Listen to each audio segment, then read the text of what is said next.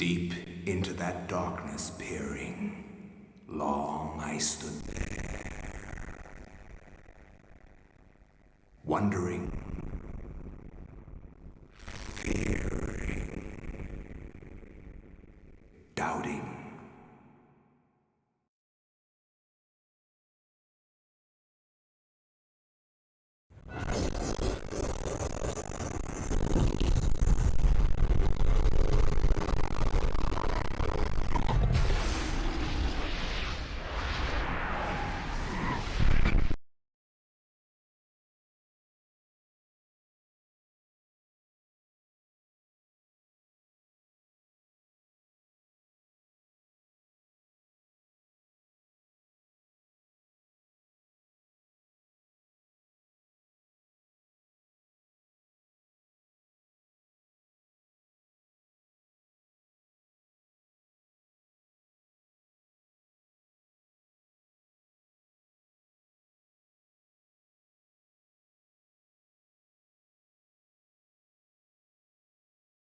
Okay, now is it one? There we go. Fucking Christ. Just wants to be technical difficulties today. There it is.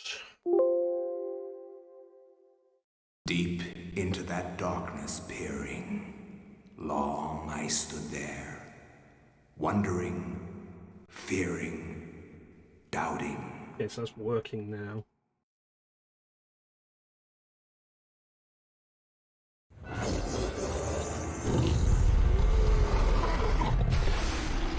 Right. Eternal Darkness. How you doing, Ninja? Thank you for letting me know that I was muted. There's no good reason why I was muted. You too will come to understand. Hey, how you doing? Fear as I have. Getting the audio from the game? Yes, we are. Nevermore.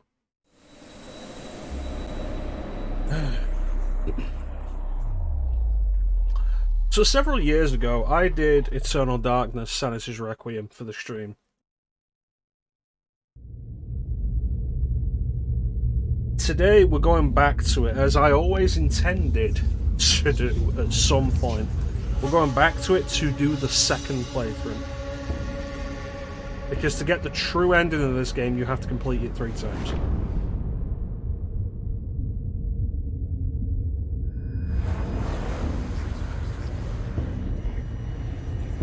Silicon Knight's greatest achievement, and the thing they built their entire reputation off up until they were sued into bankruptcy. It's possible, Ninja. I mean, I might take a few years off from this game again, because like it gets really tedious towards the end. It has such a good opening, and like I've said before, like 70-75% of the game is absolutely fantastic. The rest of it, like the ending of it, is not great.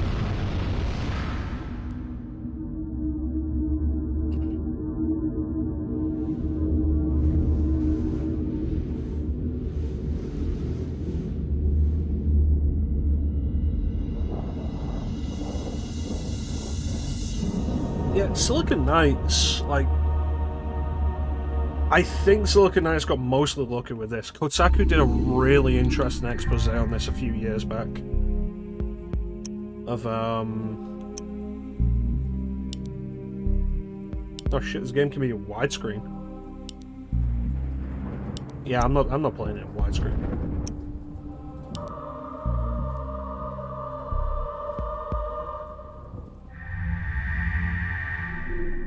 There's a really good expose on just the fall of Silicon Knights on Kotaku. And the big thing that seems to be the case with this game is that the reason this game turned out as well as it did was Nintendo was very hands-on with it. Silicon Knights gained kind of a reputation of procrastination, and the reason that didn't affect this as much as it should have is because Nintendo were very in there making sure work was being done. So Eternal Darkness Sanity Requiem started life as a Nintendo 64 game.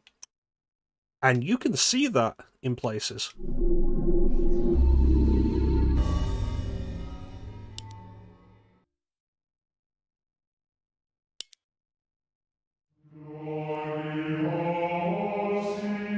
Flesh, bone, bound together with the oddest magical incantation. This wretched book is where it all began so long ago. Before time. And of course, this before game humanity. is just like a who's who of voice actors I am at the Dr. time. Edward Revist. I am a clinical psychologist. I am also dead. This is not my story, nor even the story of the Revist family. It is the story of humanity. Like it or not, believe it or not, as you will. Your perceptions will not change reality, but simply color it. By the way, I'm dead. Humanity has been on the edge of extinction for 2 millennia. Ignorant of so much, and dependent on so few. I think, like, of almost any game Guardians I'm going to grow stream restless. through Dolphin, Their this is time probably going once to look the again worst near. of any GameCube game. Whether by fate or misfortune, my family has crossed their path, and they didn't take kindly to it. Their attention turns to my granddaughter, for she is the last of my line, and the last hope for humanity. Yeah, let's do this.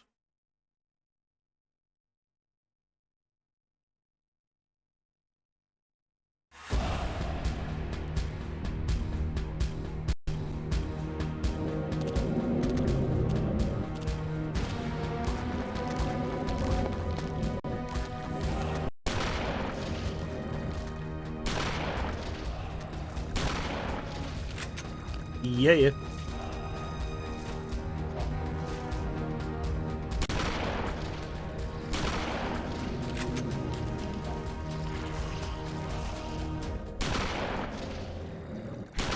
So, the combat in this game is way better than it has any right to be. It's not good, because combat in games like this rarely is. But it's better than it has any right to be. Remember me, Alex?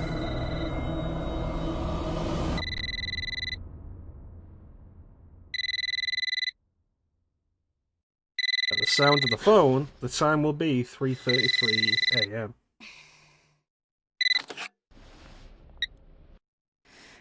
Hello? Miss Alexandra Roivas? Yeah, who's this? This is Inspector LaGrasse of the Rhode Island Police. It's functional, yeah. I'm It's, like I said, sorry it's to one of the disturb better you, but examples of combat in a there's been survival horror game. An accident with your grandfather.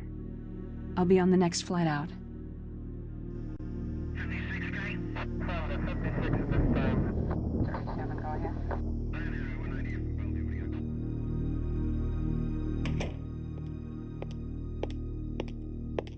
Ah, Miss Roivas. I'm pleased to meet you. I trust you had a pleasant trip? Yes, I suppose so, considering. Yes, my condolences. This is most unpleasant. It's a shame we couldn't meet under brighter circumstances. That's a weird way to open Yes, this it is. conversation, dude. Can we get this over with, please? Of course. This way. But I must warn you, it's not a pleasant sight. So you said it was an accident? I'm afraid there's not much to see.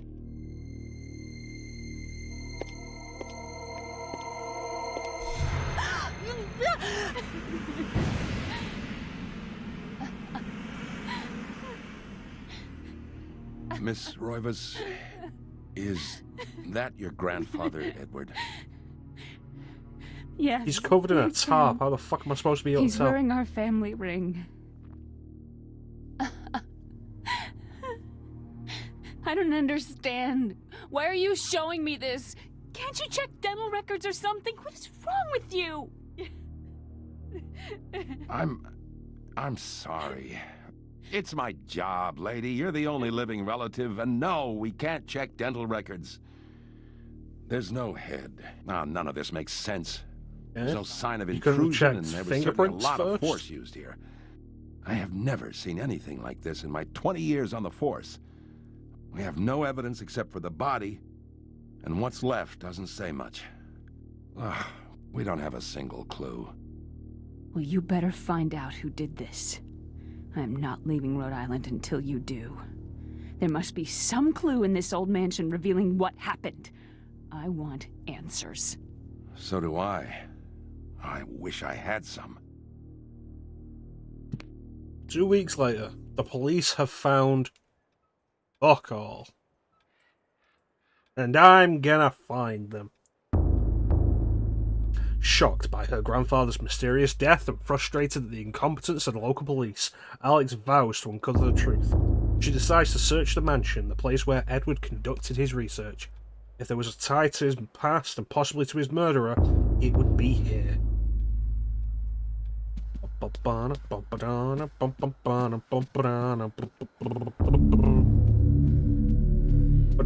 I love this game. This game does so much right. And in particular, like, one thing that always kind of drew me to the Legacy of Kain series is the dialogue and the writing of it.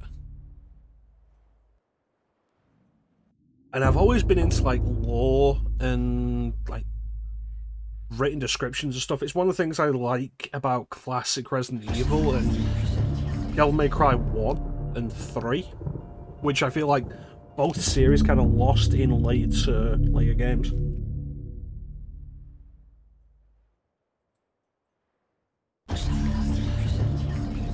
This game is absolutely full of wonderful descriptions and descriptors. The call of the mansion beckons to Alex, drawing her back to uncover the family secrets it hides. Alex will not leave till she has learned what happened to her grandfather. And, like, I'm absolutely down for it.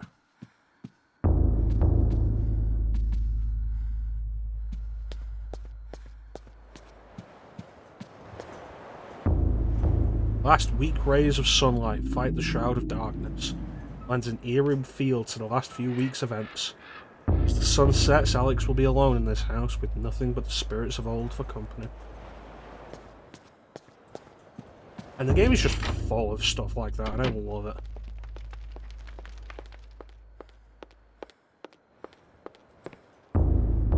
A wooden plaque is fastened to the door, taking the place of the lock. A gold sigil is carved into the wood above a wide slot. The slot is just wide enough to insert a narrow blade.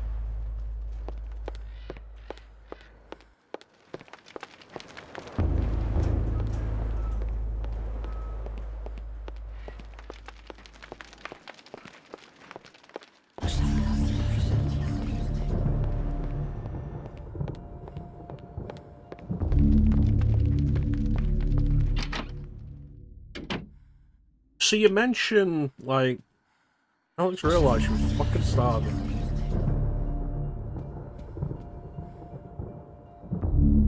Alright, if you're gonna write shit like this, Ninja, I will read it. But, like, if you're gonna do it, make it good stuff, though. Alex realised she was fucking starving and left the mansion without a second thought. I think I'll have McDonald's today, she said to herself. Grand piano stands here, awaiting the hands of a decent musician. Unfortunately, Edward never really lived up to that description, and as such, the piano fell into disuse. I'm gonna say something, I don't remember what it was. That's just the first. The illustration features a collection of strange line designs related to each other in a cyclical fashion. There appears to be some significance to it, but it isn't particularly evident. Yeah. I mentioned, like,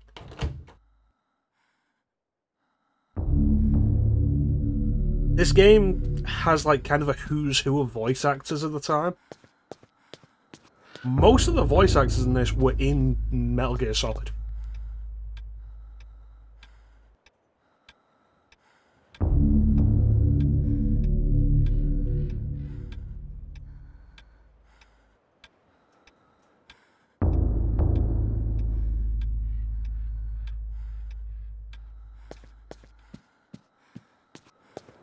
This came out, Metal Gear Solid 2 was the most recent.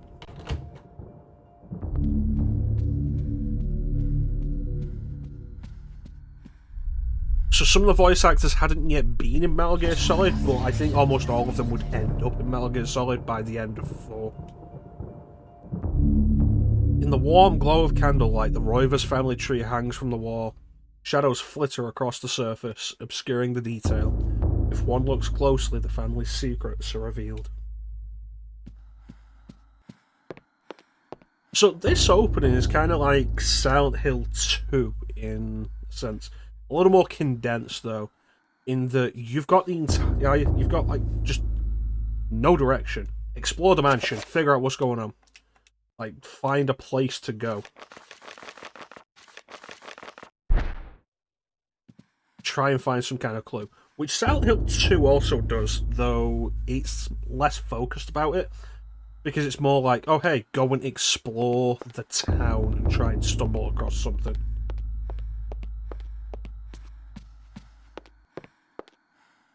The real goal is to head here, though.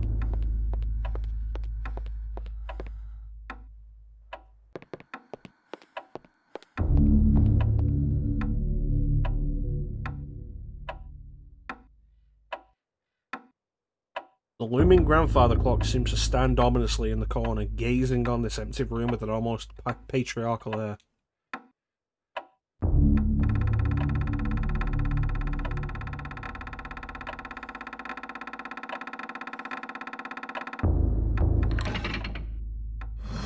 I don't think that's necessarily a bad thing, Ninja. It's Slade the Spy. How you doing, Teak? I don't think that's necessarily a bad thing, Ninja, because that itself gives you a lot of context for the rest of the game. Something happens, okay, I know where I need to go for the next thing, because you've seen it.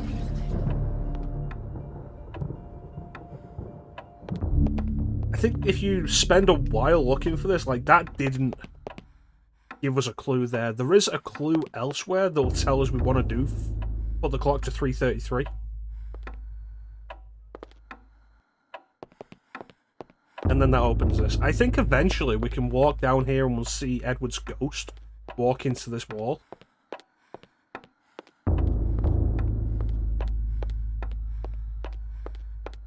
How you doing, Teak?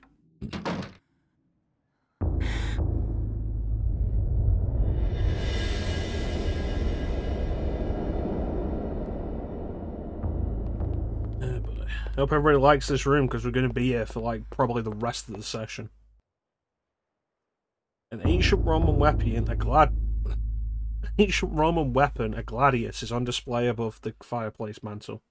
Another token of eclectic junk. What do you guys say? Do you say gladius or gladius?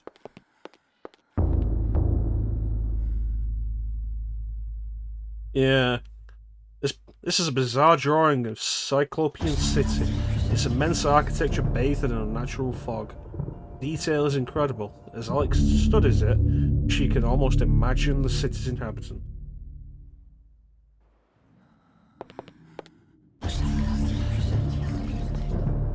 I appreciate both of you giving me an answer that lets me know exactly how you pronounce it. Painting of a jungle-shrouded building. Seems to be a temple in Asia, perhaps from Thailand or Cambodia.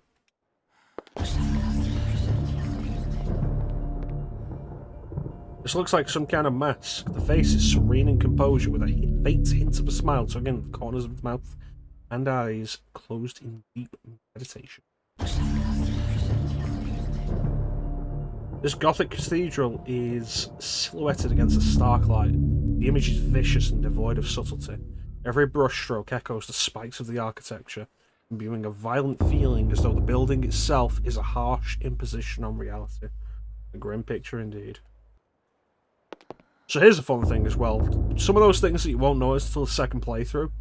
First playthrough, you'll come in here and it'll be like, oh, this is shining. Let me examine it.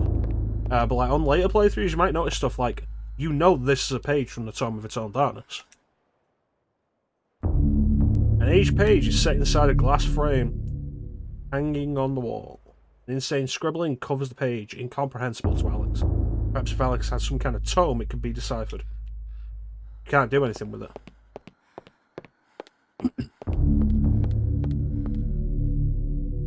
Small shrine of candles. Their placement appears to be very deliberate, matching the etchings on the table and the wall's illustration. Candles are unlit. Diabolic drawing of a stack of human bodies, each one cemented into place.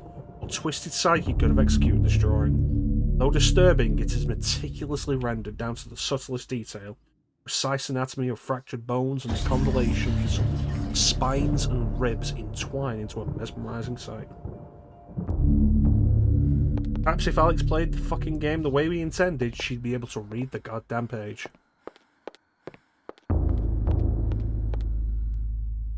Large leather-bound antique book rests upon the cluttered desk. Should Alex read the book?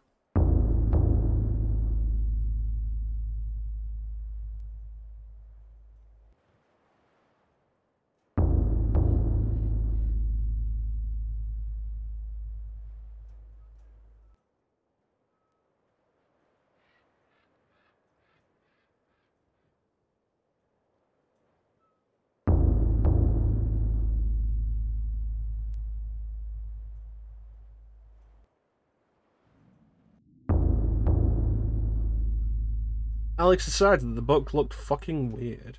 Best not, she said, and promptly left mansion.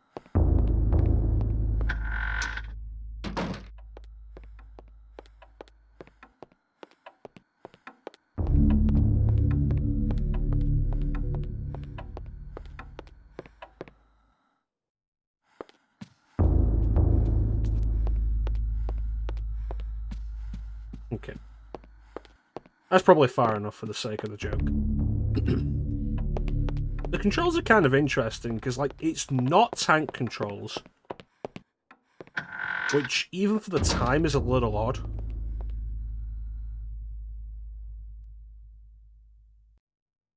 It's like, it's full 3D movement. But it's not bad, especially considering it's, fixed camera angles, or, like, pre-controlled camera angles. I had no knowledge of what was to come, nor did I care. How the knowledge changed me, it will also change you. As you read this, you will come to learn fear as I have. You too will come to understand, or you will perish. To think that once I could not see beyond the veil of our reality. To see those who dwell behind. So, this is Pius My Augustus, life now has voiced purpose, by Richard Doyle, for I have who learned the frailty of was flesh in Metal Gear Solid. and bone. I was once a fool. We saw in Metal Gear Solid 3 recently that he played the Fear, not the Fear, the Fury. But he also plays Big Boss in Metal Gear Solid 4. Facusatis aquae sumat, et animus eorum conferma, pugna huis dia sit modo prima multarum, si inceptum conficiamus. Quam primum, Centurio Augustus. I would like to compliment you once more on your battle tactics. Our enemies did not have a chance. Do you believe that it really exists, Centurion? I do not doubt our Emperor's beliefs, or his orders. But if we are to retrieve the artifact, then we must be strong and patient.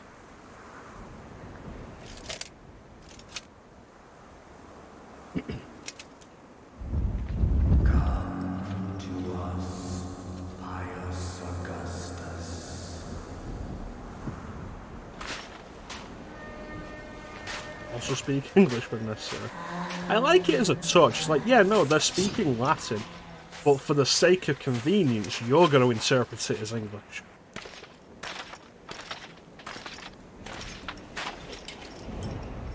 I think it's a nice interpretation.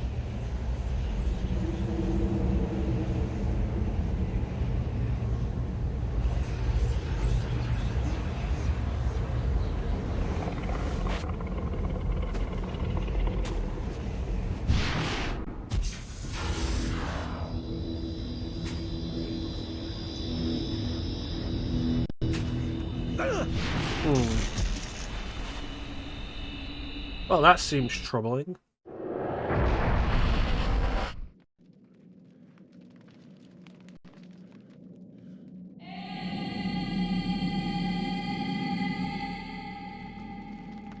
dais on the floor is finely crafted, inlaid with golden gems that Pius cannot identify. A strong linear design is situated in the middle and is equally unknown to the Roman soldier. This game has such good sound design.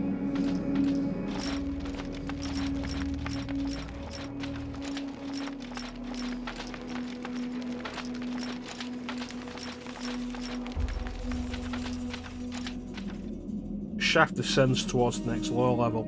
A ladder is situated on one side of the shaft. The ladder leads into the dank heart of the labyrinth. Danger lurks beneath, yet Pius's courageous resolve does not buckle.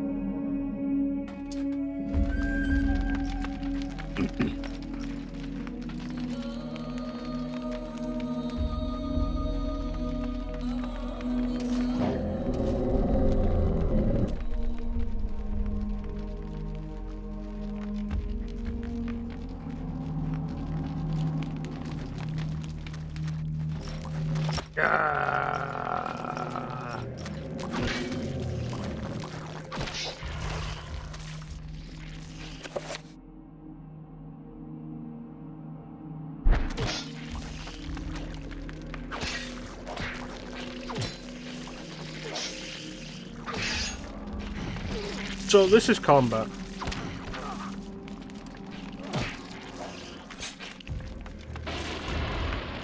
You can target individual body parts of the enemies, and it's worth doing so. Taking out the heads means that they can't see, and that will actually affect them.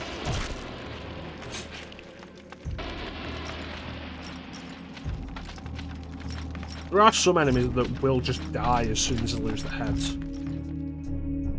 A strange granite block lies on the floor.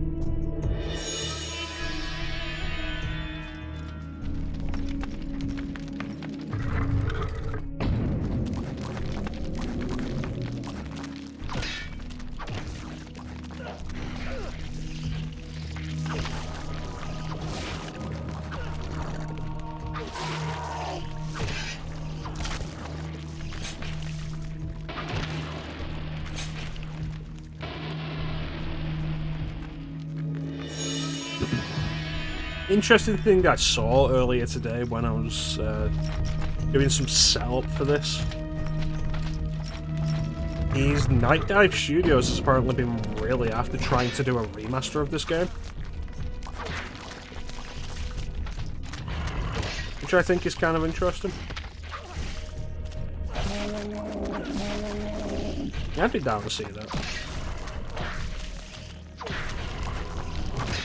Night Dive's done some really good remasters of old shooters.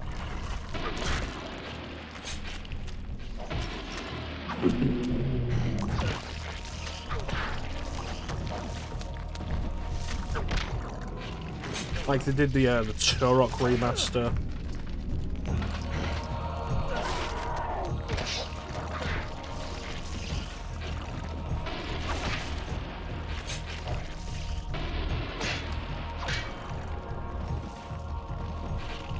Oh yeah, it's weird, like, this game's kind of beloved and has a larger-than-life reputation at this point. It's just outright regarded as one of the best horror games. And I think definitely a big part of that is that so many people are unable to play it. It has word of mouth, but I think, like, when Sonic CD was considered the best classic Sonic game, a large part of that was, like, not a lot of people had played it, or had the ability to play it. So it's like, oh yeah, no, this is the best Sonic game, and everyone was like, is it? Oh, I want to play that, but they couldn't. And the same is true of this. Given that, it is surprising that it's never had any kind of remaster or re-release. As far as I'm aware, Nintendo owns this entirely.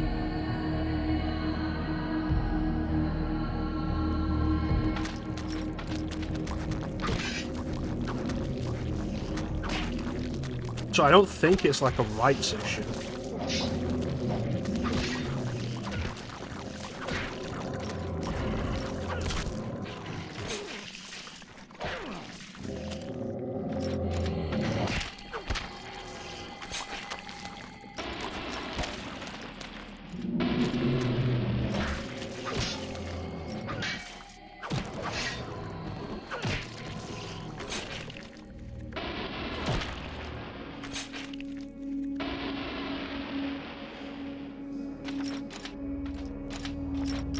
Hey, how you doing, Kira? Yeah, like, apparently Night Dive's been really after doing one, but they've not actually gotten to. To be fair, Ninja, you'd think with just like how easy it is to make money off re-releases of old games, Nintendo would be doing more of all of that. But hey, we're sitting on probably the most lucrative back catalogue in video game history. Maybe we should make some of it available. No? This wall is prominently decorated with a strange line symbol carved into the granite. Cut into the wall is a square hole lined with scratches, as though something has been removed from it.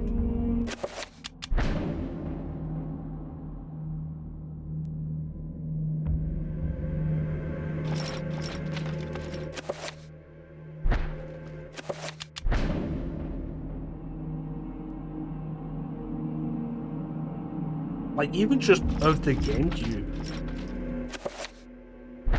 It's like, oh, what GameCube stuff would I love to be able to play on a modern system?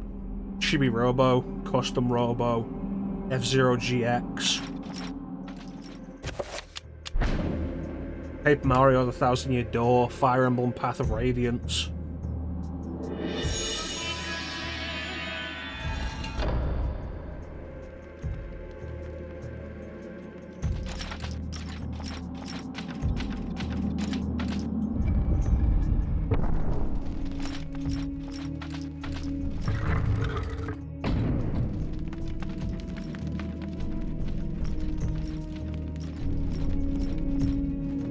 Irish, you must prove your worth by destroying this statue.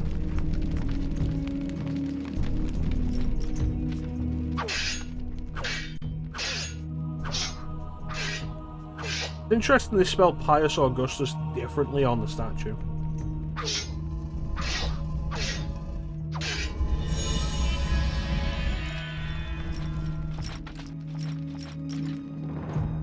Yeah, I was out over the weekend, and I posted the picture in Discord. I saw a copy of Fire Emblem Path of Radiance while I was out. £220. It's like, cool.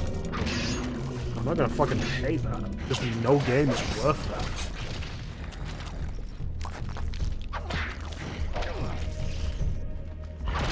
But Nintendo enables this kind of thing by never doing any kind of re-release for these games.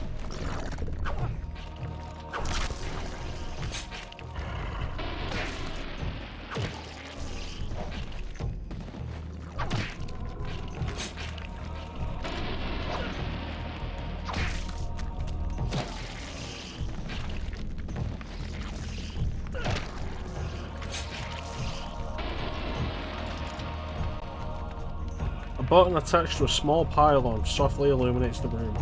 Bizarre energy seems to radiate them.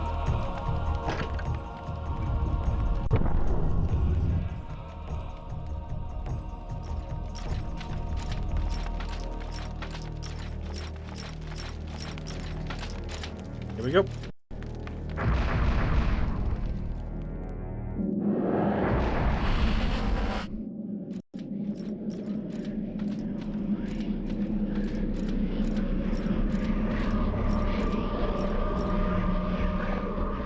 This pedestal bears no artifact. Whether one was ever there or not, Pius cannot tell.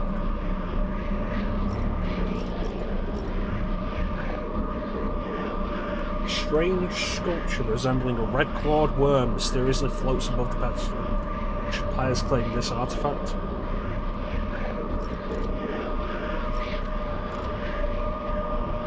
Shaped like a delicate dome, a pale blue statuette floats gracefully above the pedestal. Should Pius claim this artifact? So Zelotat is missing because we already did that playthrough. So all that's left is Chaturga and Ulyaoth.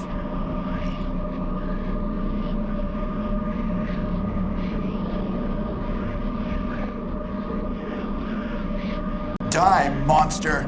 You don't belong in this world! I just realised he was in over his head and probably murdered himself. Honestly, that would probably be the best idea for Pius right now, is if he just took his gladius and stabbed himself in the neck. It would probably have the best outcome for him. Alright, Ninja said red, we're going with Chaturga.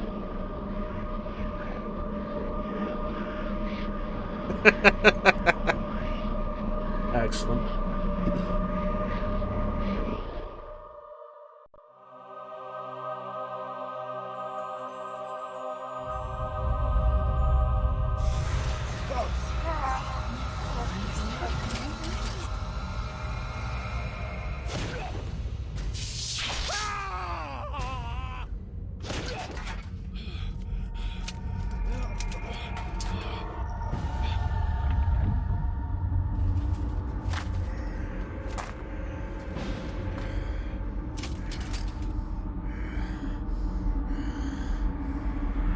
And then Pius was a zombie.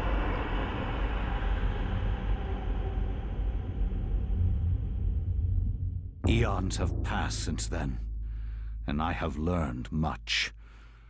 Chaturga's power filled me, invigorating my dead body. With a touch, I could level buildings, rend the ground asunder, and channel power such as mortal men could only dream. Face me, and you shall surely perish.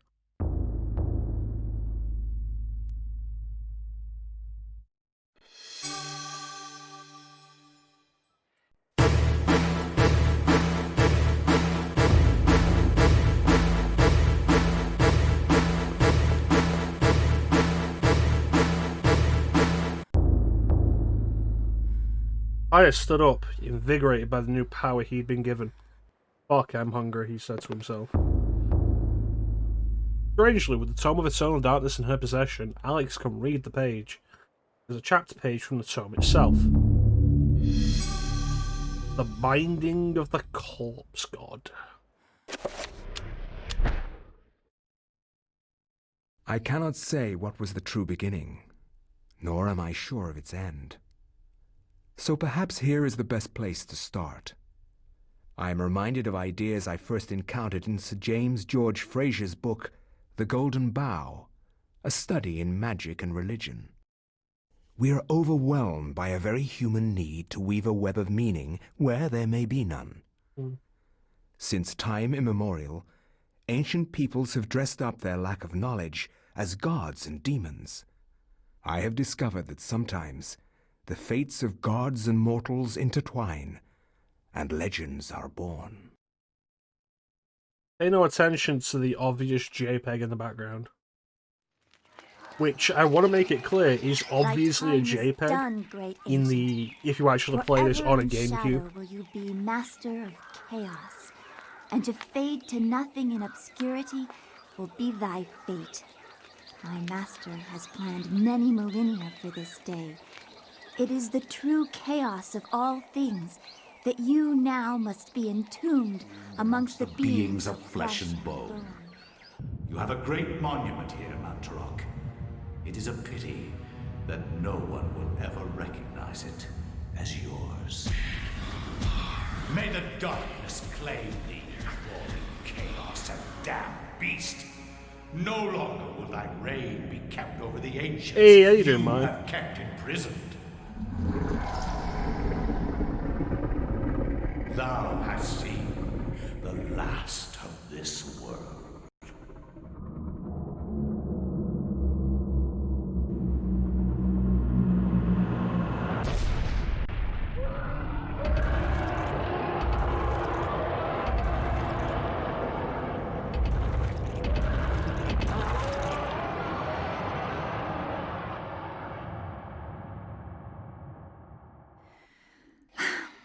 Not even these mythical fables can keep me amused.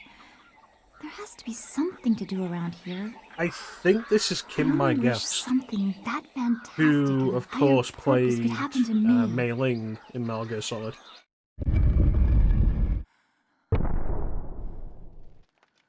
Yeah, this game has a serious thing with obvious JPEGs as backgrounds. Even if you play it on a GameCube, on a TV, from the time. It was originally envisioned as a Nintendo 64 game. The door is firmly closed, sealing the temple. Perhaps there is another exit somewhere inside.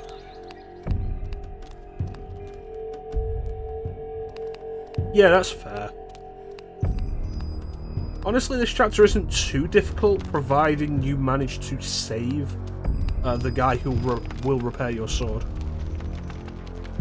Statue of a goddess, delicately sculpted from sandstone, casts an alert eye over everyone who enters the temple. There's a strange necklace about his neck.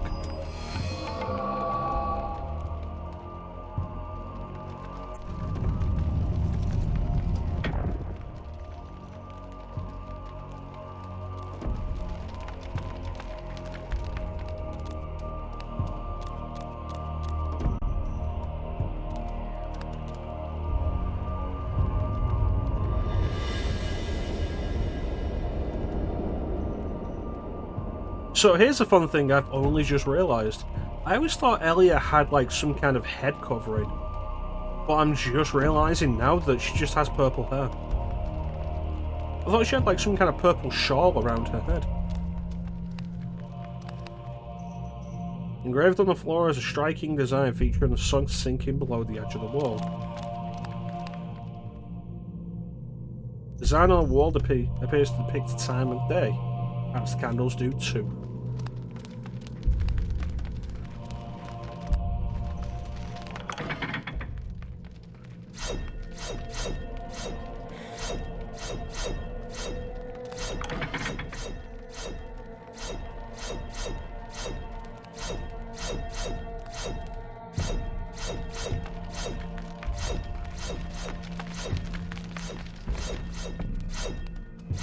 You say that, Ninja, but based on the time period, it's possible that they just don't wash their hair that often, or wash their hair in something that would specifically just dye the hair. Yeah, no, this is Cambodia, so not like I'm exactly up on Cambodian history. It's possible they washed regularly.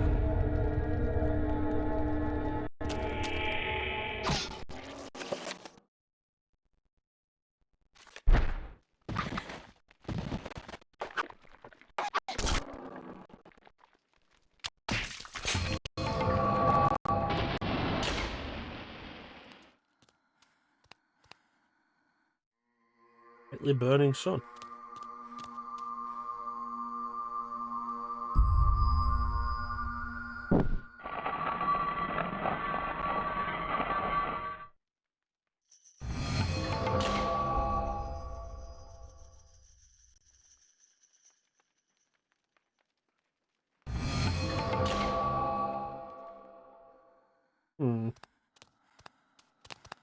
Oh, wait, no, necklace.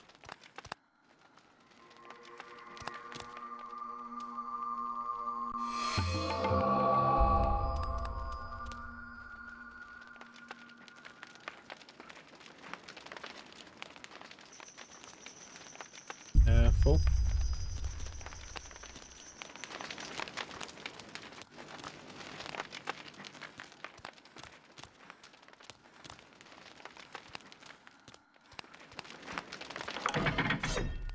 Alright.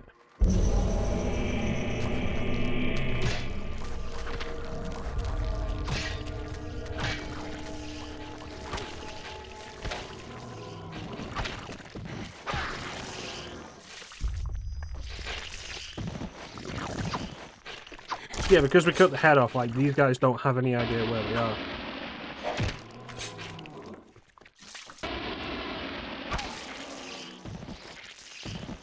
It's a little detail I like about the combat in there.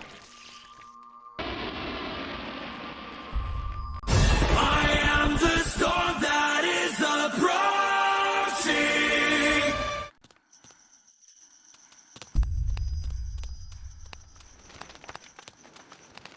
Alright, so...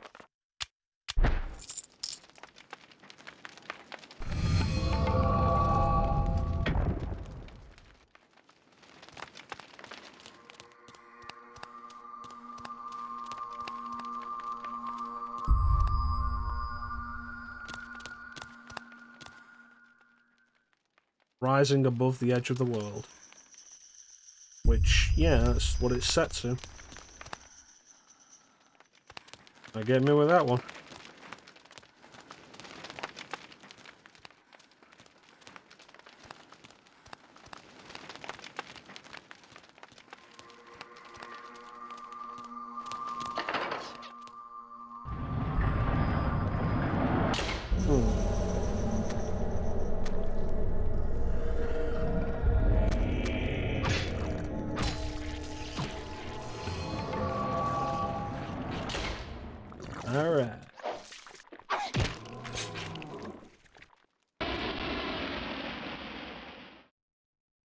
Starry sky filling the heavens.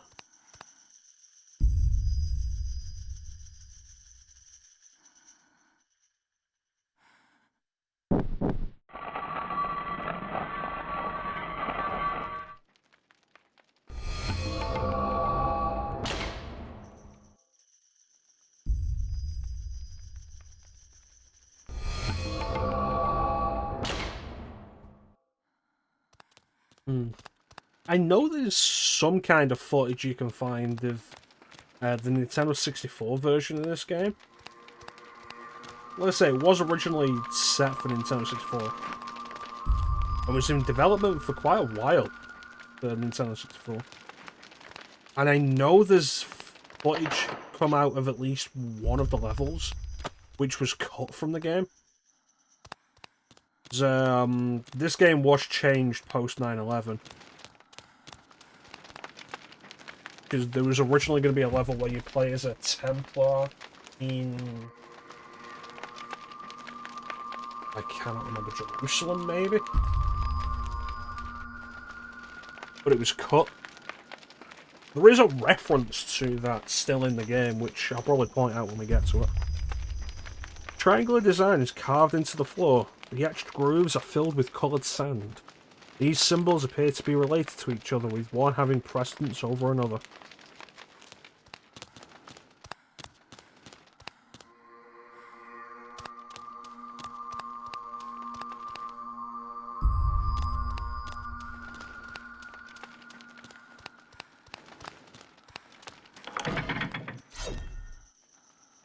Alright. That's not avoidable trap. I don't like that.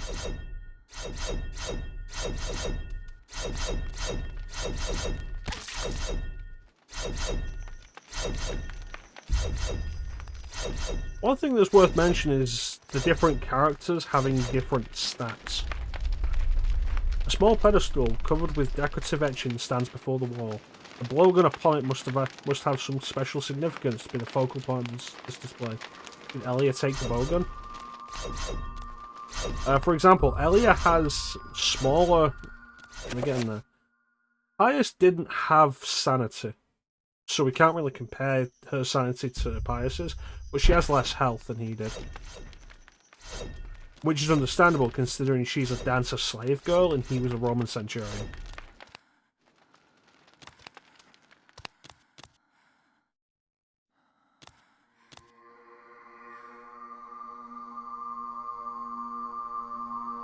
Light of Mankind.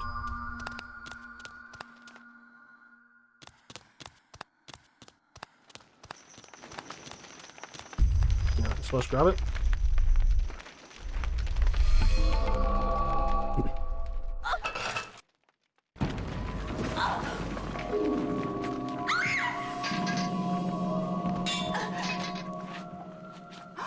No. A secret passage in the temple.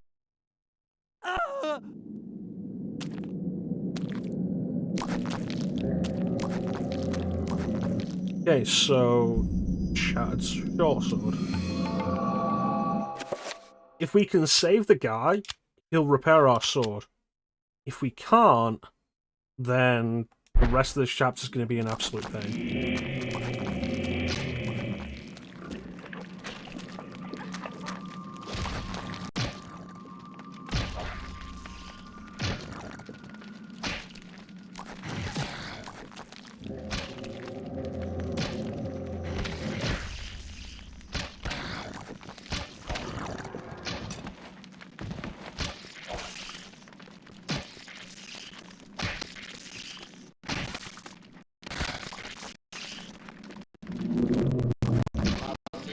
No.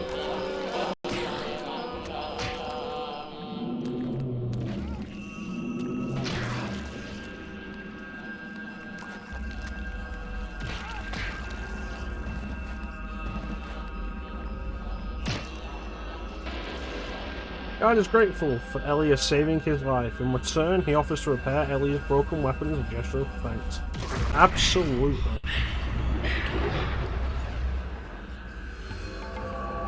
Chrono thought to himself, sod it, the guy dies too. So I'm guessing the blowgun is actually poisonous. Huh. I didn't realise the blowgun actually has poison darts.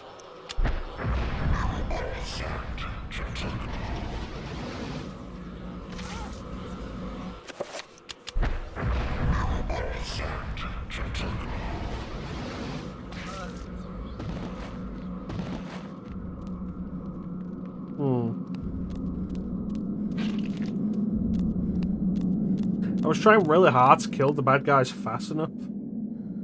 No, you wouldn't think it really would.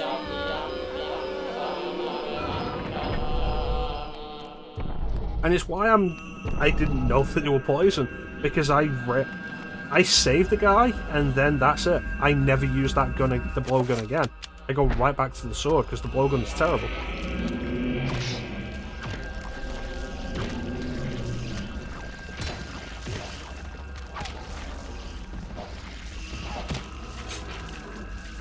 There's some of the sanity in that.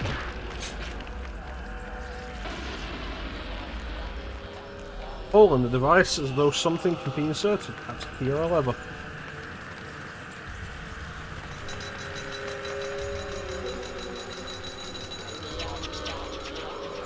This mural depicts a skeletal demon befriending the ancient Khmer people by denouncing one of their fertility gods.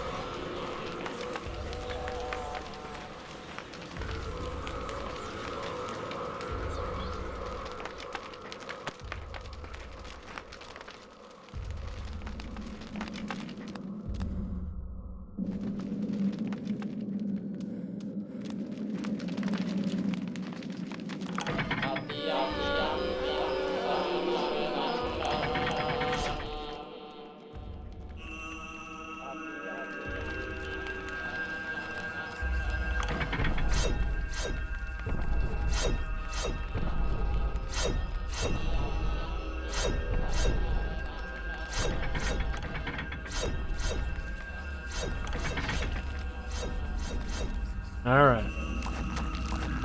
Here we get our first look at the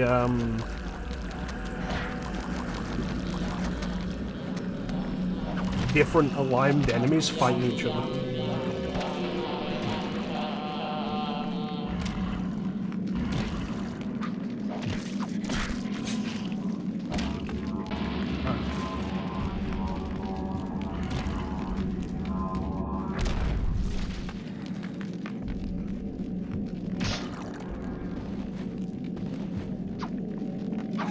So that should have done pretty good for our sanity, because none of them got to look at us to reduce our sanity. The mural depicts one of the ancient Khmer deities being tortured and killed by a skeletal demon.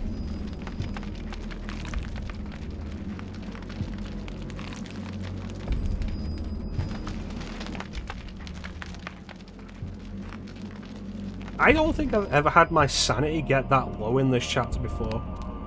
And like, shooting the guy is what lowered it. Which I've never done before.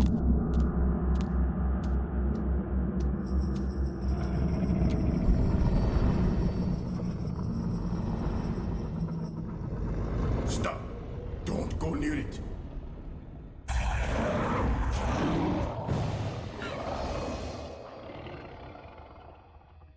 So, you are reduced to feeding on flesh and bone, Mantarok. How the mighty have fallen. You will surely fester for millennia to come. A slow and torturous fate for thee. You had best leave, young fool, or you will find yourself as food for the dead god. Blood for the blood god.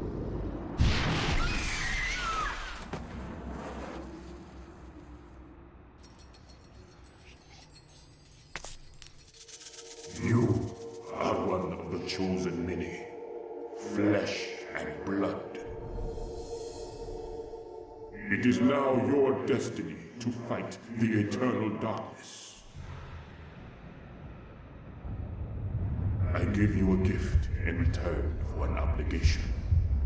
I think this is Peter Lurie. The obligation is this. The voice of Vulcan one Rain. of Mantarok's hearts, the essence of a corpse god. To some, it is a source of great power.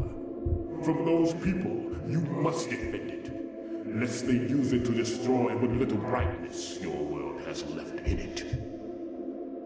Guard it well. Greg Eagles, yeah, that's a fair point, actually. You might be right. I'm probably thinking the wrong voice.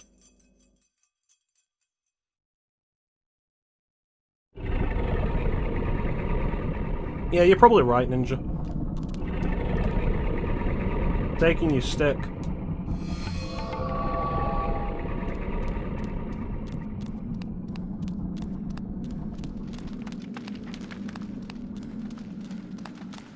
Nope.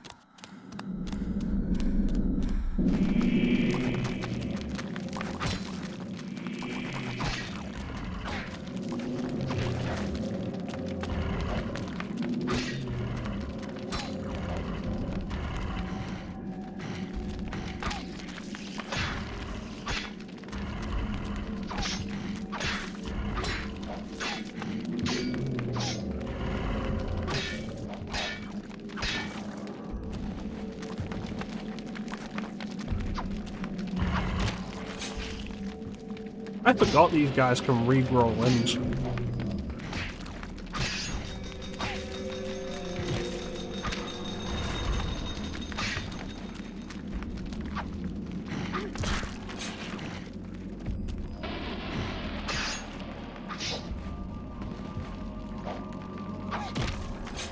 Alright. Almost full sanity. It was the other room the stick goes in.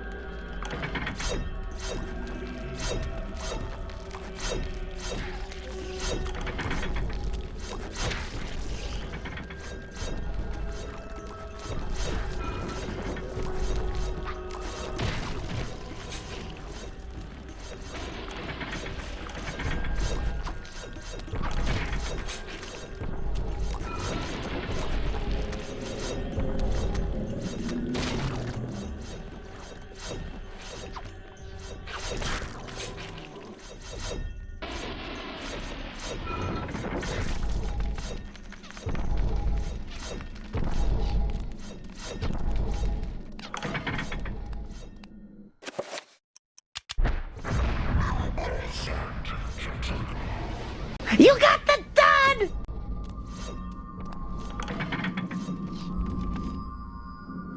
Alright, enemies? Yes.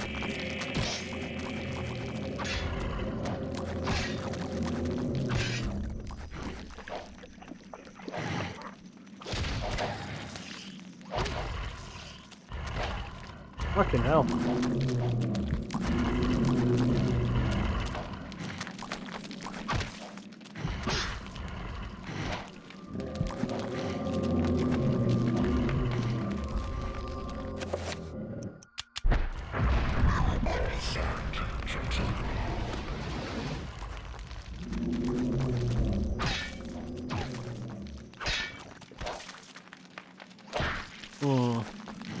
This is going to be the hard playthrough, isn't it?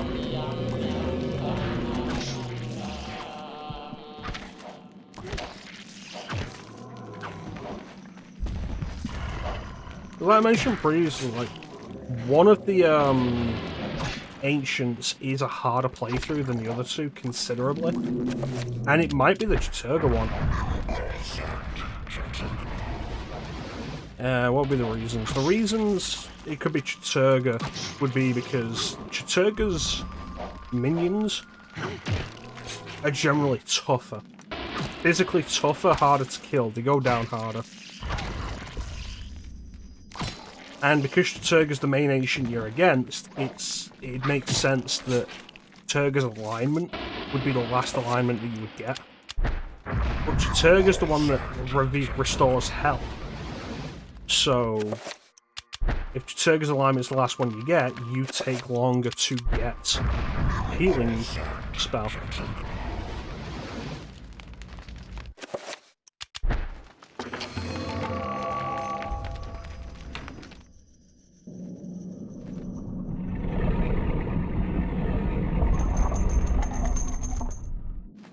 Alright, let's go. Red is in fact hard. There's no whoops about it, Ninja. The intent is to do all 3 playthroughs sooner or later. So, at some point, we would have ended up doing this anyway.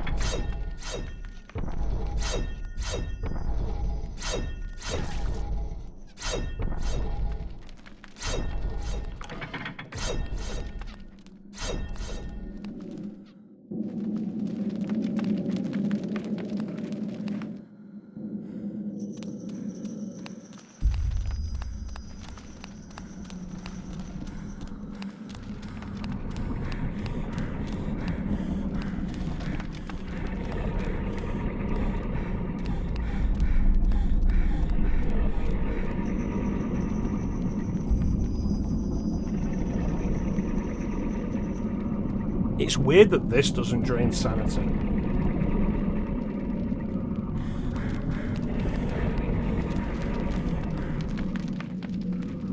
Statue of a human female bears witness to the monstrosity that fills the room. The porous stone of its body is filled with the effluvial grime that Mantarok has secreted over the years.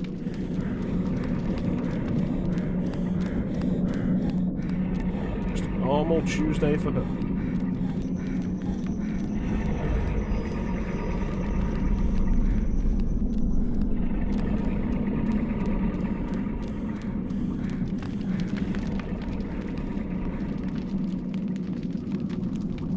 Yep, same thing.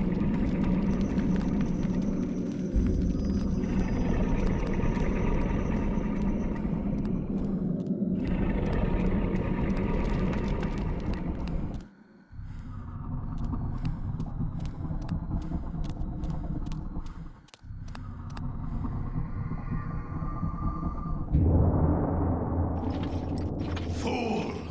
You should have run. Instead, you will die. Where is the essence of Mantarok?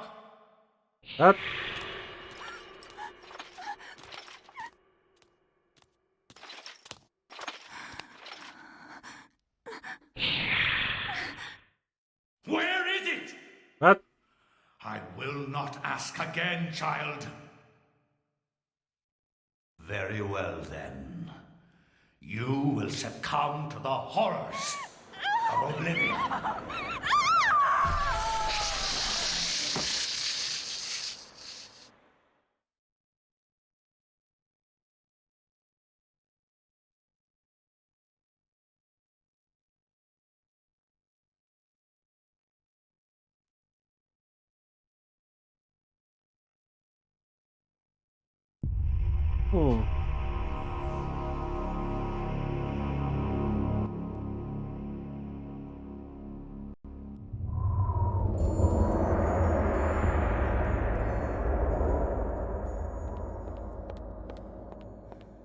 Alright, so we should know what to do from this.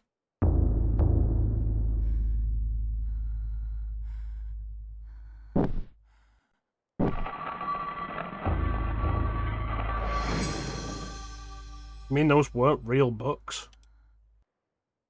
With the correct sequence of candles being lit, a hidden panel opens. There's a message tube inside.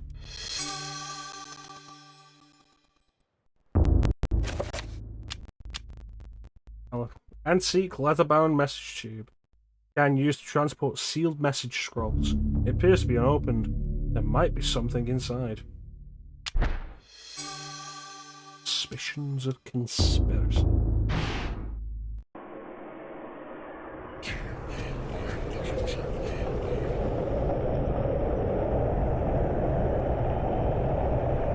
Your presence is long missed, my liege. I feel that my power is weakening from your absence. Yes, your power flows from me. Without me, you are nothing. My meditations reveal a flaw in our plan.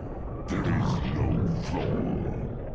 Mantarok and the others move too slowly to counter our preparations. Once Mantarok is bound, its death will be prolonged for 1,000 years.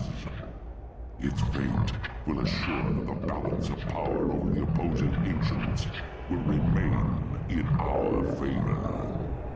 And with the Keeper nullified, my power grows stronger still. And what of its essence?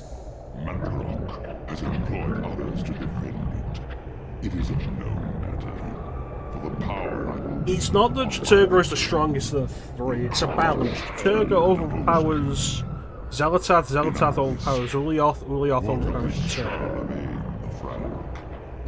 It's the Cthulhu is physically powerful. His undoing has been planned in intricate detail. Like I say, his Those minions loyal will be the majority of what we fight in this playthrough. in his death. Nothing short And of they're a physically miracle stronger will keep than him alive. Ulyaoth or And there hasn't Xel'Atath. been one of those And since Xel'Atath is the since Cthulhu's the ancient we're opposing here, his element is likely going to be the last we'll get, which is problematic because the Cthulhu alignment is what powers healing spells, so we'll be without a way to heal for a longer period. But what we're going to do right now is we're going to take a quick break, stretch our legs, and we'll be right back in just a few minutes. Row, fight the power! I don't have my BRB screen set up on this. Here we go.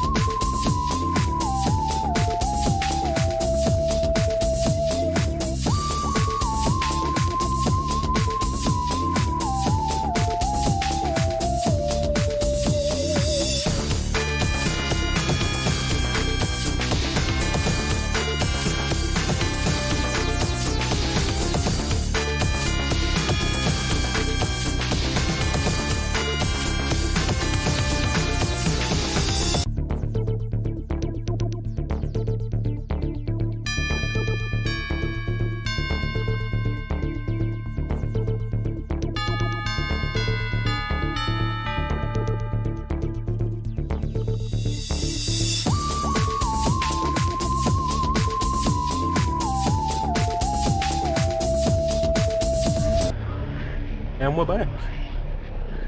Suspicions of conspiracy. From my research, it is apparent that the endeavors of mankind are mere puppetry at the hands of the ancients. Whenever a king vows reform, the ancients move quickly to stifle it. Under the auspices of Emperor Charlemagne the Frank, the new Holy Roman Empire was at the height of its power.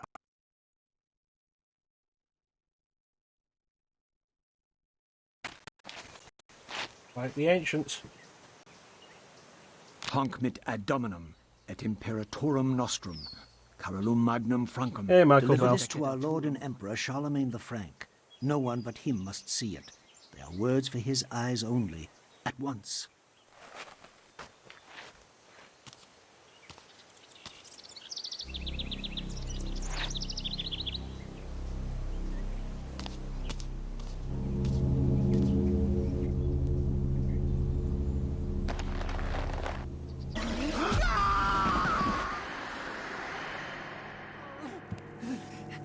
What sorcery is this? A spell? Hi, Cam I Clark. am bewitched. If this was meant for Charlemagne, then what will become of him? I have to warn him of this treachery. Well, that's what you look like when you wear robes all day. Never go out into the sun.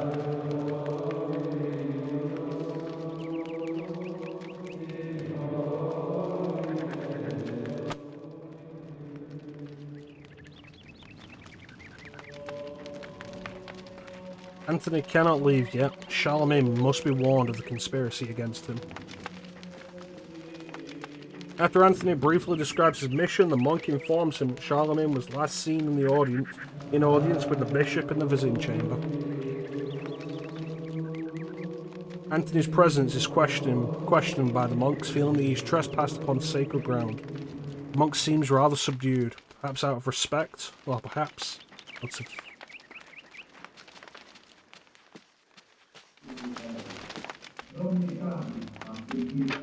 Muffled voices emanate from inside the bishop's visiting chamber. However, the door is locked, and Anthony will need the bishop's key to enter and gain an audience with Charlemagne. The monk needs to mind his own fucking business. Visibly disturbed with grief and despair, the monk sobs pitifully. He recounts that this is not the only deaths to have occurred recently, and wonders if perhaps the order is being punished for a wavering in faith. The monk cordially greets Anthony. However, he brings grave news of the loss of one of his order who fell from the tower to his death. His tone is guarded, leaving Anthony wondering if indeed this is the truth.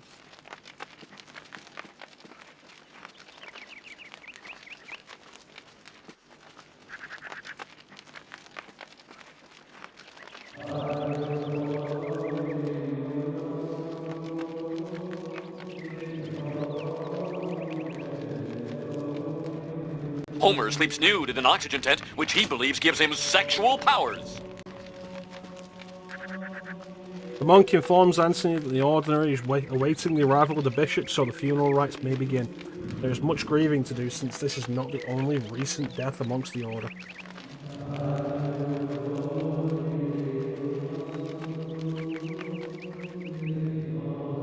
A funeral casket made from unfinished wood.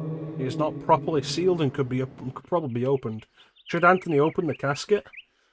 Well, it'd be very insulting to open the casket, and the monks probably wouldn't take kindly to it. Oh my God, what is Lord, it? what happened? This devil's work. We should get out of here. You have proven what we have feared the most. This poor man has been the victim of great evil. Look how his body has been defiled, as if something has burst out from inside him. Here, take this for your protection, and find the bishop. He must be informed of this horrible discovery. Scramasax.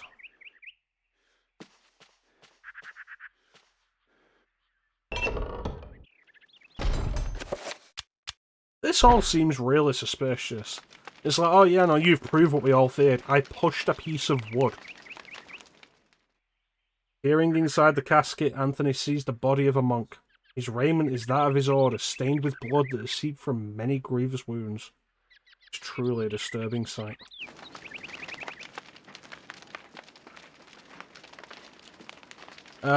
We only see what caused that, like, right at the end of this chapter.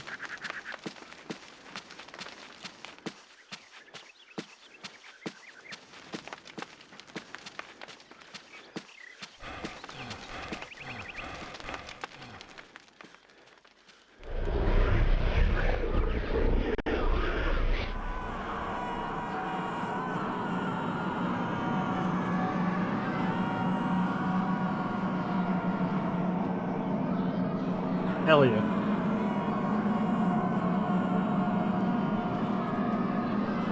Yes, Augustus.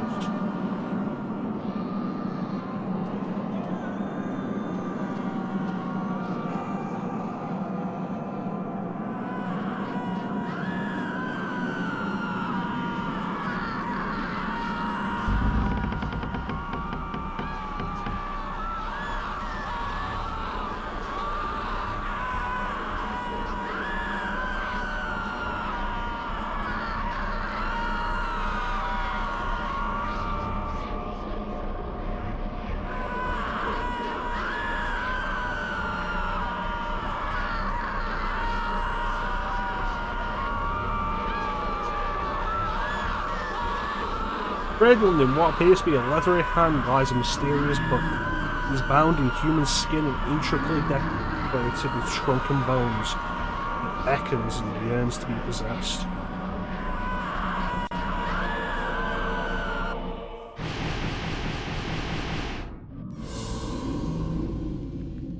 Anyway.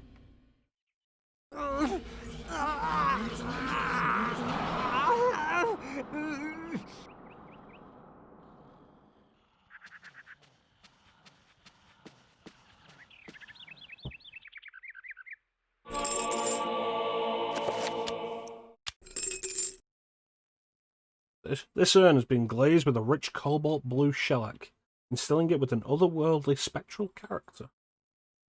It has a strange sigil on its side.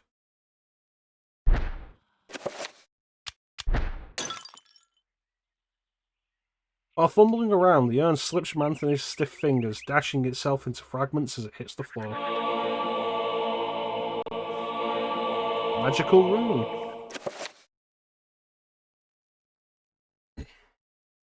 All the screaming and all we did was just like walk over it.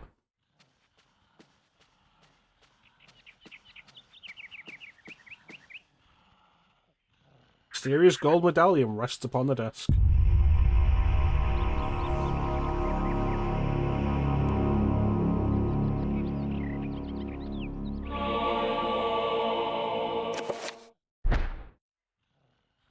Anything else?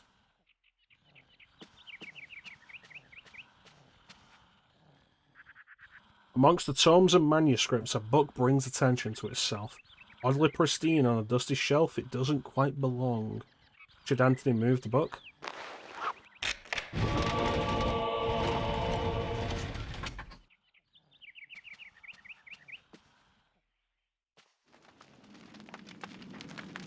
So one thing worth noting, I guess I'll discuss it more as we go a little further.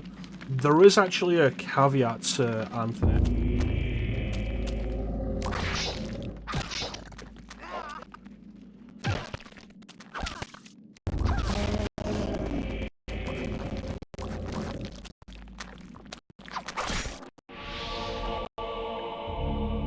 Magical rune.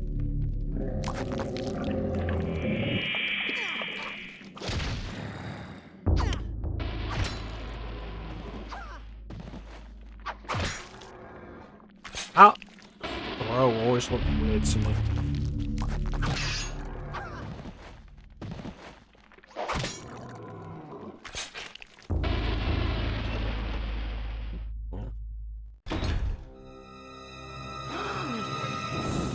Like, you could consider it an early game convenience, but it does have a story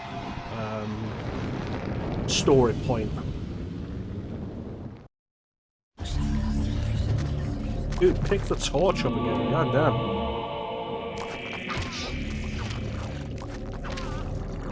Like, hey, setting that one on fire did really good. Anyway, I'll just stand here and let the rest of them murder me.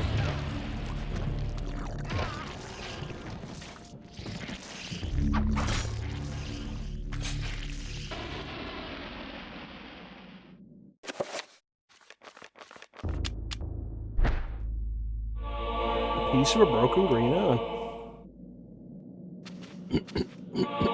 A piece of a broken green urn.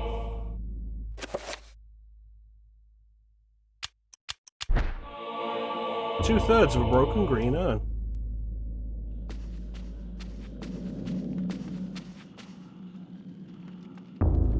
Grateful for his life, the monk tells Anthony what happened. He was carrying a sacred urn from the baptismal font when he was confronted by the bishop, who was brandishing a large blade and whose eyes burned with an evil fire. Frightened, the monk dropped the urn out of shock and ran. Returning to retrieve the urn, he found only the sword the bishop had left behind. With thanks, he gives the bishop's sword to Anthony. So, this sword is completely unnecessary. But let's get a bit of use out of it.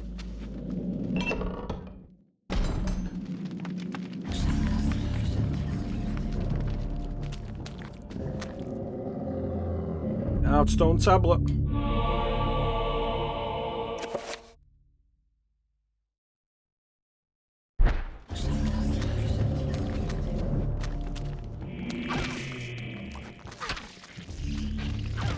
So it's not a bad sword, but it is also bigger than our previous sword.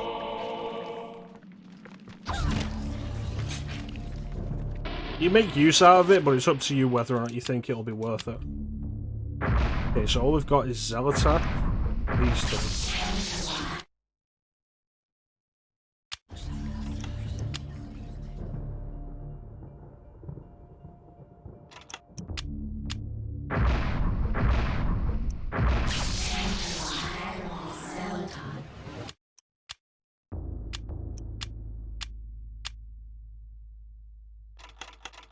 What does this do? Enchant item. Awesome.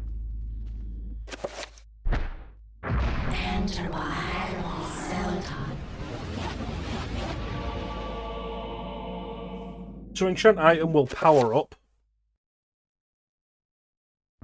weapons and stuff. Every alignment will also fix broken items. Doesn't matter which alignment it is.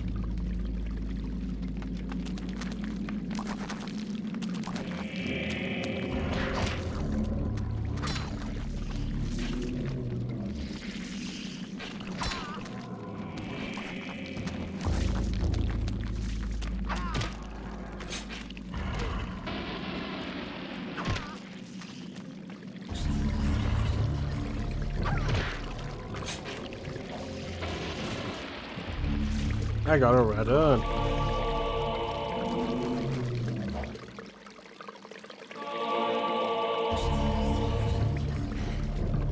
Yeah. Enchanting weapons is only really worth it when you have the alignment that the current ancient is weak to. So, we got Zelatath, but our main enemy is Chaturga. Dunking the urn into the foul-smelling fountain, it becomes filled to the brim with rank fluid. It is a lot heavier now and rife with photo. Disturbing rendition of a monstrous devil. It is contorted into what appears to be a fountain. A sickly liquid is this draining into the pool, trickling from a scum-encrusted spout. Yeah, we have Zelatath and our main enemy is Chaturga. Zelatath is weak to Chaturga. So using Zelatath on Chaturga enemies isn't going to help.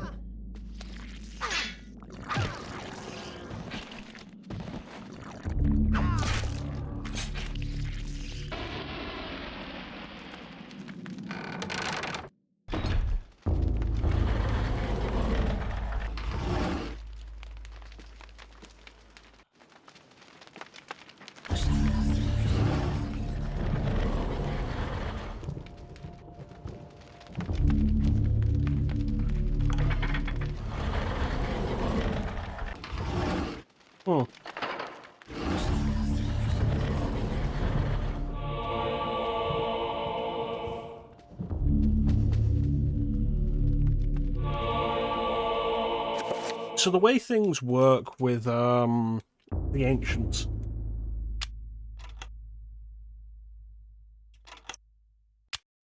Really fucking did.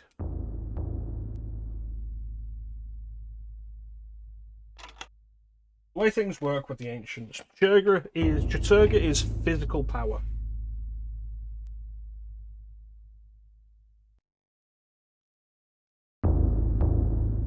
Represented by health. Ulioth is intelligence, represented by magic. Zelatath is sanity, represented by sanity. Chaturga is outwitted by Ulioth. Ulioth is driven mad by Zelatath. Zelatath is overpowered by Chaturga. The general idea is that, like, oh, why doesn't Zelatath also drive Chaturga to insanity?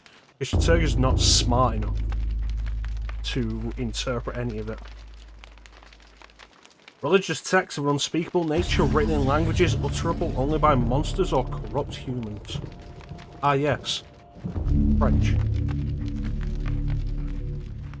Covered with arcane artifacts and texts, this table reflects the unholy presence within the church, a seething pit of iniquity and evil. I think I've missed a piece.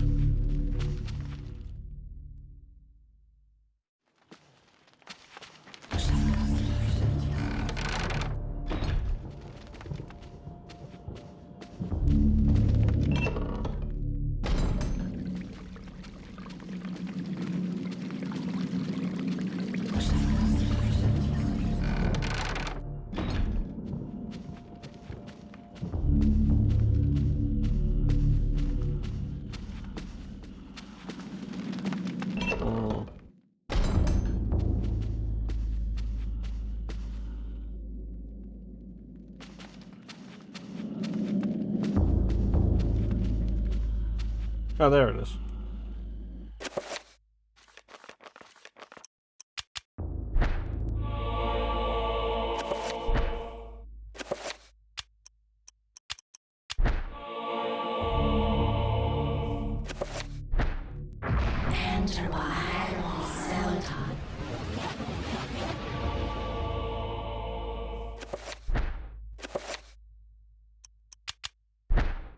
Alright, here we go.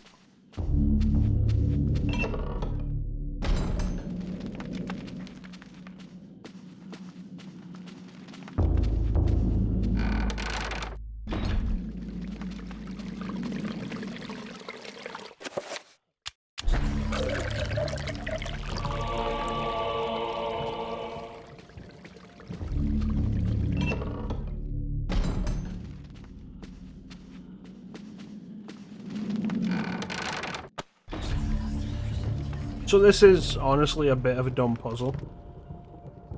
An iron plate in the floor is carved with 3 curious circles. Dried splashes have marred its pockmarked and worn surface. So the idea is, you use the 3 of these. Although the urn appears to sit correctly in place on the pressure plate, it does not appear to be heavy enough to be pressed.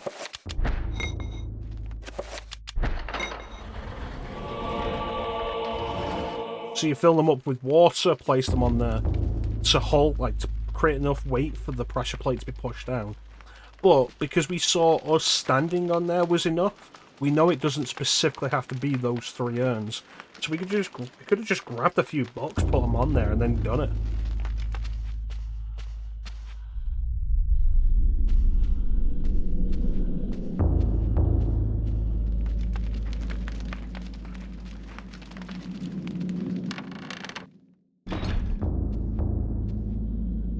Ah, good day.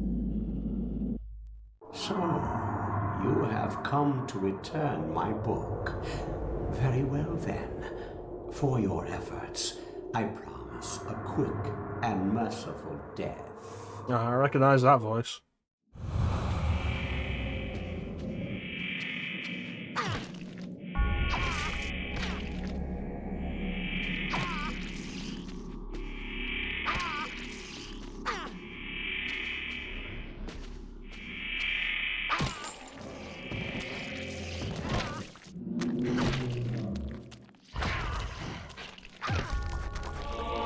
Thank you for the key.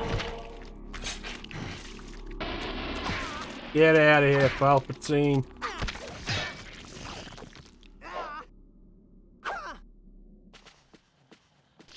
Go for Papa Palpatine.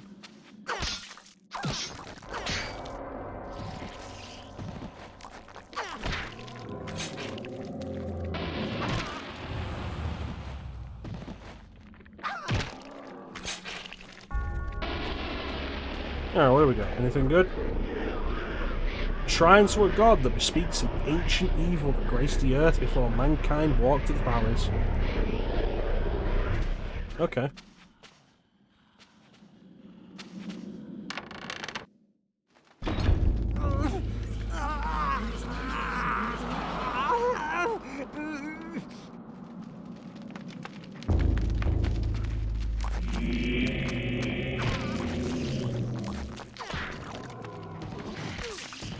So the fun thing with this is the curse that affects Anthony also prevents him from dying. So you cannot die in this chapter.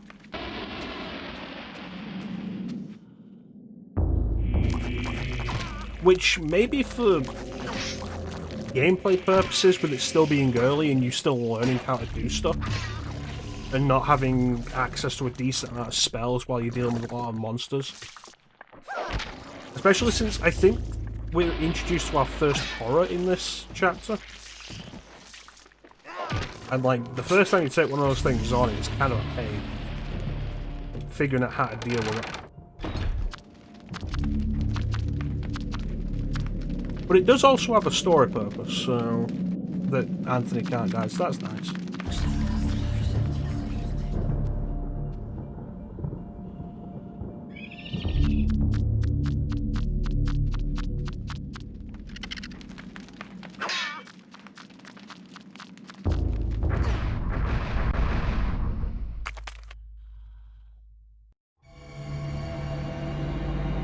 That's because it's cursed, Ninja. Welcome to the Trapper Dimension.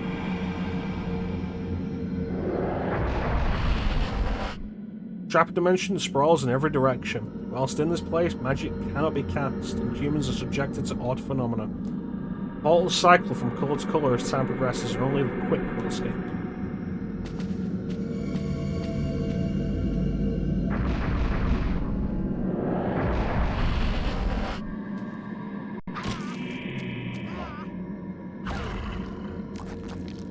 You son of a bitch.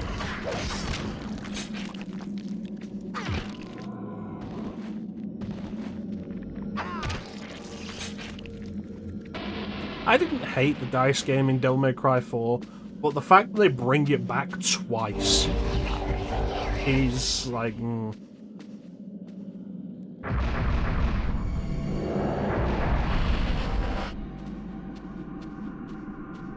And it's clear they knew that it wouldn't be well received, because when Dante goes through, he just cuts it in half. Trappers have no eyes, but can sense sound very well. Anthony can sneak past them, they won't be trouble.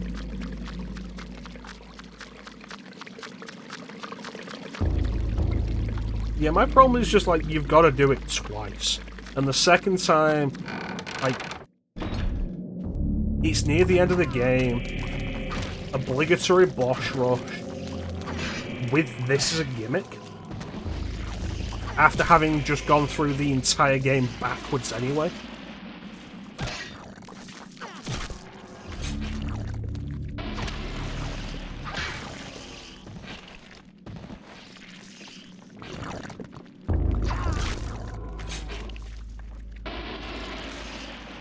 Like, honestly, I'm not fond of Devil May Cry always having a boss rush. Like, a mandatory boss rush. I appreciate that 3 gives you the option of doing, like, at most 3. Like, you can get through doing 3. At most. You'll never have to do more than that. But if you choose to do more, there is a reward for it, and... I like that. And then Devil May Cry 4 is like, no. Dice game, again.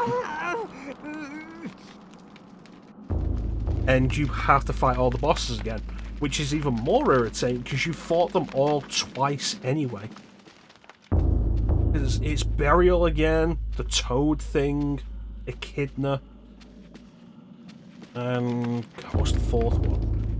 Well, there's a fourth one that you fight.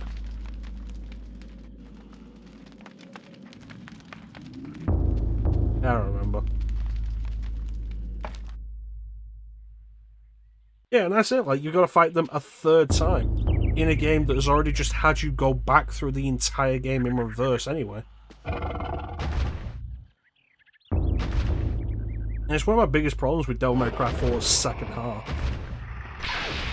At least when you're going backwards through the levels, you're doing it as Dante, so you're learning a whole new fighting system.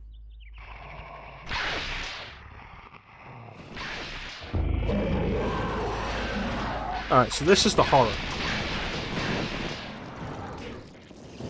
The first time you fight this, it is absolutely going to be a pain until you figure out how to deal with it. And I think it's one of the main reasons why you're immortal for this chapter. So you can kind of learn to deal with it.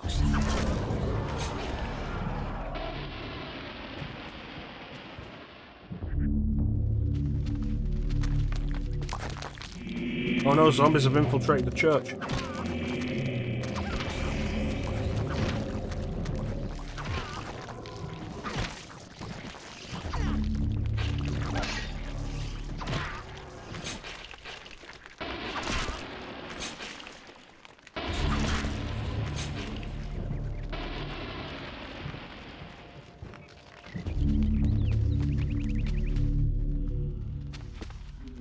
Alright, let's get in there.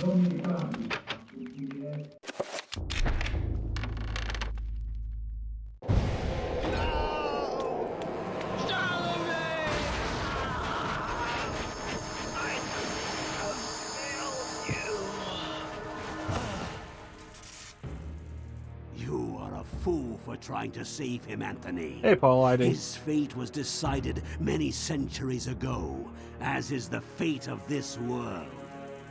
Despite your faith, there is little to save you from the power of Chitauri.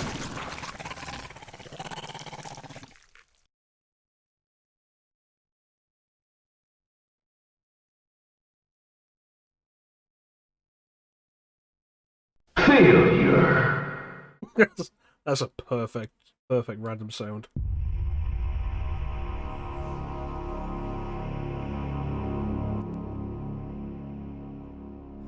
Yep, that is a bone thief. Edward Roivas' study is filled with arcane knickknacks, mementos of yesteryear and other cultures. The odour of ancient text is faintly noticeable under the peppering of dust that covers every surface except one. The desk had been the centre of activity, and not a mote of dust is on it. Here Alex's grandfather had worked. Perhaps even hours before the end.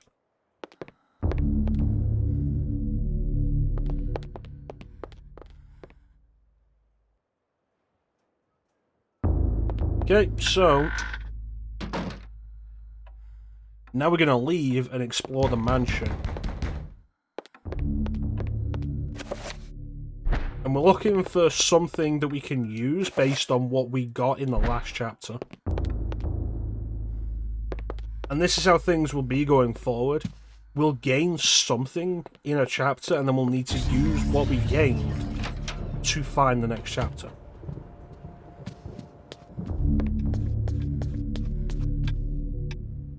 A beautiful carriage clock. Its hands appear to be stuck, yet the clock continues to tick. The time permanently set to 3:33. There is a key in the back of the clock, presumably for winding it. Should Alex look at the key? Alex picks up the desk clock and pulls the key from it. However, there is something odd about the key. It isn't for winding it at all. It looks like a dresser key.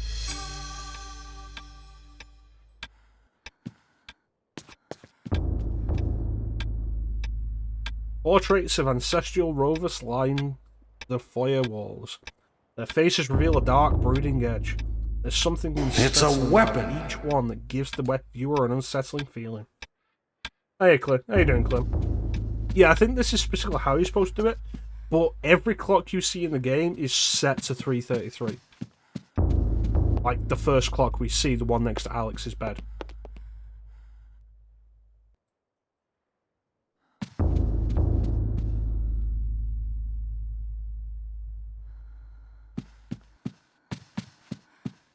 We have a random sound for Clem. The fingers you have used to dial are too fat. To obtain a special dialing wand, please mash the keypad with your palm now.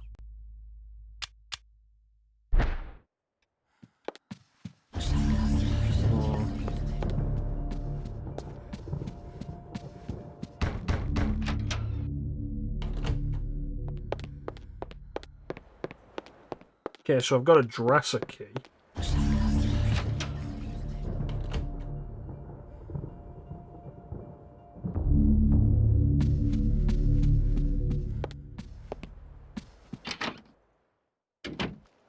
We also have this, which is now Chaturga. This was not Chaturga when we started.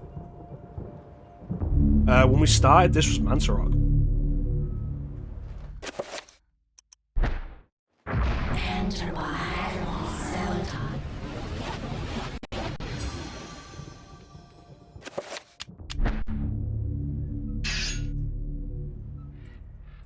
Alex places the blade in the slot but feels it push back. It is as if the magic of the blade does not fit the lock.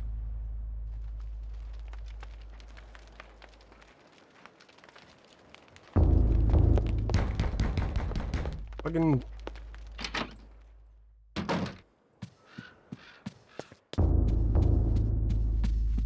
Who is it? You know, I don't think I've ever told anybody to shut up in these playthroughs. Probably should.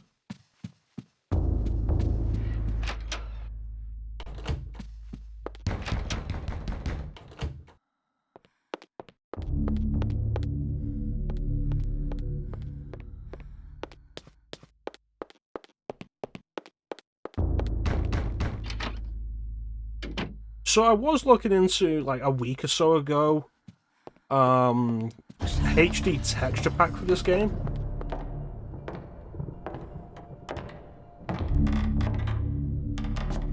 Which was... It looked really nice, but I feel like in almost every case of a game, I would, even during emulation in this, where it's like, oh yeah, no, I'm outputting this at 1080. And the textures clearly show that it's not supposed to be that way. I'm like, yeah, I'd rather have the original textures. Mom, the walls are bleeding again. I'd rather have the original textures because it maintains the original feel of the game. There are times when that kind of thing is lost with, like, improved higher quality textures. Plus, I'm just kind of awkward like that.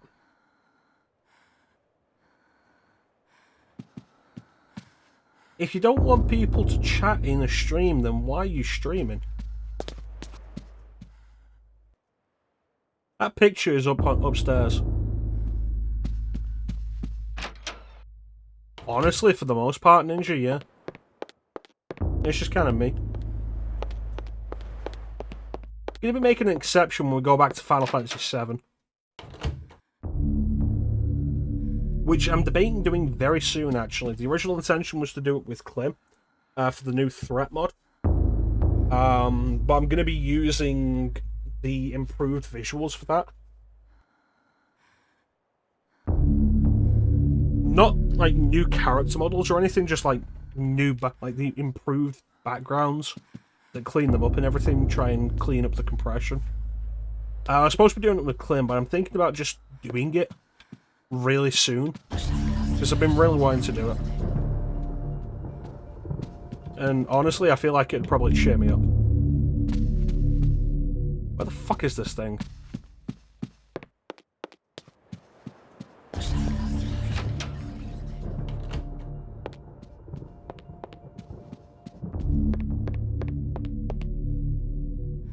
Doesn't need you, Clem.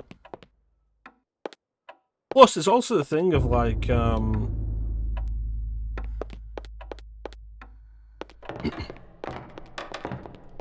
don't know. Chances are I'll probably decide not to do it specifically for the sake of doing it with Clem.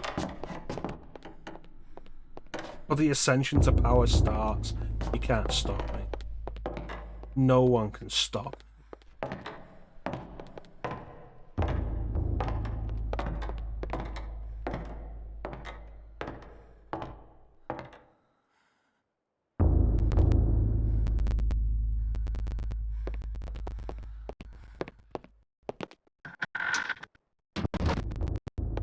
yeah, like, for the most part, as nice as HD textures and stuff are, I like the original feel of the game, the original look, the atmosphere, design.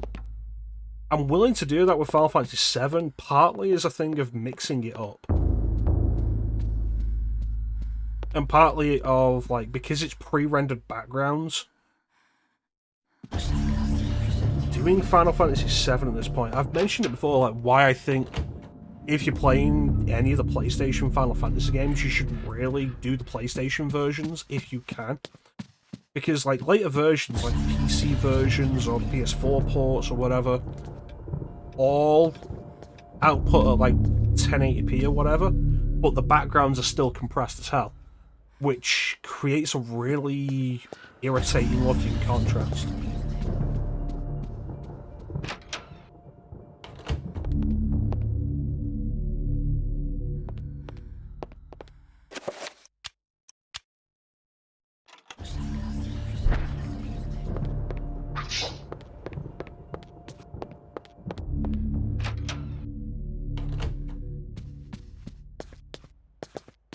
I don't remember what I need to do.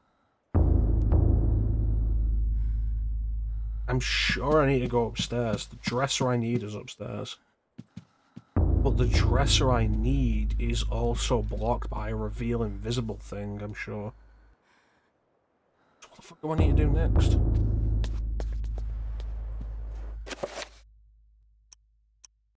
I have the second floor key, god damn it.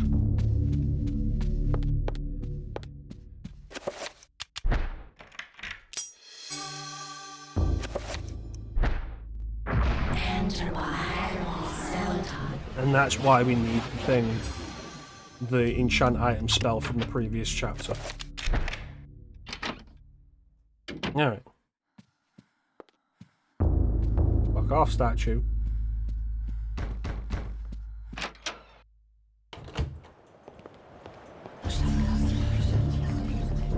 Yeah, so that's where I need to use the dresser key. One of the drawers in the dresser carries last no keyhole. In its place is a small triangular design flanked by a magical symbol. We need reveal invisible to open that, which we'll get later.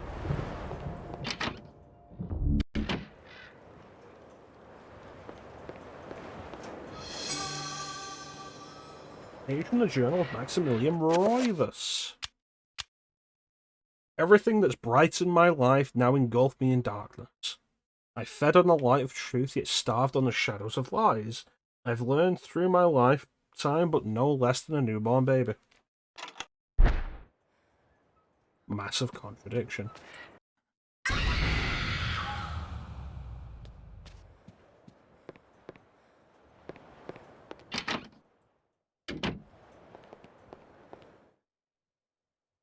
Alex questions the presence of a lush landscape amidst these other morbid pieces. Could it be a single ray of hope encircled by the encroaching darkness?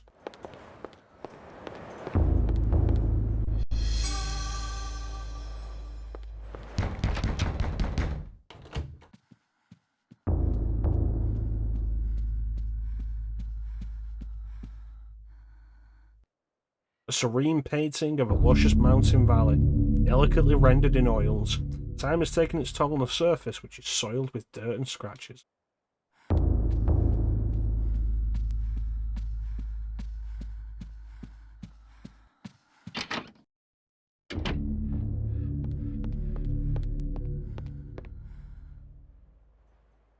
A chapter page has been hastily stashed behind the frame of the painting.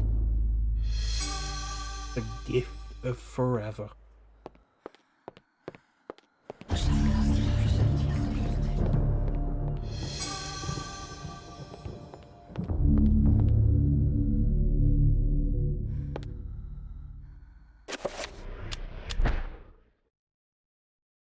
Dreams. Modern psychology offers only unproven theories. Some see them as the meaningless tossing and turning of a brain if it's settling unproven, into a then it's not a restful theory, sleep. it's a hypothesis. Others see them as laden with symbols of our unconscious desires. To still others, dreams represent the upwelling of the archetypes, normally hidden deep within the recesses of the human collective unconscious. Of one thing I am certain. After a brush with the ancients, our dreams metamorphosize into nightmares.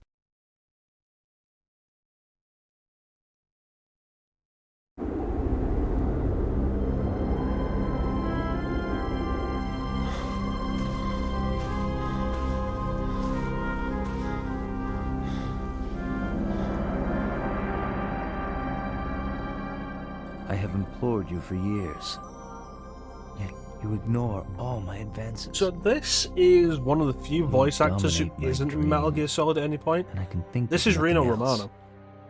I fear I desire you many 100 times more than you love me. My life has become a waking dream, Karim. For weeks, I have dreamed of an ancient treasure, so precious that it changes all life around it. It must be mine, Karim. Spider-Man If you Unlimited, truly desire PS1 me, Spider-Man. as you say, then you will find this for me.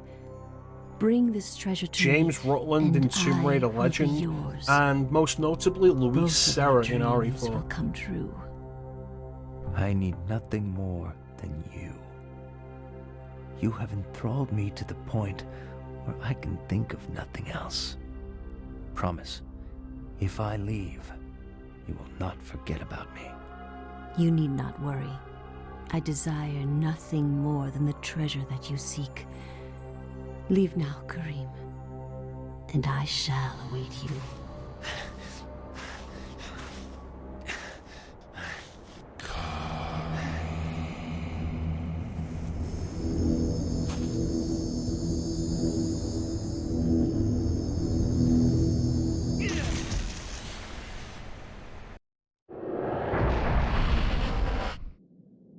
I think Reno Romano's Spider-Man is underappreciated.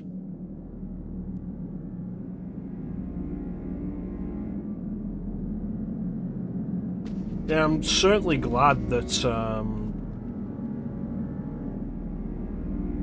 he got the chance to play Spider-Man again in the PlayStation games. But yours very specific Spider-Man.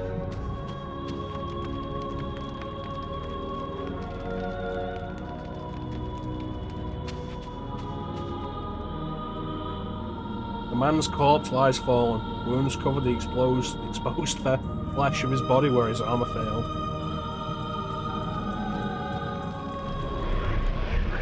I mean, it's true of me as well. Reno Romano was the Spider-Man I was most acquainted with growing up.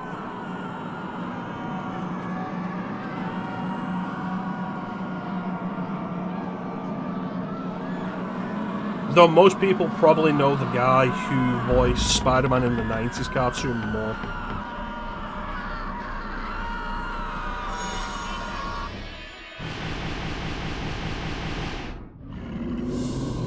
It's kind of interesting, the PS1 Spider-Man game took voice actors who played Spider-Man characters from several different sources. For example, the voice of Doc Ock in that game was Ephraim Zimbalist Jr., who played Doc Ock in the 90s Spider-Man cartoon.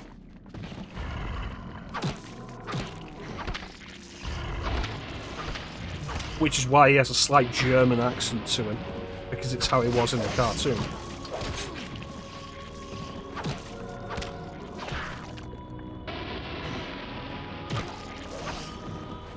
Ephraim Zimbalist Jr. probably better known as the voice of Alfred in the Batman animated series, though.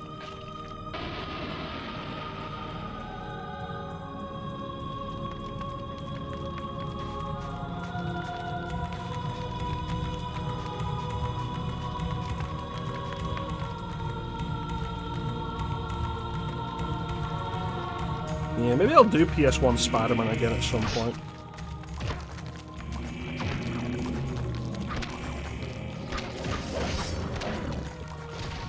Last time I tried it, I did intend to do all of it, but like the Dreamcast screwed up for some reason, and I did specifically want to do the Dreamcast version.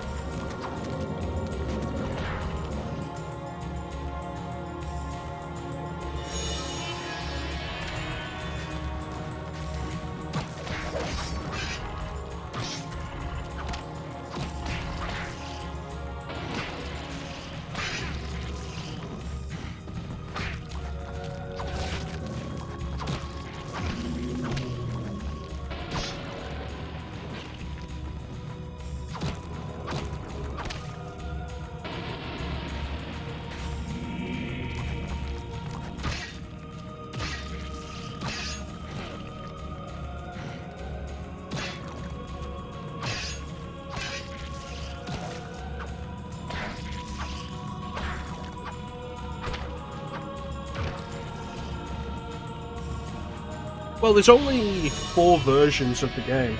There's the original PlayStation release, there's the Nintendo 64 port, and the Dreamcast and PC versions are essentially the same. Nintendo 64 is kind of interesting because of the limited storage space on the cartridge. It doesn't have the cutscenes. It has comic book panels rendering them instead, which kind of works. An arcane shrine dominates the room. Braziers surround its edge while a larger one tops its summit. No doubt each one will be filled with incense to facilitate prayer to insidious deities.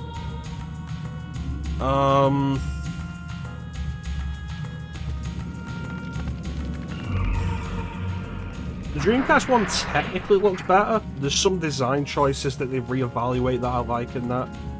Like in the PS1 and Nintendo 64 versions, Black Cat doesn't have a mask for some reason.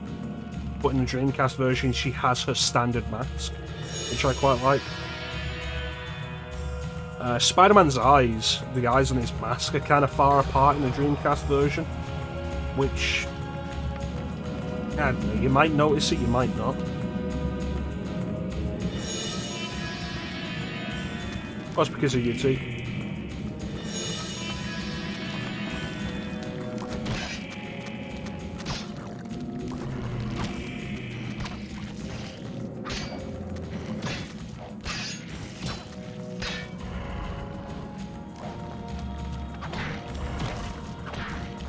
Alright.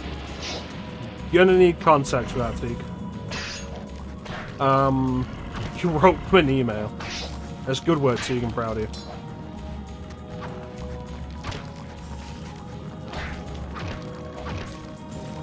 But alternatively, like, one of the things they made kind of a deal out of is that the characters have fingers now in the Dreamcast version. In the PlayStation release, they all just had, like, closed fists. So they've got fingers in the Dreamcast version. The fingers are absolutely not animated. So what you've got, essentially, is instead of every character doing everything with closed fists, they do it with open hands. So Spider-Man goes swinging, and instead of him going shh, he goes shh. And the minute you notice that, you cannot unnotice it. And it's just not good looking.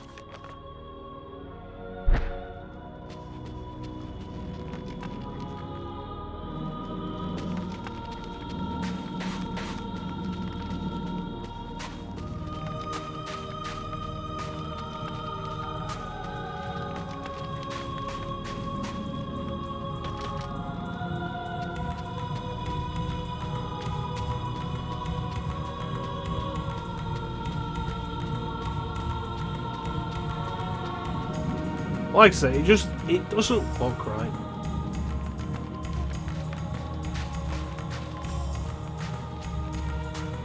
But it's one of those things of, like, if you've played PS1 Spider-Man quite a bit, it's worth at least seeing the Dreamcast version for the curiosity of the different designs. If you played the sequel, Spider-Man 2 Enter Electro,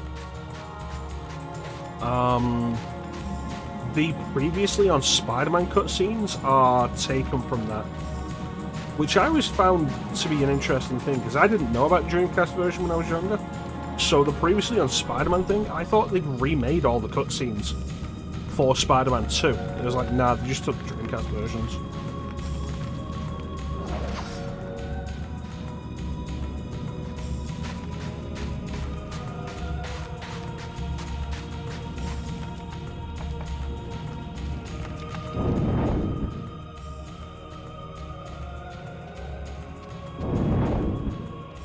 There it is.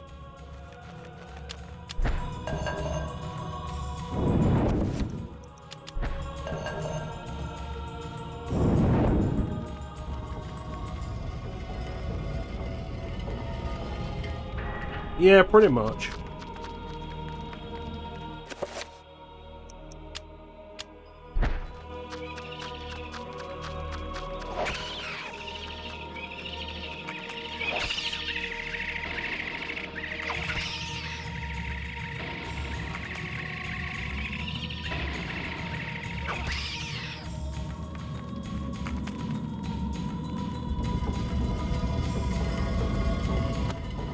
Yeah, it's a cool thing.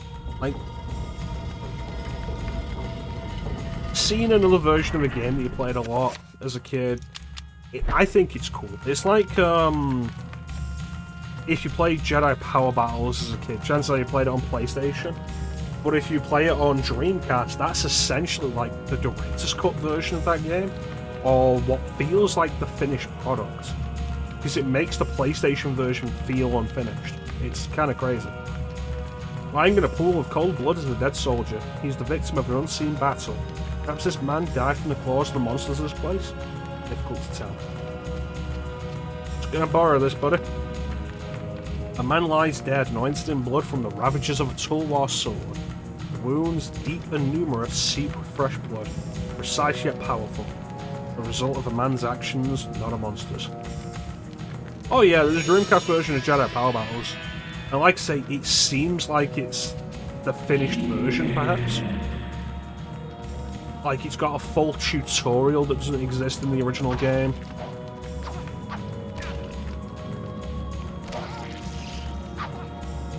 Like...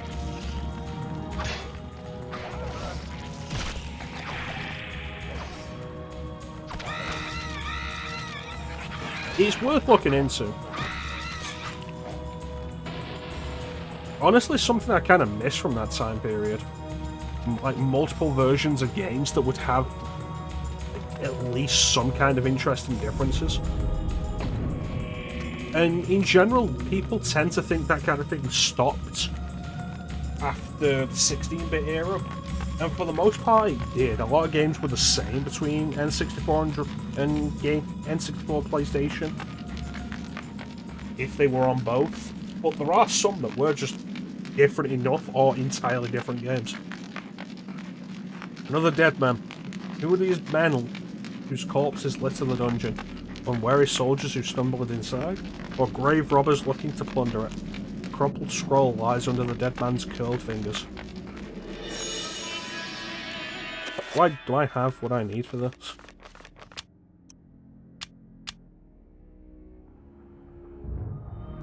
Narakath and Santak. I definitely don't have either of those.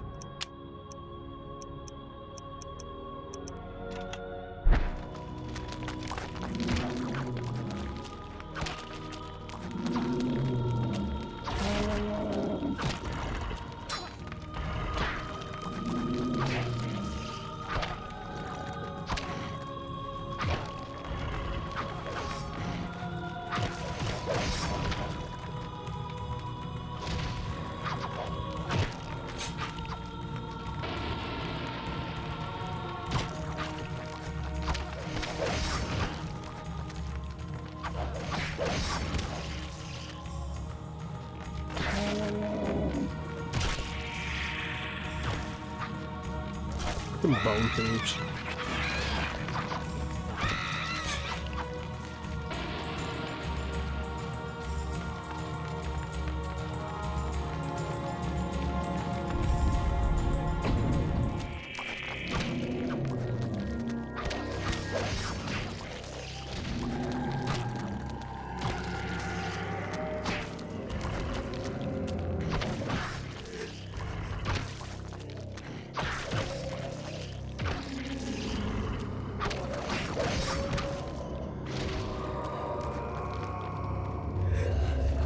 Yeah, since you were aware of it, Ninja, I recommend looking it up.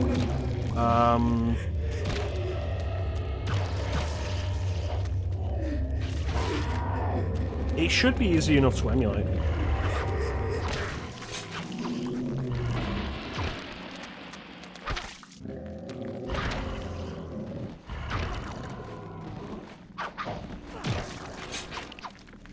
And it's not like Jedi Power Battles on PlayStation ever felt unfinished.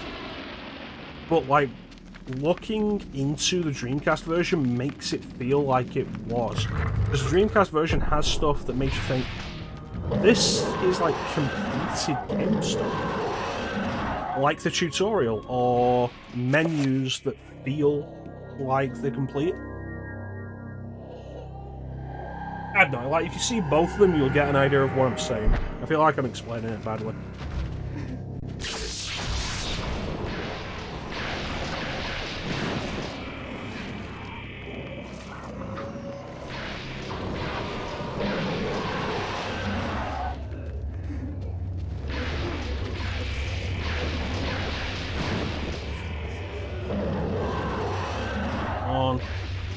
There we go.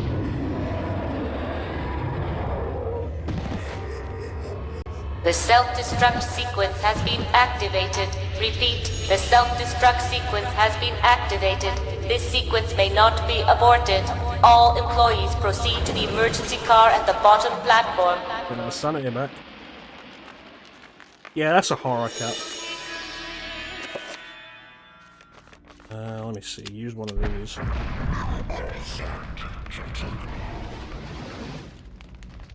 And use it again.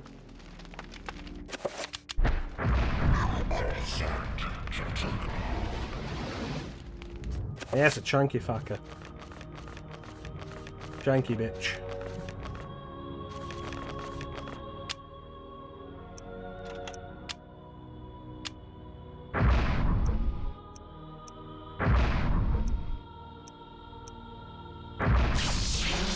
There we go, recover.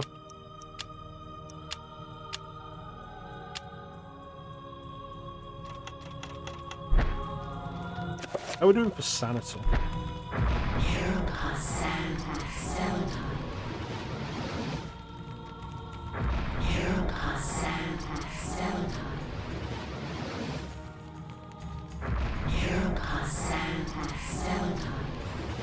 So at this point, now that we have both the recover spell and the Zelatath alignment, we have to be trying to get our sanity low to see the sanity effect. I will always be at your side. There are times when insanity takes hold, and nothing seems right. During those times, I will help you. Fear not, for I will keep the darkness away. Why don't you have eyes?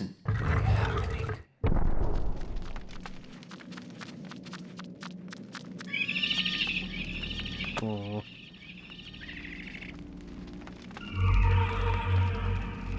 The self-destruct sequence has been activated. Repeat, the self-destruct sequence has been activated. This sequence may not be aborted. All employees proceed to the emergency car at the bottom platform.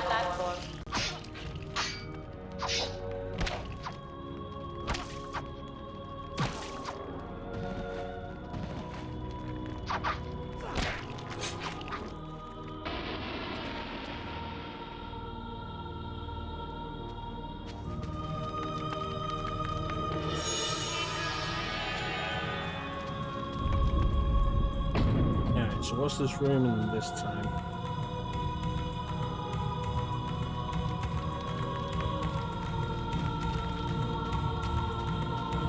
Well, proceed to the ground, ninja.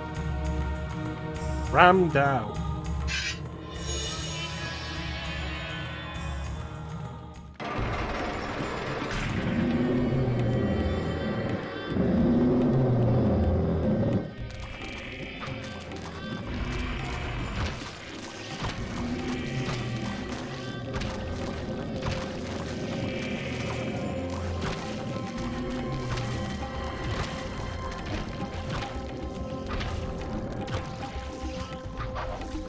There are spiders down there.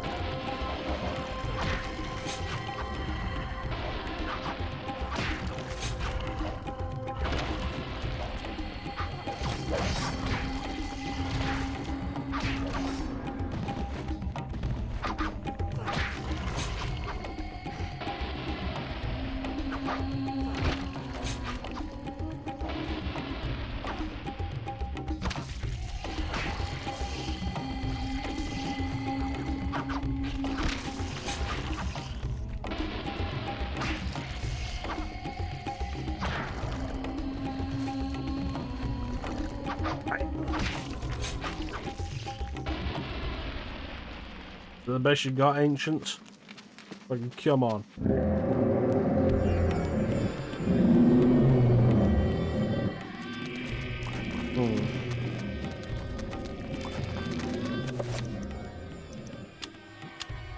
Maybe he wants me to use this.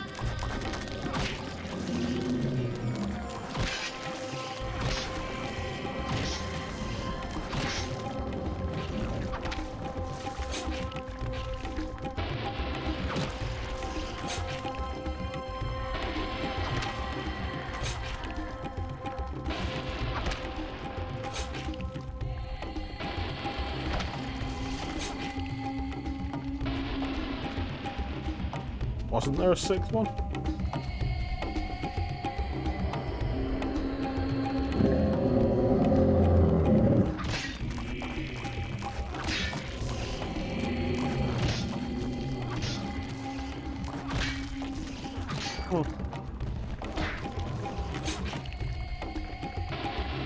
Success!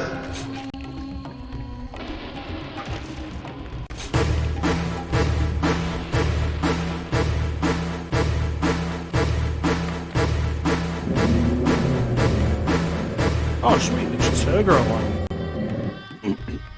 This won't be as hard as I was expecting then. That means from this point on we're going to be able to just heal. As long as I have magic.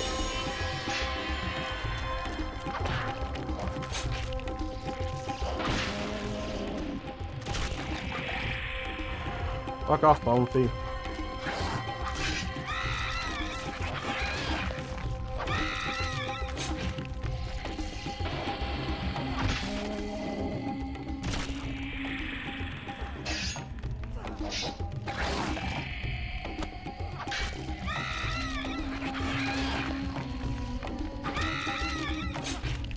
Finish him!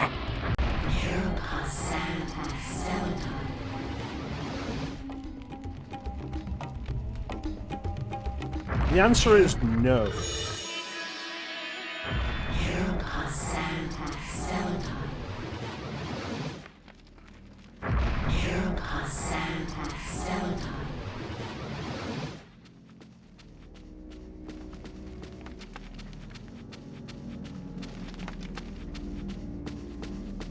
But that's for other reasons.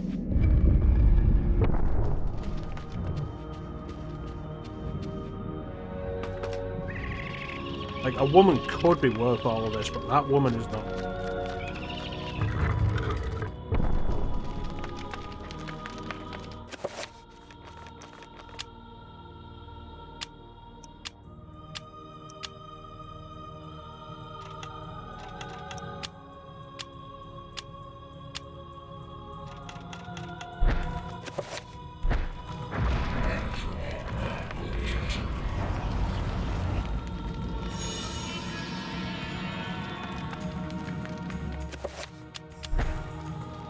Stab.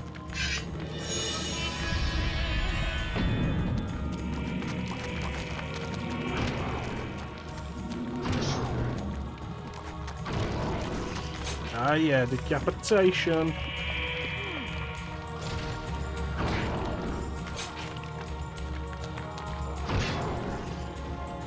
Dental plan! Lisa needs braces. Dental plan! Lisa needs braces. Dental plan! Lisa needs braces.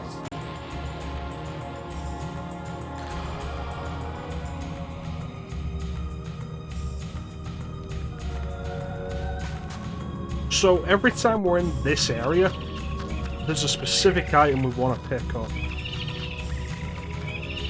There it is.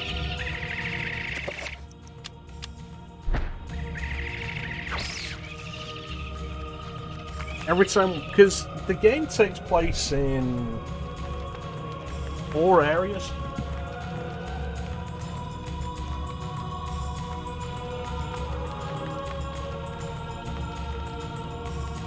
And at this point, we've seen all 4 of them.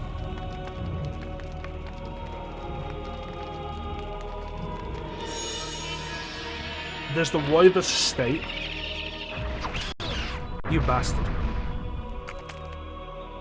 The Roivus estate the French church, the Cambodian temple, and this place. The Persian catacombs, I guess. Every time we're in the Persian catacombs, we want to pick up one of those effigies.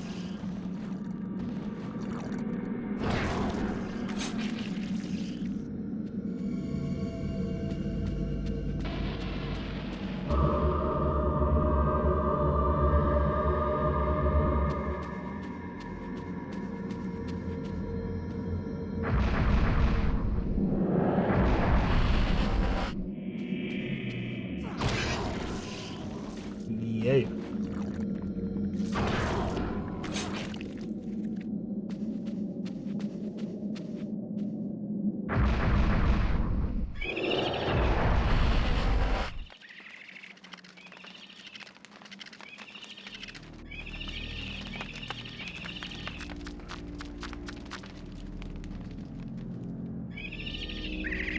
It's absolutely worth doing, because if we do, we pick them all up.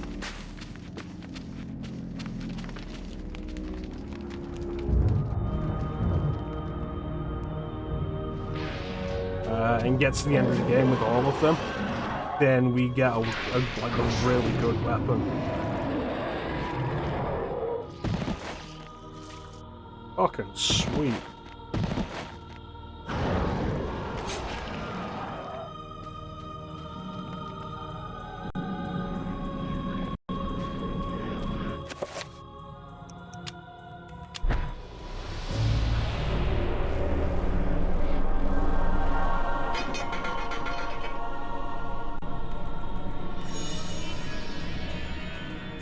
It's weird that that's a thing. Yeah, put the Tome of Eternal Darkness there. Okay. And then you do. And then you just pick it up again.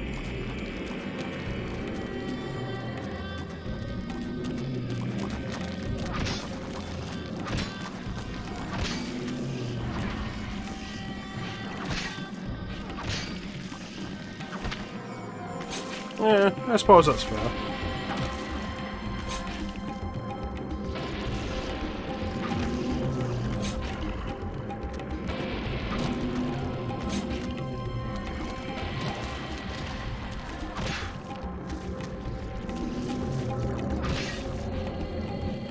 It's one of those things, I think, of like you're expected to remember recurring themes and such. And it's like, oh, it's a giant skeletal hand. And you pick the tome up from a giant hand. It's something the game does multiple times. Not specifically dropping the tome, just like recurring themes.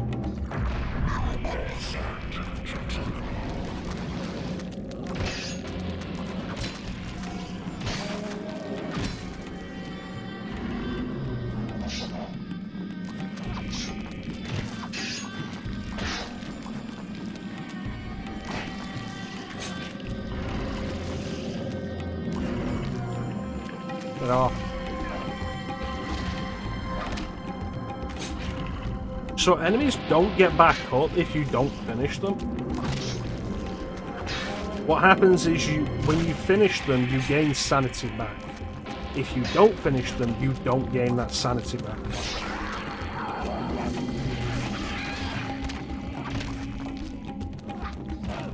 Okay, why are my hits missing?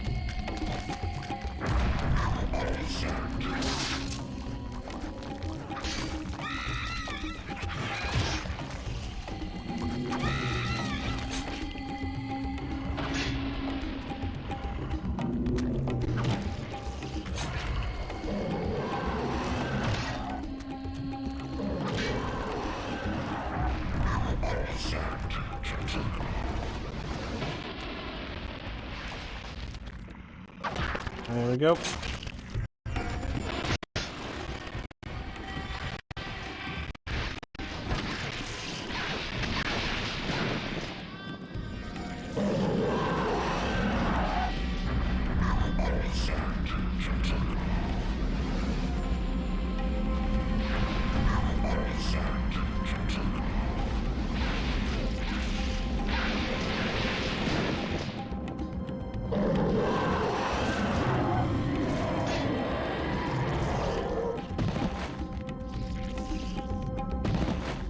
Took off all 3 heads with 1 hit.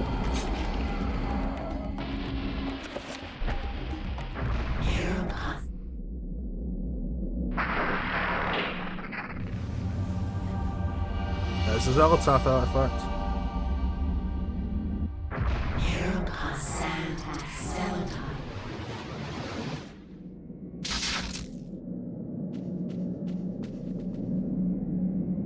Effigy resembling a warped angel shaped from dark green emerald hovers effortlessly above the pedestal.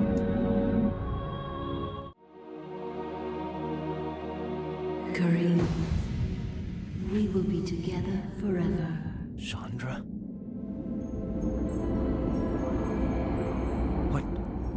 What happened to you? I'm a ghost. Things change, my dear Kareem. But even though my body is ravaged, I await you. Who did this to you? You were gone so long. I gave myself to a nobleman. I was gone for 20 minutes. She had me dragged from my bed, and in cruel revenge, flensed with knives. As the last blades were drawn across my body, and my blood cooled upon the floor, she cursed that I would only be with another in death. So much for thinking only of me. I should never have left. I have seen my folly, and have already paid dearly.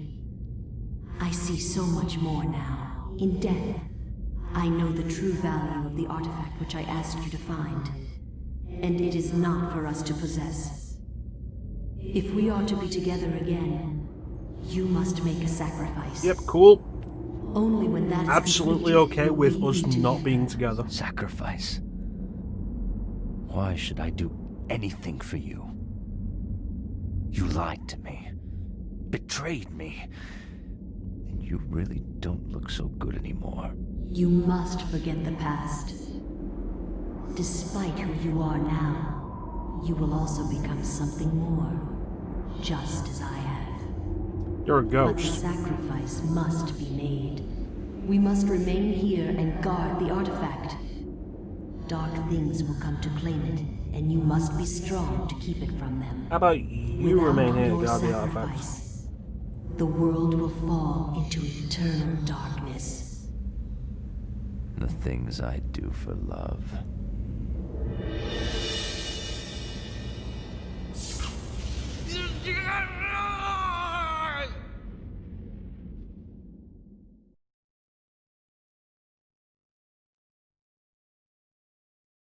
The gift of forever.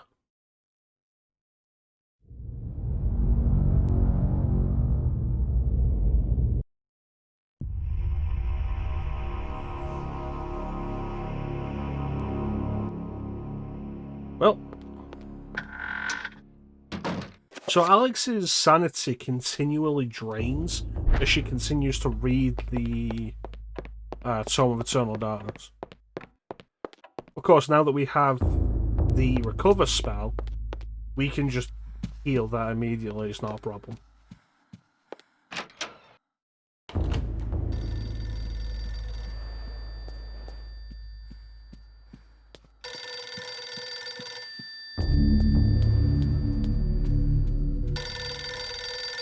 Hello? Afternoon. Remember me, Alex? This isn't really happening. Alright.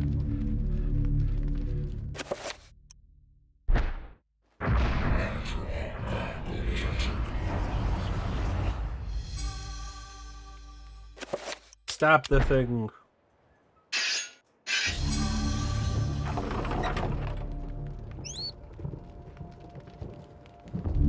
Oh, there's a rat in my house. Spice jar.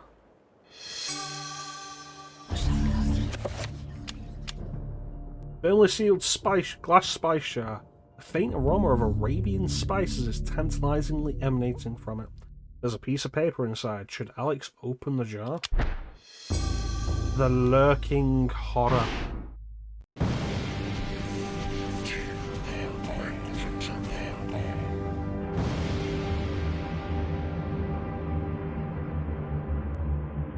Good afternoon. You've reached Chatturga. We're sorry. Your call cannot be connected right now. Please try again later. My liege, the future is yours. The light in the age of darkness. So one thing that's interestingly different between playthroughs has been constructed. is the Pius's role. The keeper of the ancients is long dead. The planets will be in alignment soon. All is prepared for your arrival. I will begin the final incantation that will bring you into our world within days. The next millennium will truly usher in a new age. Your guardians, now prepare the gate. But Chatturga, Pius is the one that's really doing all the planning. With Ulioth is absolutely in control. It's intelligent enough to do the planning himself.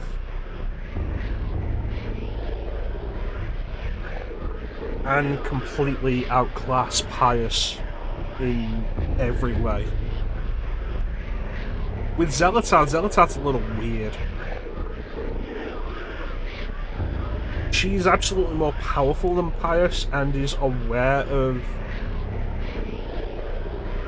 basically everything, but she toys with him more.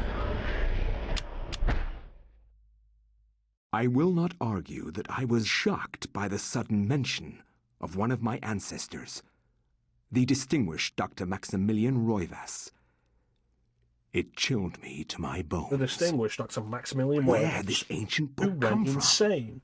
How had my ancestor stumbled upon it? I feverishly began to And read who more, threw our family name eager into to the learn dirt his for story. several decades. It seems that Maximilian had inherited his father's Yeah, it mansion, will be when you get back, Minch. just as I had. Ninja. Alone since the death of his wife, and since his children had their own adult lives, he explored the house to discover his family roots.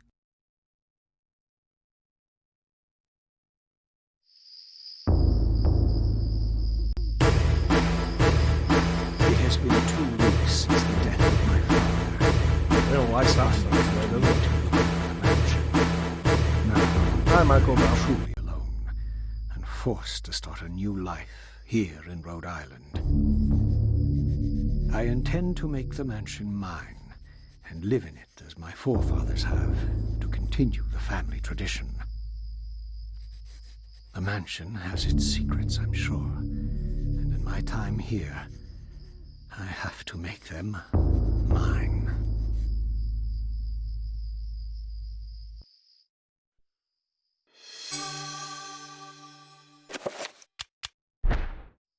Oh, my servants don't mind. I'm just going to walk around this house with a gun.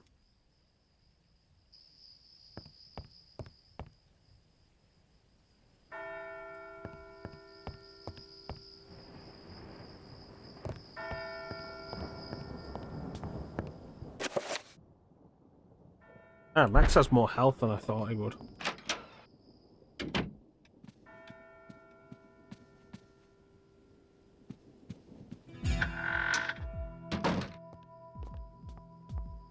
Good day, servant. Fear not. I'm here to make use of the lavatory. State-of-the-art interior outhouse. Polished teak and mahogany finish. Really a sight to behold and experience.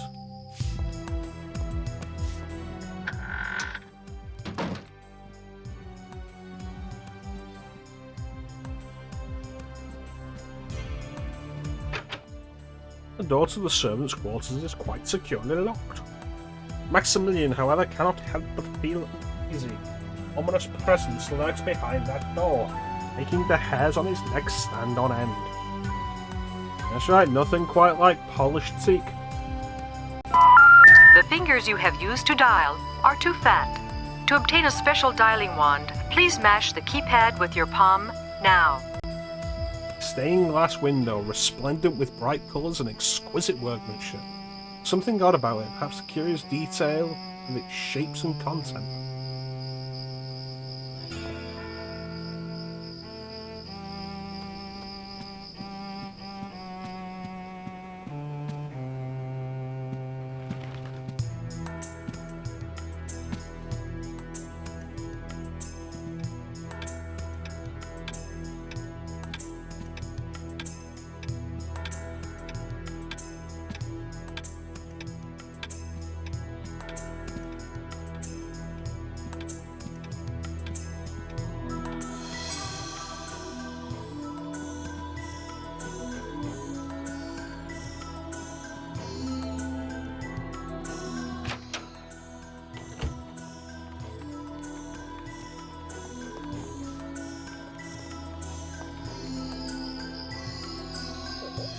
A letter. Dear friend, the antiquity of which you ask is indeed the Tome of Eternal Darkness, or a copy of it at least. Its secrets are still hidden from me, for I have been unable to read it as most scholars who have tried. It will remain within the sanctity of the mansion, for in the wrong hands it would be a powerful weapon. Peruse it if you will, but beware its magic.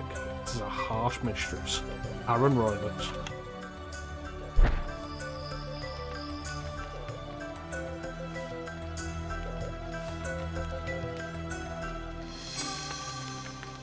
Good day, servant.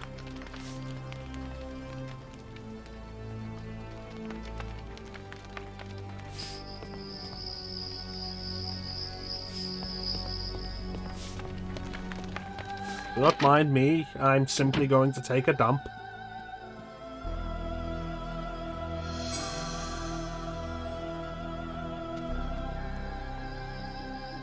Mirror's grim reflection returns Max's questioning gaze, his face racked with sleepless nights and a strange gleam in his eye. Hint at a growingly odd growingly?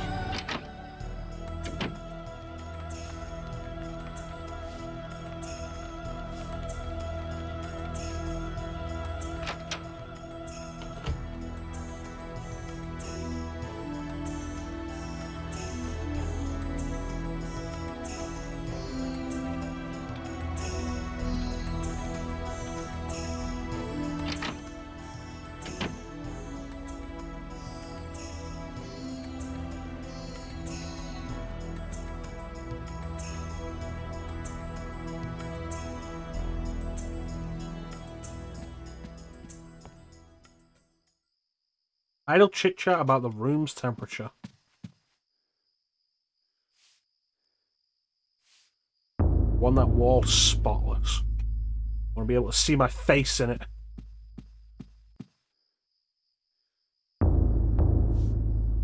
You're not supposed to fillet the gun barrel. Ruin the fun now.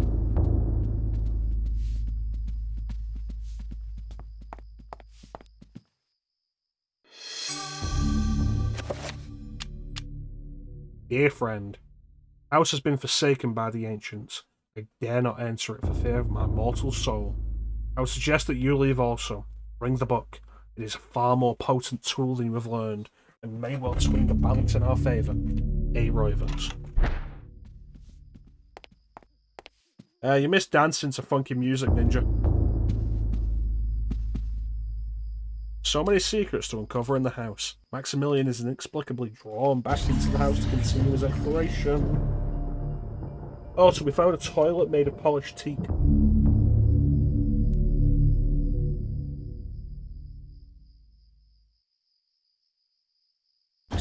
You missed the polished teak toilet.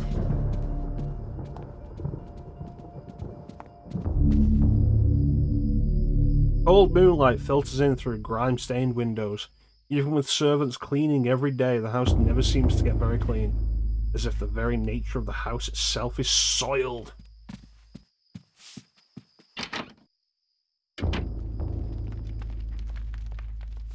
Getting a snack.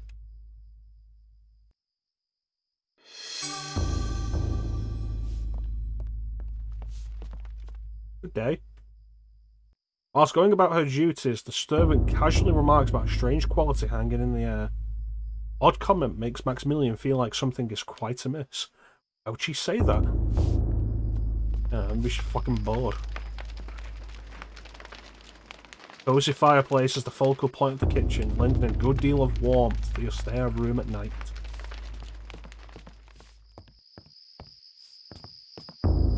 With a kind smile, she asks if Maximilian has an appetite, as she's preparing a hearty meal for the evening. Is she? Is she?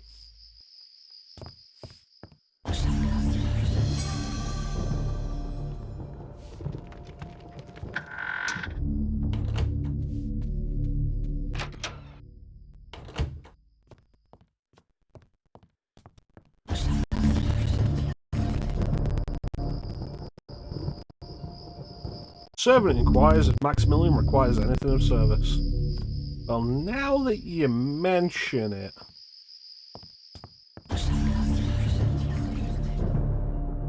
There is something written beneath the image. When darkness spreads its wings before my master Chiturga's greatest foe, a path to truth will be opened.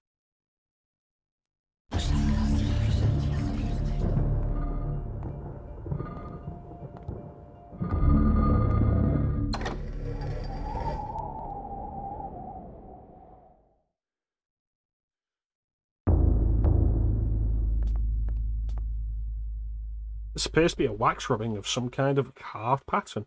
The central point is an odd line design, a symbol of something.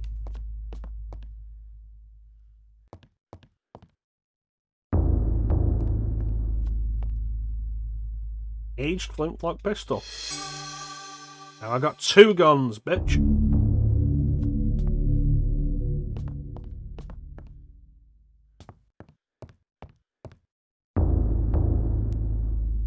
That's exactly the same thing as before. There's no door here.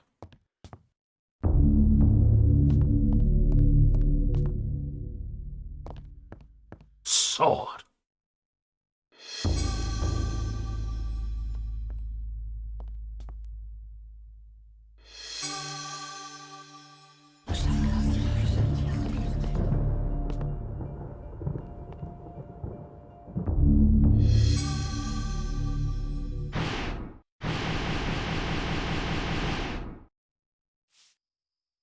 Goodness.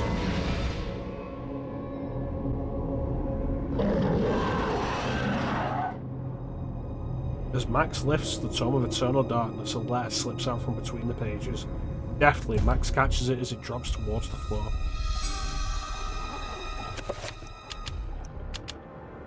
Dear friend, as I suspected, the ruins of Engar, that blasted necropolis, lie deep under the site of the mansion. The accursed servants of Chiturga are so close I can almost hear their chittering. There is a secret opening in the basement. From there we gain access. I urge you to gather some men and seal it, or better still, destroy that damn place. I have stowed something that you will find useful on the upper level. Look to the light and you will find it. Wish that I could be at your side, but my ailment worsens by the day. I know that my time is short. A.R. Gonna go and stab a monster in the face. Gonna go and cut this bitch up. Bum bum bum bum bum bum bum bum bum bum bum bum. Get out of my house.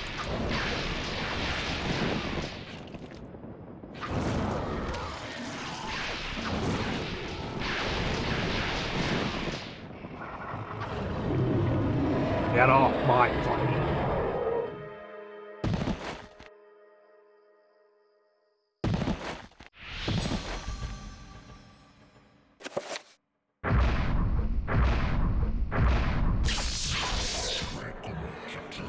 Hey.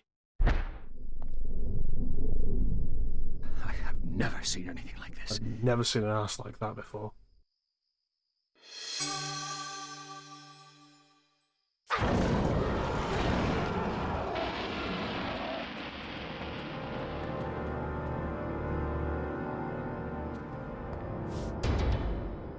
Bidding Max a courteous good day, the servant returns to his duties.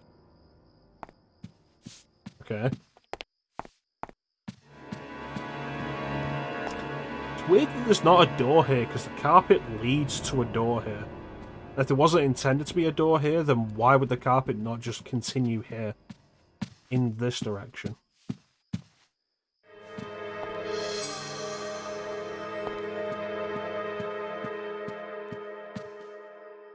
An oil painting of the mansion's foyer hangs on the wall.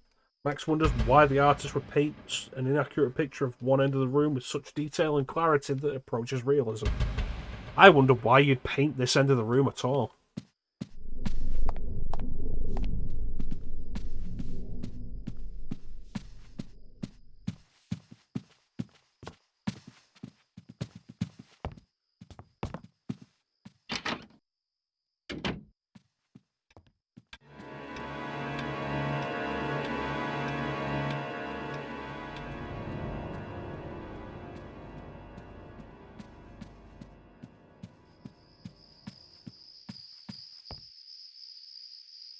Max spies an envelope that has fallen behind the pedestal.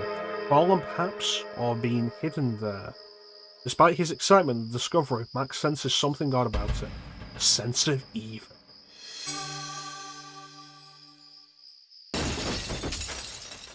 Fuck out of my house.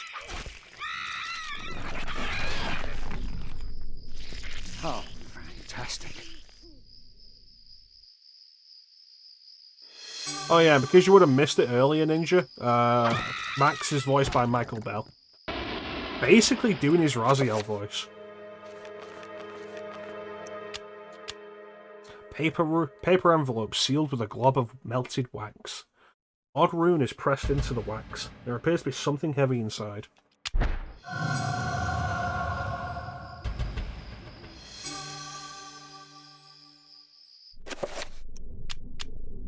Dear friend, as I expected, the beasts are drawing closer to our discovery. They want the book for themselves, it seems, and do not want us to have it in our possession. I have taken steps to assure that ilk will not touch the key in this envelope, should you fall prey to their claws. The envelope containing the basement key has been sealed with a corrosive magic. If one not aligned to us tries to handle it, it will release, inflicting pain, suffering, and a grievous blow to their sanity. Should they have any, be swift with your task. A.R.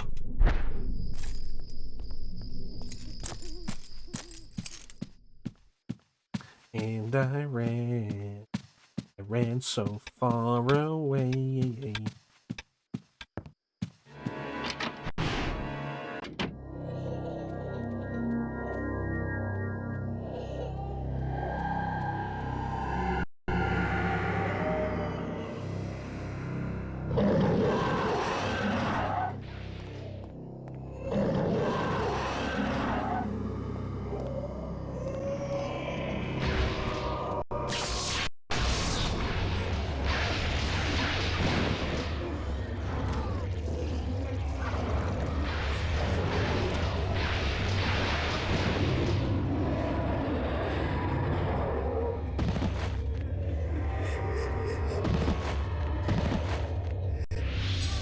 Yeah.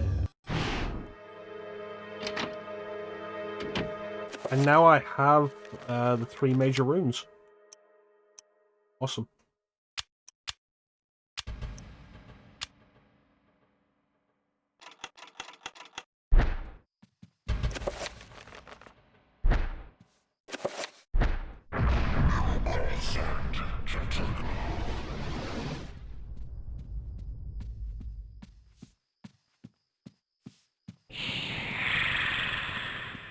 Hello. Bitch!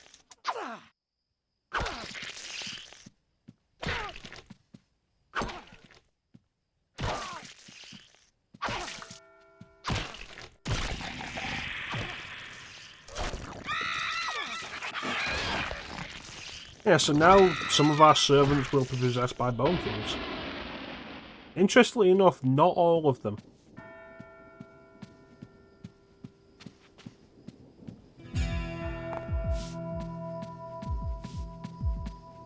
There's an interesting thought you can have with this, of like, oh, you're expecting them to be possessed by bone thieves because you played this before and you're going to kill them preemptively. It's like, what does that say about you, that you're going around killing your servants because you believe they are possessed by evil spirits?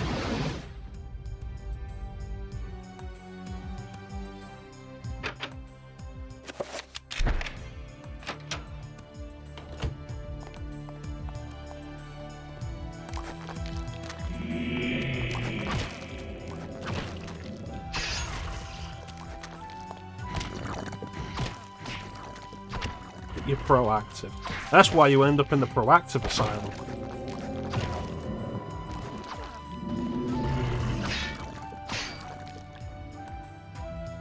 Fabulous. What fabulous butt cheeks.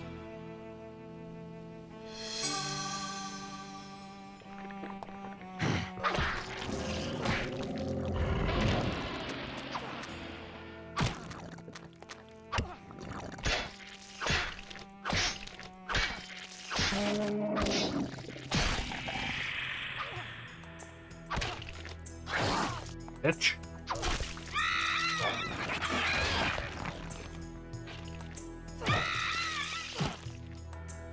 Alright, so let me reassign some spells here.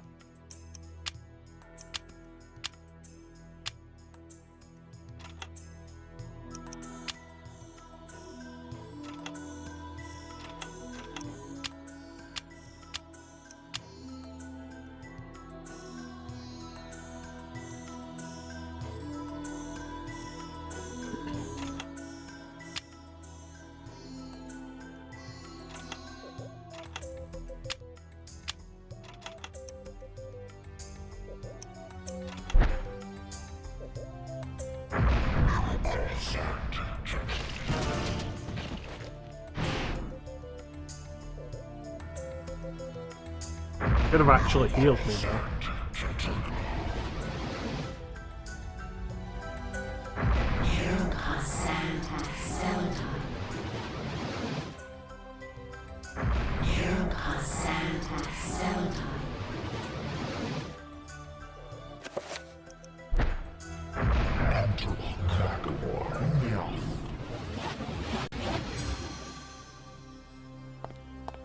Alright.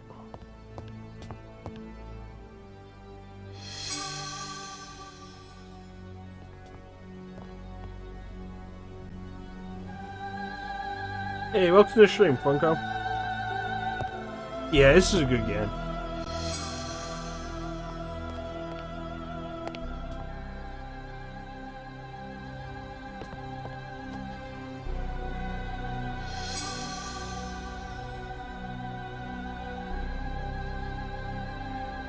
No, I don't think I've ever found a use for damage field.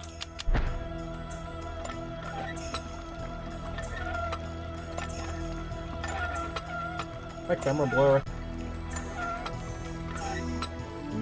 Maybe a little bit.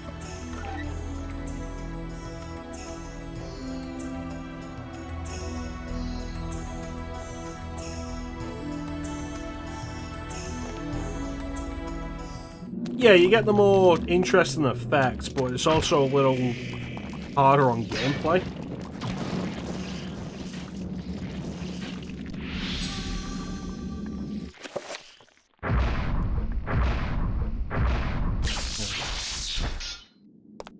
Chances are I'm going to forget to heal Sanity a few times as we go on anyway.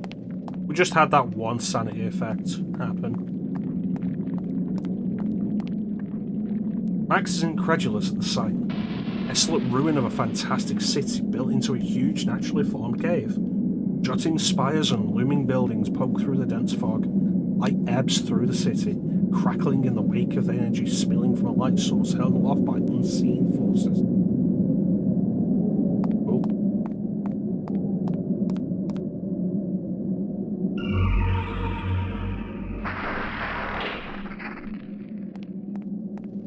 So, let me save here real quick.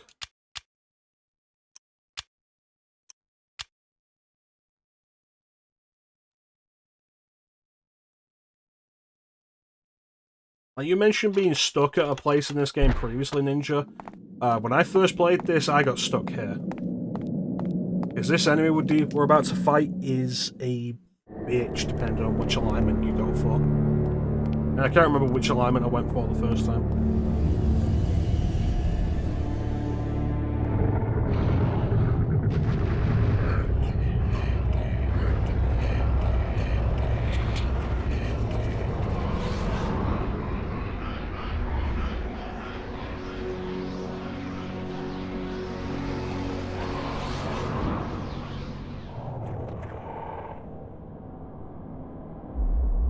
Get him!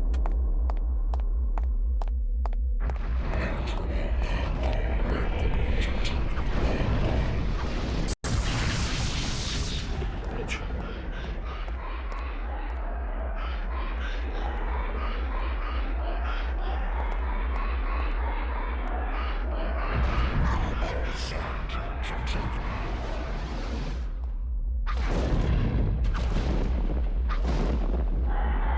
Best way to do this fight though is to, by this point you should have, you're required to have the alignment that the ancient you're against is weak to, so absolutely just enchant your weapon with that and it'll make this fight so much more bearable.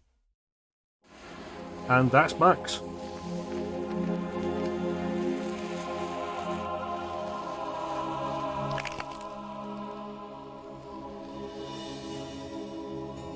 The accursed beast was dead, but not without its toll on me. That was but one, and there was an entire city of them. I could not hope to fight them all alone. I knew I had to get help. I knew there was a way. I just had to find it.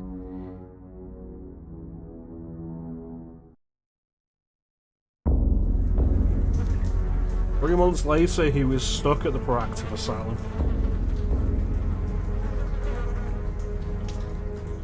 I tried to tell them, but they wouldn't listen to me. Damn their eyes! They didn't believe me.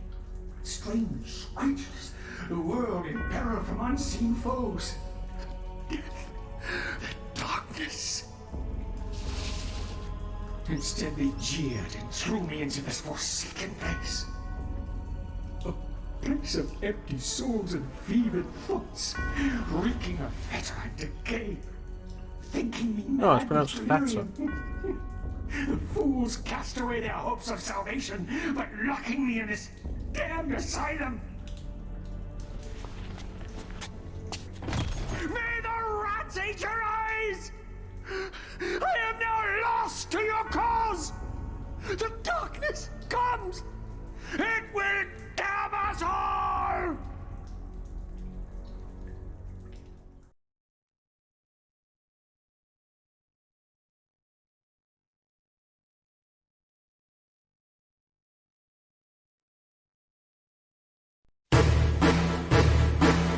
What's doing that sound? Oh, it's actually doing the full one.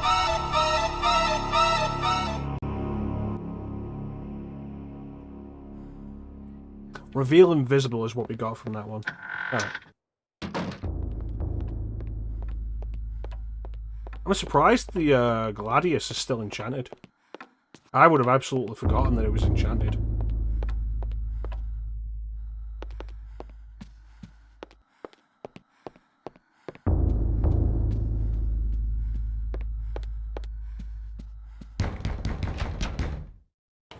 Told you, no cold callers.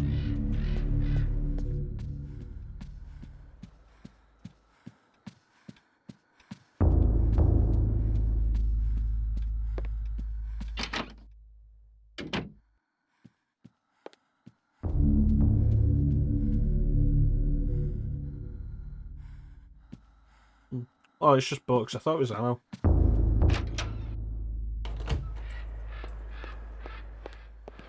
Alright.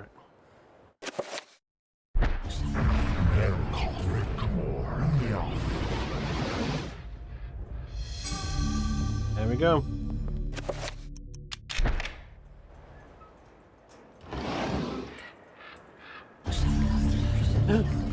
God.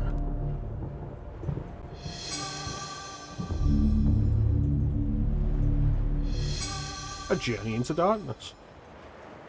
You think that'd be the first chapter?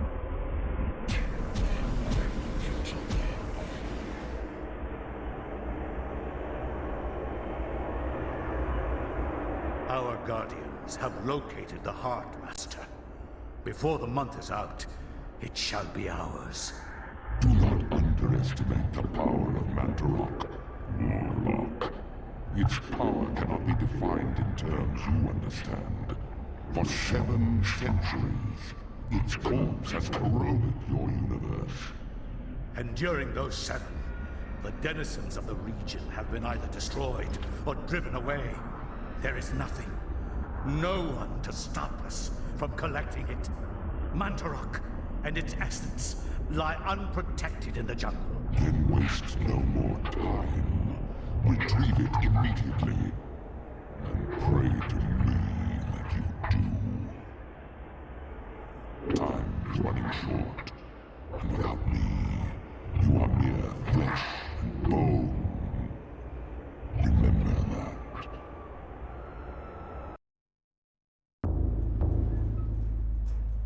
Oh.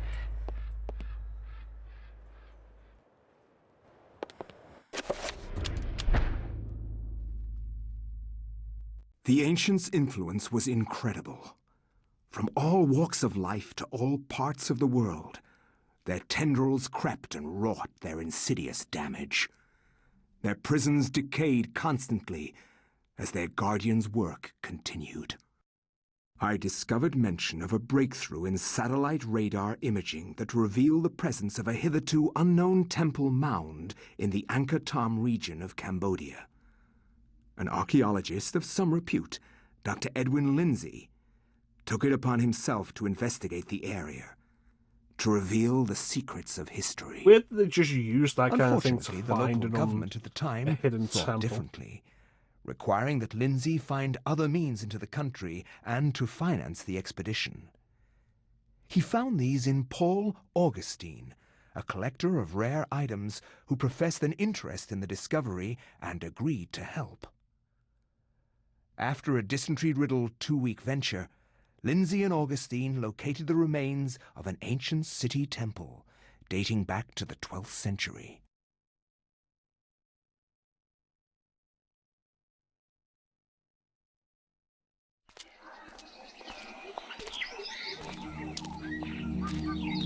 Yes, this is it. It has to be. I hadn't expected the information to pan out, but here it is. The satellite data was correct. For years, You look unwell, I have Paul searched Augustine. for it without success. Here, all along, clouded from us beneath the great ancient's insidious magic. I am very pleased with the performance, Dr. T. Very. That's Richard Doyle doing his In fact, so pleased Mobius voice. that I will give you an early bonus. Ah.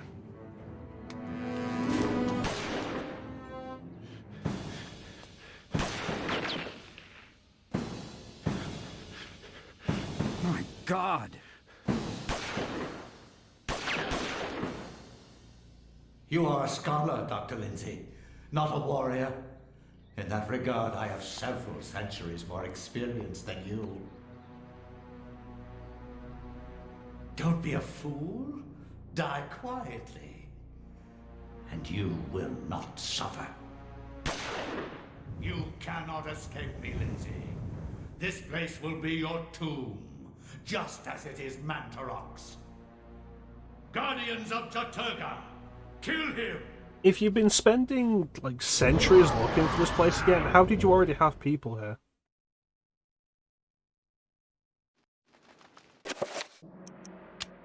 Ooh, kukri. And a shotgun.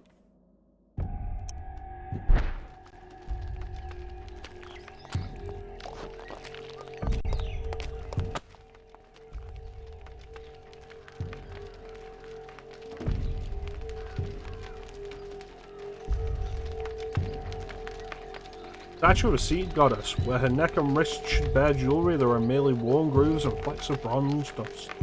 Had they been stolen by grave robbers?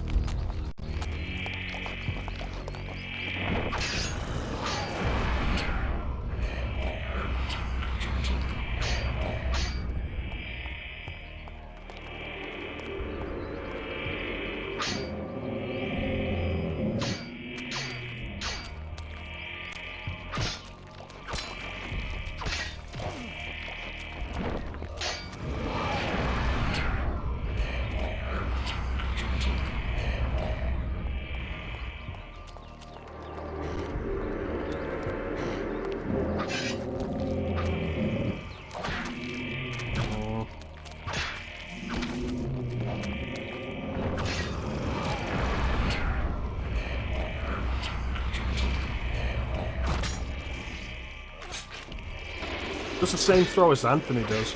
Like the weird, just kind of slip from my hand thing.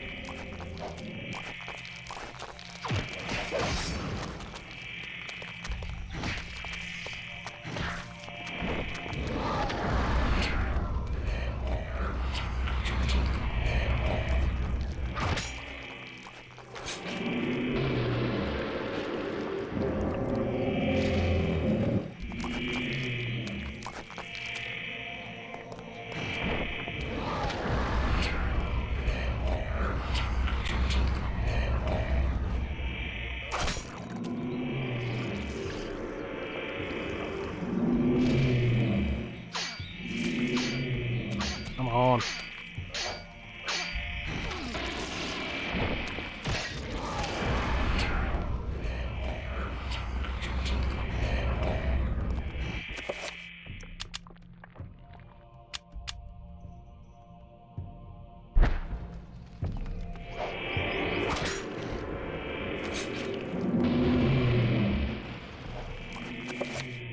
Yeah, you're probably right, Funko.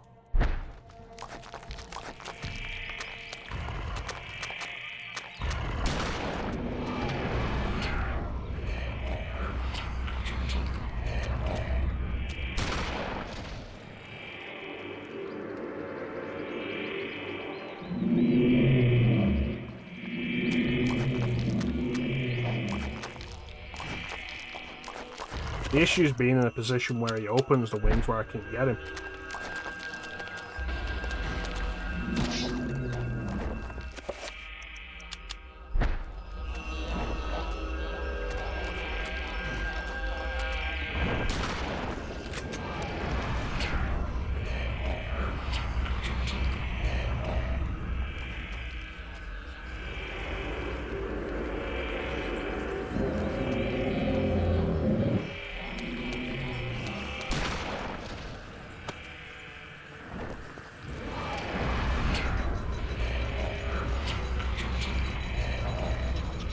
Right, well, there goes all my fucking sanity.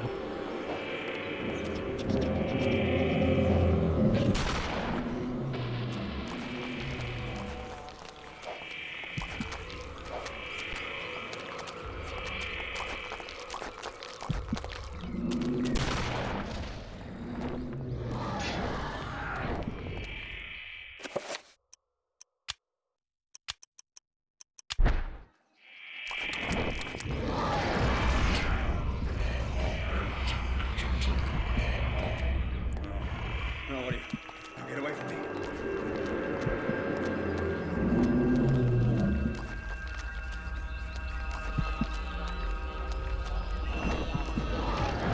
This would be so much simpler if it didn't do that every time it touches anything.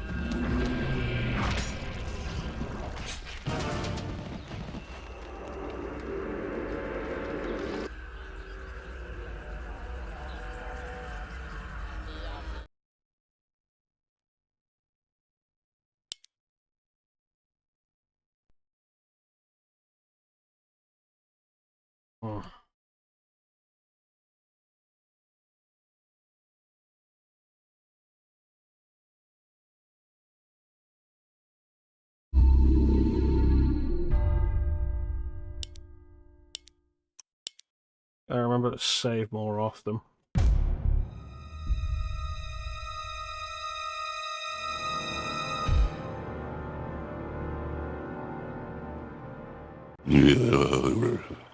Yeah, that's a good one.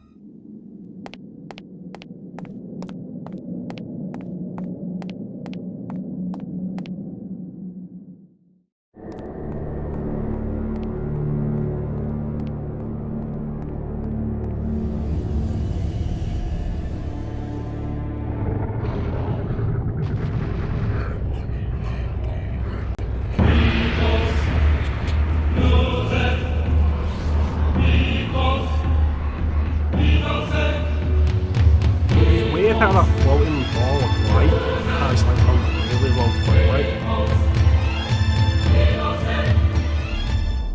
And specifically just the light, because you can see everything around it's still got a proper frame rate.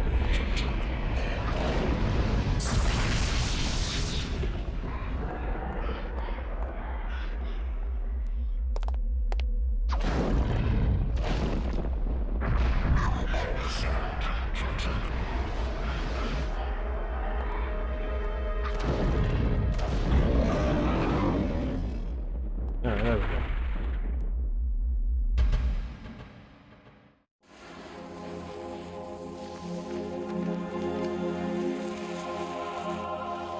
Unskippable cutscenes. The accursed beast was dead, but not without its toll on me. That was but one, and there was an entire city of them. I could not hope to fight them all alone. I knew I had to get help. I knew there was a way. I just had to find it.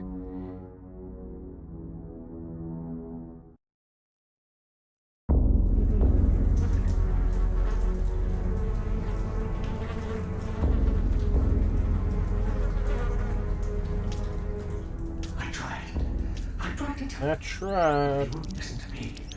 Damn their eyes. Got so far and got so far. The world in peril from But in unseen the foes. end, it doesn't even matter. Darkness. Instead, they jeered and threw me into this forsaken place. A place of empty souls One and thing. fevered Yeah, I don't thoughts. know why. It doesn't even matter how hard you try. Got a mind that designed this rhyme to explain the due time. All Fools I cast away their know. hopes of salvation, but locking me in this damned asylum. Time is a valuable thing. The watch you fly by is the pendulum swing. But you count down to the end of the day. The clock takes life away. It's so unreal. Didn't look out below. Watch the time go right out the window. Trying to hold on, but you didn't even know to wasted it all just to watch you go. Kept everything inside, didn't even know I tried. It all fell apart.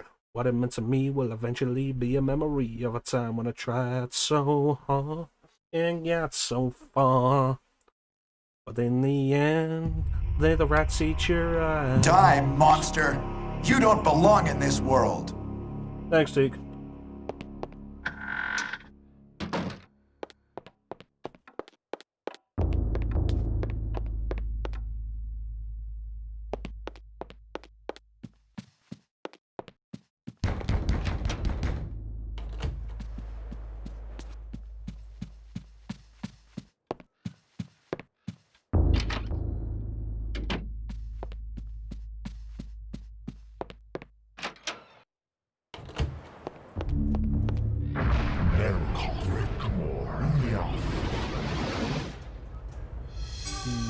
Yeah.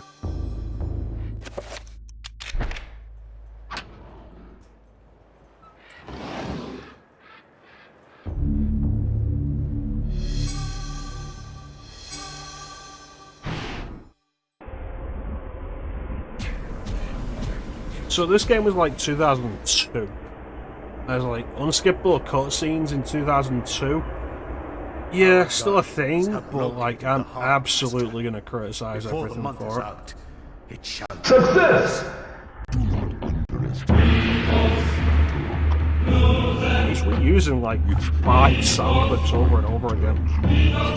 Come on, random sound button, do something different.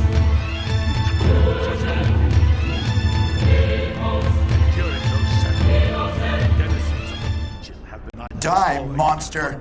You don't belong in this world!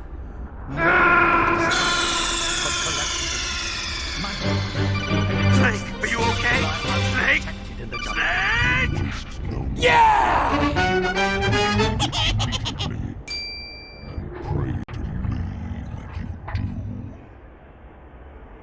Time is running short, and without me, you are mere flesh and bone. Remember that.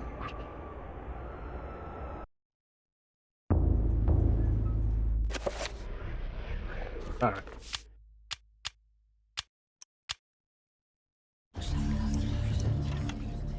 Without me, you are but flesh and bone. Cursed to walk The ancients' influence was incredible. But from all walks of life to all parts of the world, their tendrils crept and wrought their insidious damage. Their prisons No one who decayed speaks German could be an evil man. as their guardians' work continued. Honestly, that's I how discovered most of mention the a ancients breakthrough are in with pirates. satellite radar imaging that revealed the presence of a hitherto unknown temple mound in the Angkor Thom region of Cambodia. An archaeologist of some repute, Dr. Edwin Lindsay, took it upon himself to investigate the area, to reveal the secrets of history. Unfortunately, the local government at the time thought differently, requiring that Lindsay find other means into the country and to finance the expedition. He found these in Paul Augustine, a collector of rare items who expressed an interest in the discovery and agreed to help. No one who speaks German could be an evil man. After a dysentery riddle too I am the storm that is the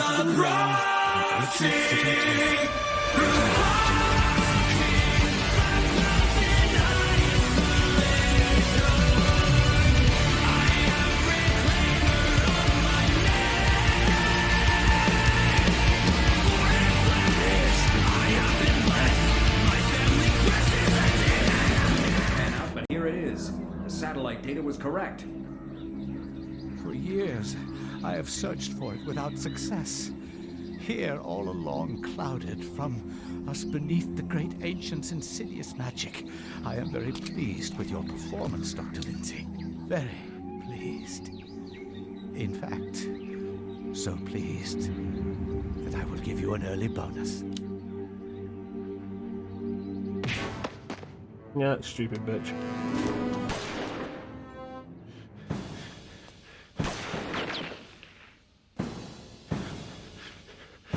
My God!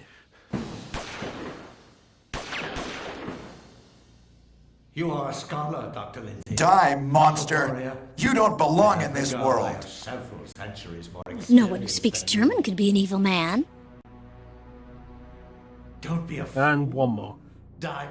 What a thrill, with darkness and silence through the night. This place will be your tomb, just as it is Mantarok's.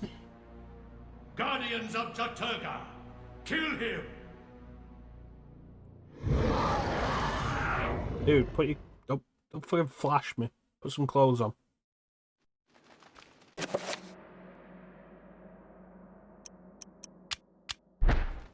Let's try and get this done quicker this time.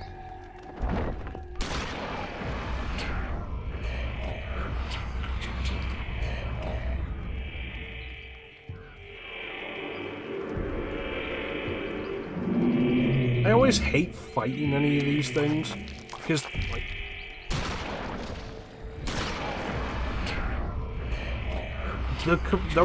they make themselves invulnerable. And you just gotta hit them at the right time, and it's incredibly frustrating to deal with any kind of enemy like that. Even in a game with, like, really good combat.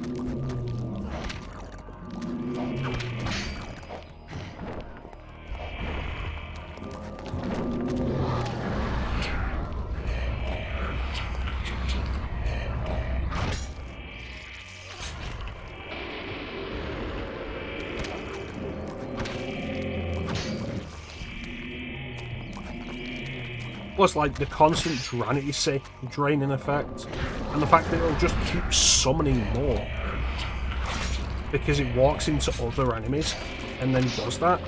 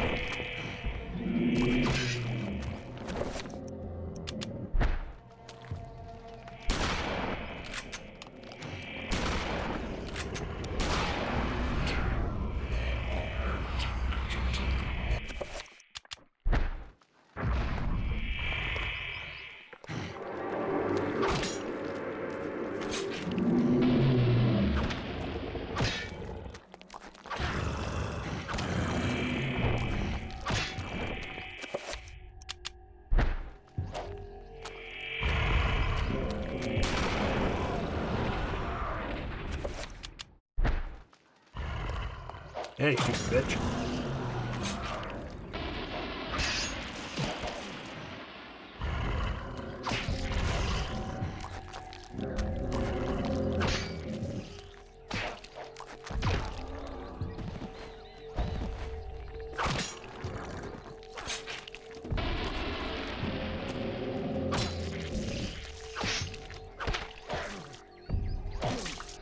It's fucking...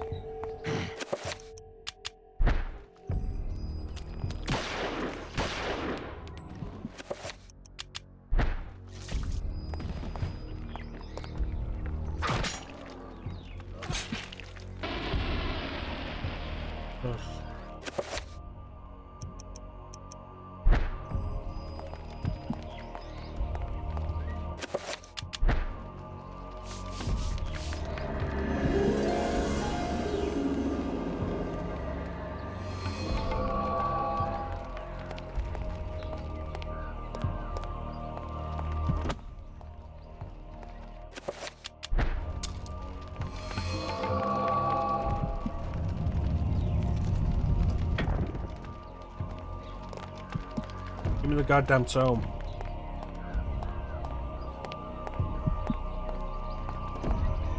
There we go.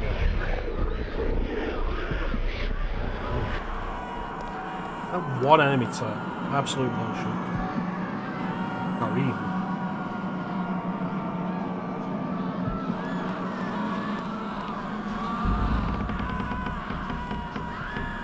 Maximilian Rogers.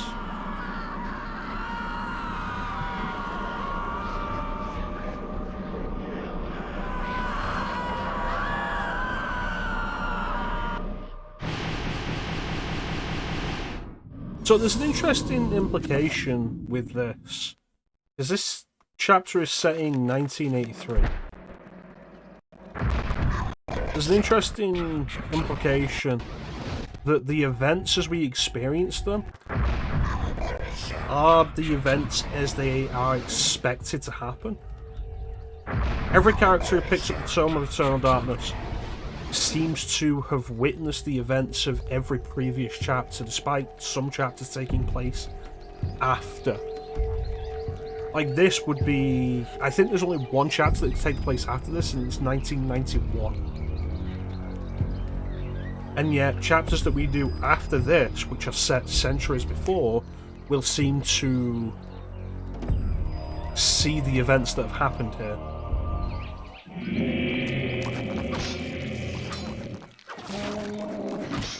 Honestly though, Clem, if it was Kareem Abdul-Jabbar, that would only make things better.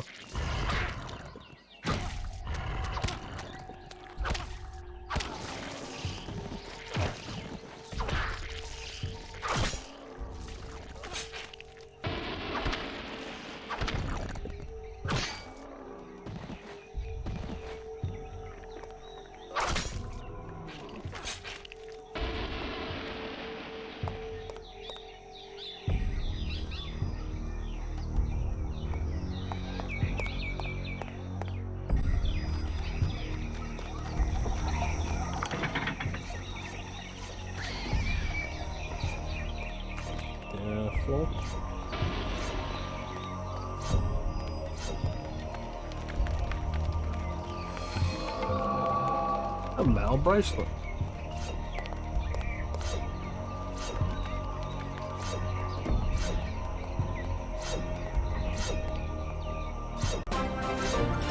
Hey, thanks for the subscription, Ada. How you doing, buddy? Can we get Ada a shout out, please? Ada does good stuff. Ah, you're fucking ugly.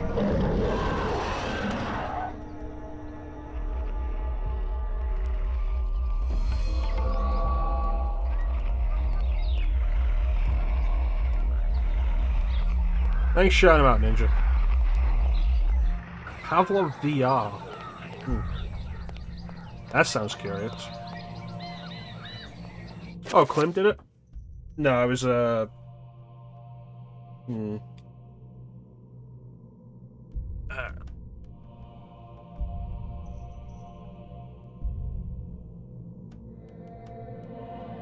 I appreciate the lurk and the subscription, Ada. Hope you're having a good day, man. Yeah, Ada does good stuff over on his channel. Motherfucker. Ada does good stuff over on his channel.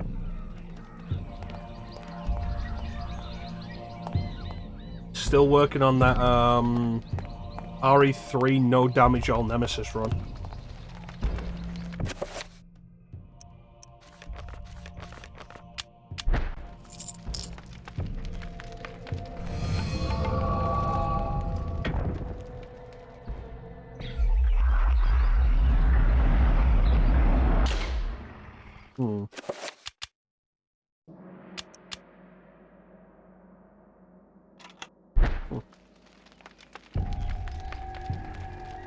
Alright, let's go in this one. Time are we at? 3.5 hours. Hey, thanks so much for the sub, man. Won't be a long remember you haven't used Prime subbing forever. Thanks shouting Mir out. Mir plays good stuff. And also Art and Elico. Ooh. But no, Mir does good stuff. Definitely check Mir out. Gonna do another BRB though. The intent is to go for quite a while tonight. I could go for like at least another 4 hours. 4.5 hours. If I chose to. So we're gonna do another BRB. I'm gonna grab a drink. Everybody go and stretch. Do your exercises, grab yourselves a drink. And we'll be right back to continue this in just a moment.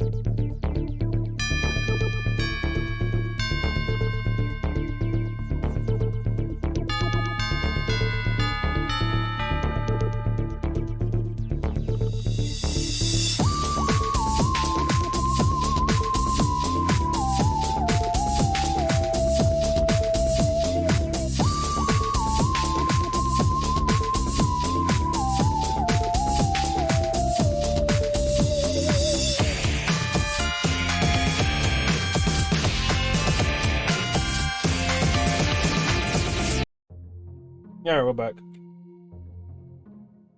On the intermission screen. I need to see if I get myself like a new intermission screen.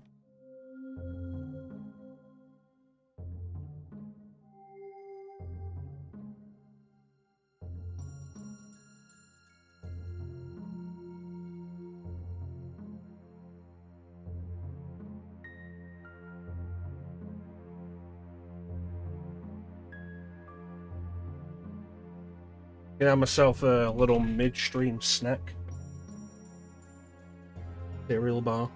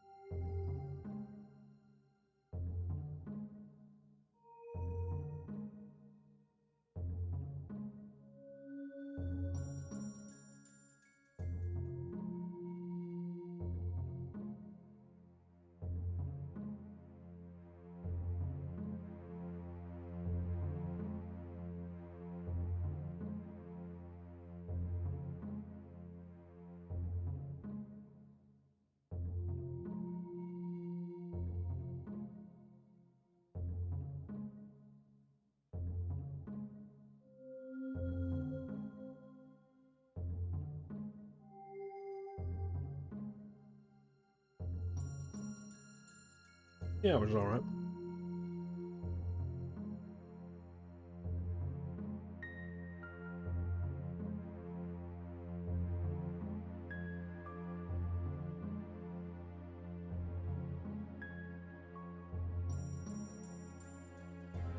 Yeah, in regards to what you said though, man, like co-op streams can be some of the funniest stuff you'll ever do. They're always great.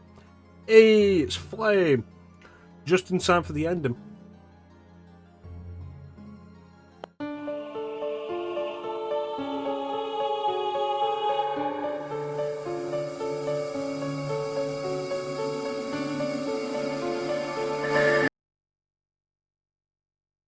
Nah, Ninja's right, we're going for a while yet. Like, co-op streams can be so much fun. Big part of the reason why I like doing them. Like, Clem and I always have a blast. Stone statue of a Naga. Snake-headed demon stands guard in the corner of the room. In the corner of the room. A raised platform stands before it with a bracelet on it.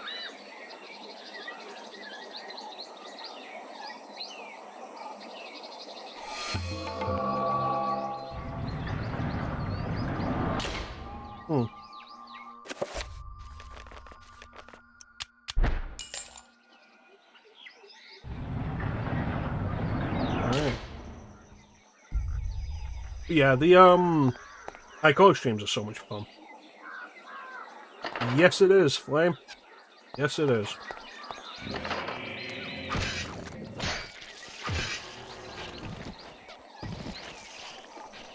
You know, at some point I should go back and actually do all of that Indiana Jones game. And because I'm doing, because I'm on PC now, I could do the Indiana Jones adventure games. Last Crusade and Fate of Atlantis.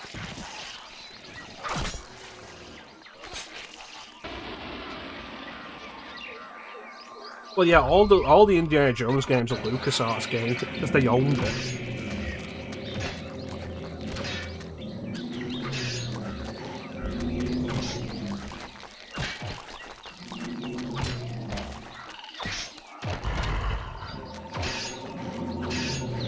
The guy's going the wrong way.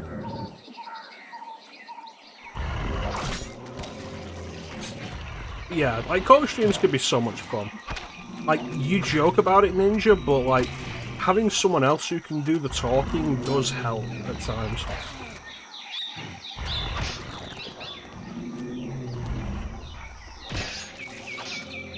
I mean the one where he takes his clothes off, then takes his skin off, and then takes his muscles off, and then he's just a skeleton dancing at the end. Yeah, that one's called Rock DJ.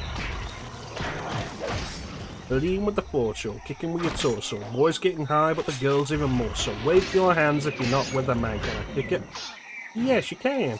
I got rap, you got, we got everybody. Can't get a girl, but your best friend can. It's time to move your body.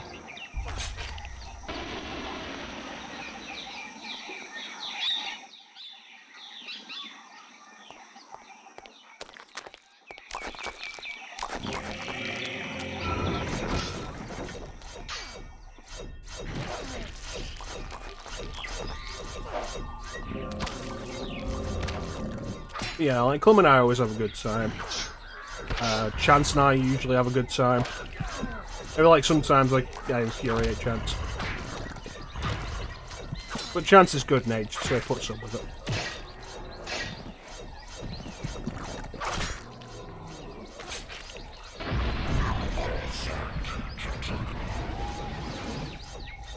Do it again.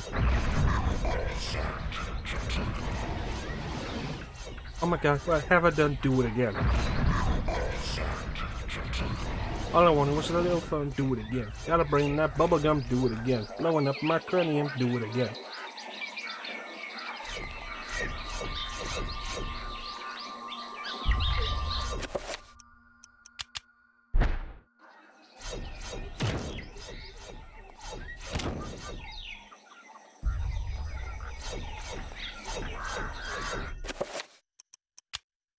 Yeah, Chance is good people. I like Chance. Look forward to getting back to SMT with Chance.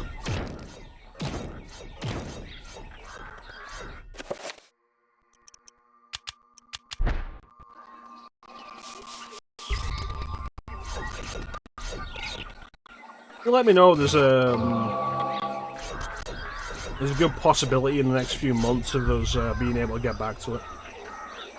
Stone is scared of fire. Hiding in the shadows, a statue watches over the room. A brief inspection reveals flecks of silver metal marring the statue's wrist and neck, possibly indicating the direction used to be there.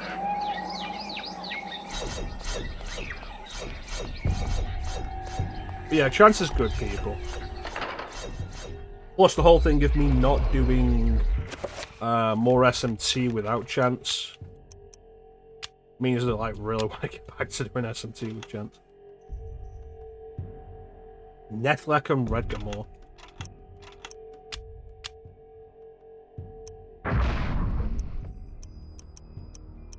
Which one of you motherfuckers is Redgamore? I'm gonna assume you're Nethlek.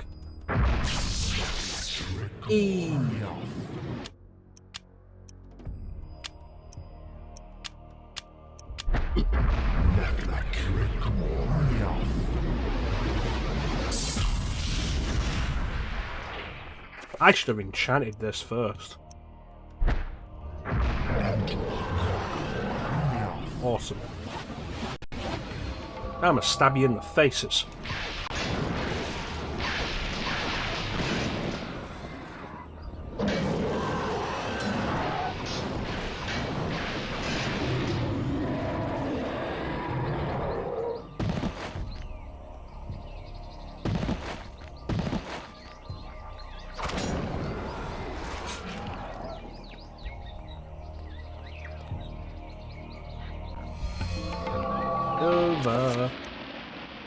Silver necklace, silver bracelet. Yeah, that's probably one. Let's go back. Like I always say, kick it in the dick until it pisses blood.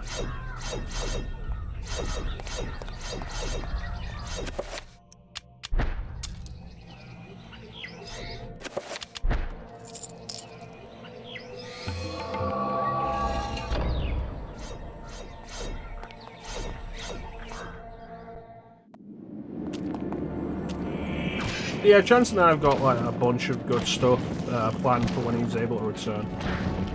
Mom always said life is like a hall full of guillotines and blades. Yeah, we got some good stuff planned. Continuing Persona 3.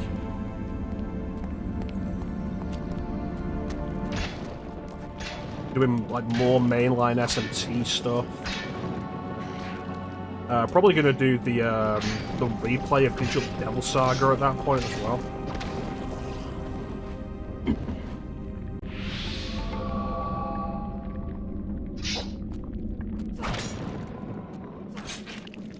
Partly because it's Chance's favourite RPG, or like, favourite SMT game. Motherfucker.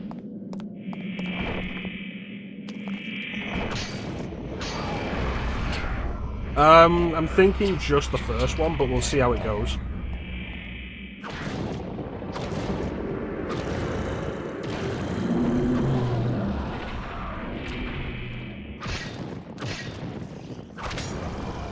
The intention is with the replay to do the Demi-Fiend fight. Whether we'll win it or not is a different question, but like, we'll go into it.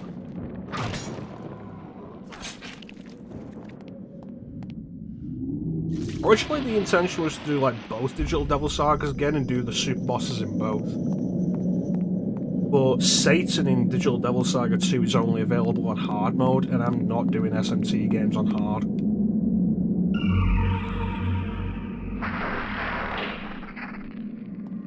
I feel like they just stopped being fun at that point.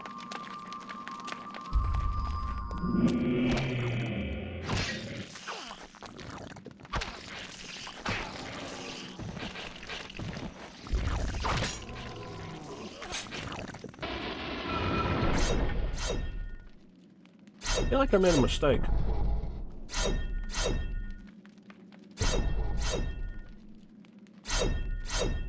Well, that's the thing, Flame. Like I say, like, go at the Demi-Fiend fight? No.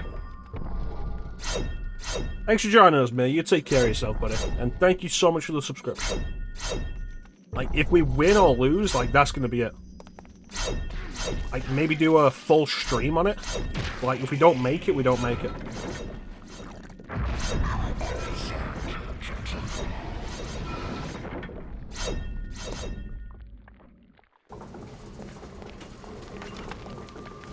You look suspicious. Statue carved granite depicting a ceremonial temple god. It appears to be keeping watch on the sea goddess in the corner of the room.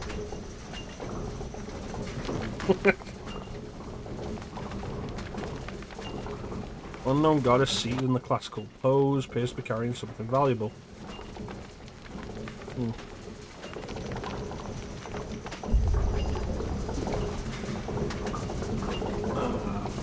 Yeah, press it.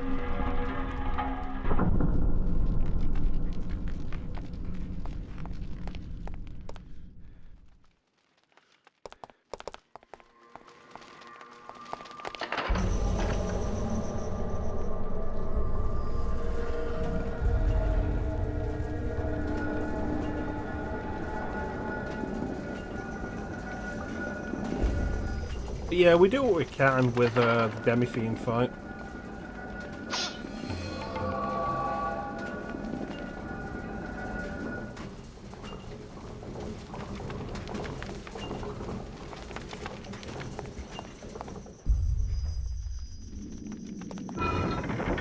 Ah, shit. Like... Oh, shit.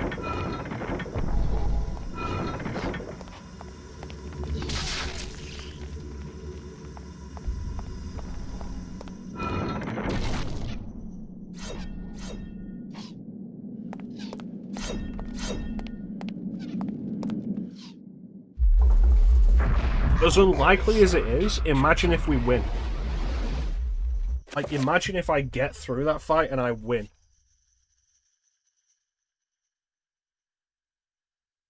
Oh, but now we can't talk about SMT anymore, Flame. Thanks for joining us, though, buddy. You take care of yourself. You have some good day. The spell... I need Zelta. You know, it would have been nice if you'd actually goddamn casted that.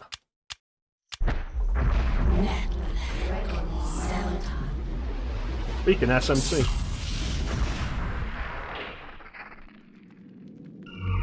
Yeah, like... If I win... Like, that's everything. Like, that's my gamer cred just done. I will never have to prove myself at anything ever again. Be perfect. That's a fair point. Yeah, push the button.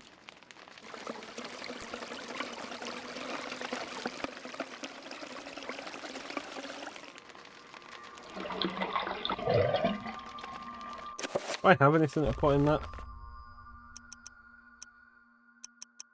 But no, Apocalypse, like, yeah. No.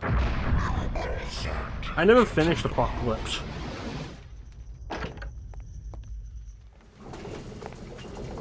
I will probably end up doing it at some point for stream. Which is frustrating, but like,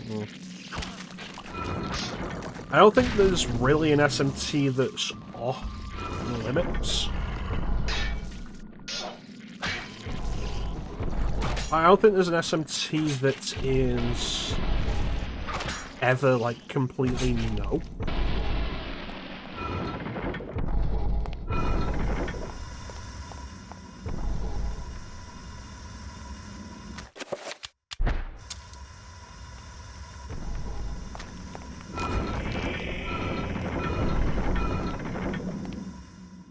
Strange Journey. I'm thinking with Strange Journey, like, do Strange Journey and Strange Journey Redux. In the same way of, like, I'm doing Persona 3 FES and Persona 3 Portable, Persona 4 and Persona 4 Golden, and currently intending to do Persona 5 and Persona 5 Royal.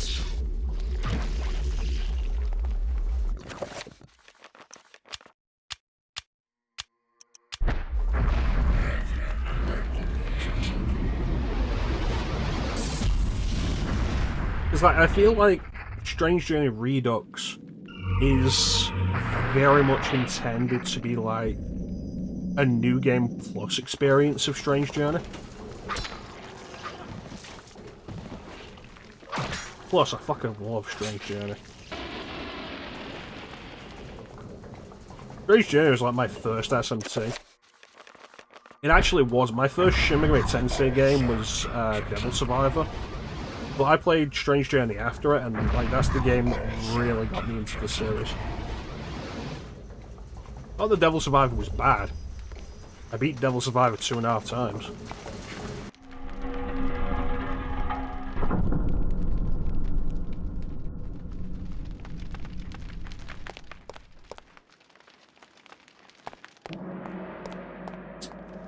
I suppose, like, we talk about ones that I wouldn't do. I don't want to do OG Devil Survivor.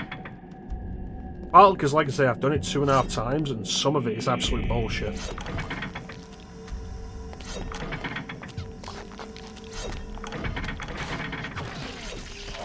Plus, I'm also not great with turn-based tactics to begin with. Yeah, absolutely overclocked. Get overbeaten in game half a time. I just never finished my 3rd playthrough.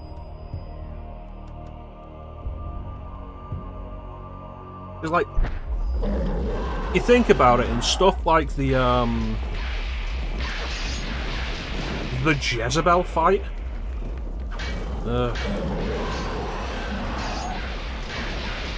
Like, Devil Survivor is absolutely fantastic. And like I say, beat it 2.5 times. Bear in mind, I'm not big on turn-based tactics games. To the point where, like, that's the main reason why I've not done turn-based tactics on stream before. I beat this game 2.5 times.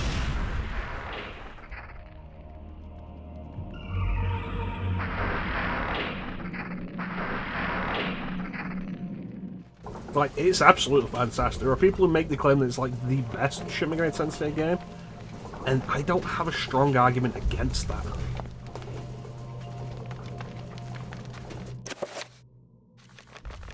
It is absolutely fantastic.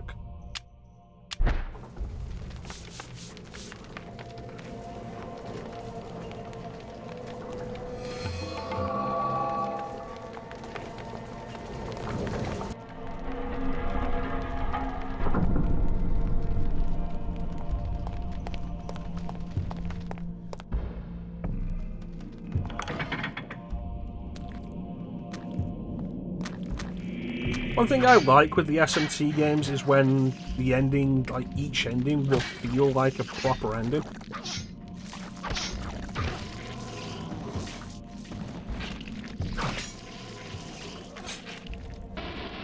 Oh yeah, if with the Akira route, like New Game Plus exclusive is such a cool idea.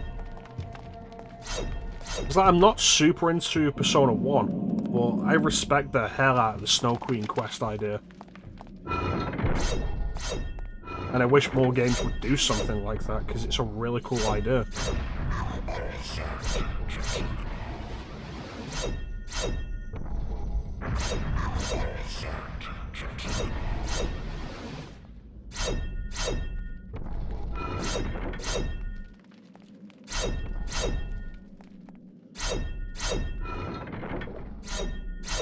That's why I say, like, the idea of it.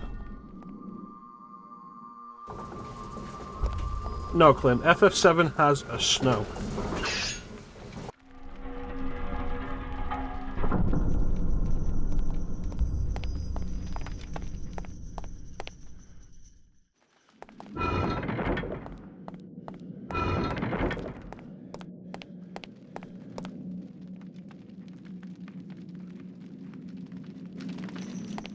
I need the Summon Trapper ability.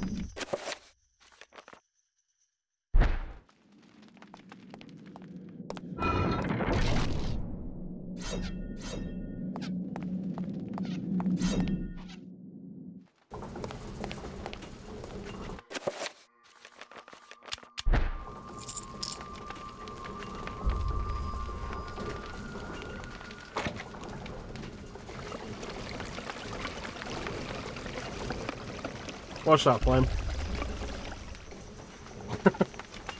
You know, no joke, I've considered it.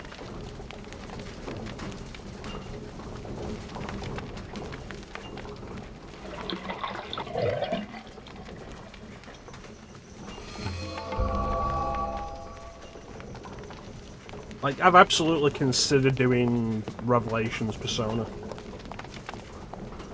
And then, like, eventually going back to Persona, doing PSP Persona, and doing Snow Queen. I know I'd absolutely regret going back for Snow Queen. But, like, part of it is definitely for the sake of the original soundtrack.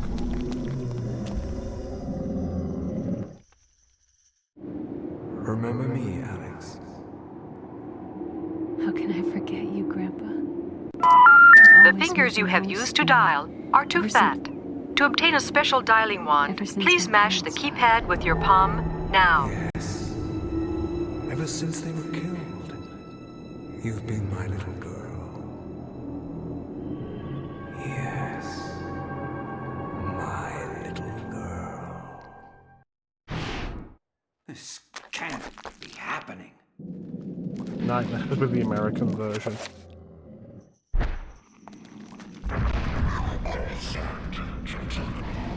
I think it's at least kind of interesting.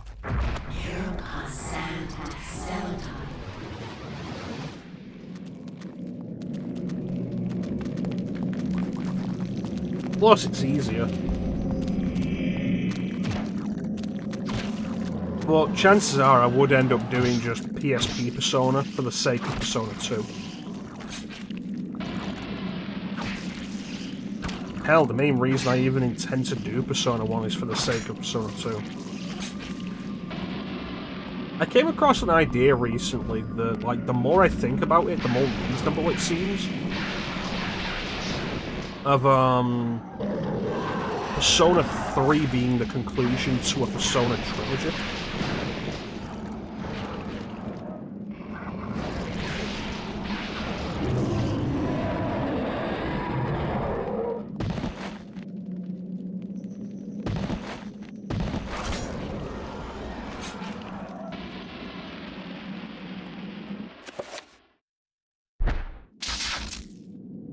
That's not good.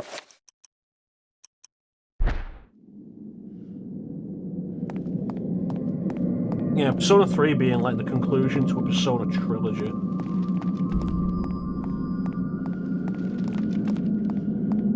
Because it follows similar themes and concepts to Personas 1 and 2, culminating in the final battle, which feels like a conclusion to the series, especially with the battle for everyone's soul, which makes use of the aria of the soul as a battle theme, which is fucking hype.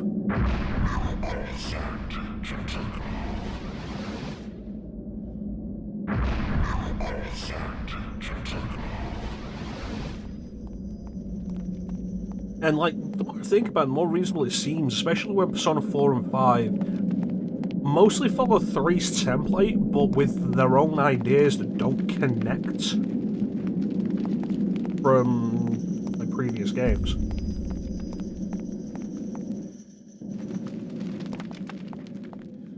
Like, regardless of what you think of them, Personas 4 and 5 are basically Persona 3 again, in a lot of ways.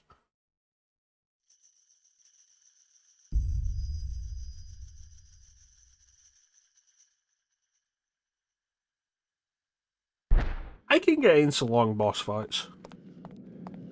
Like, as long as they're not tedious. That didn't even crush.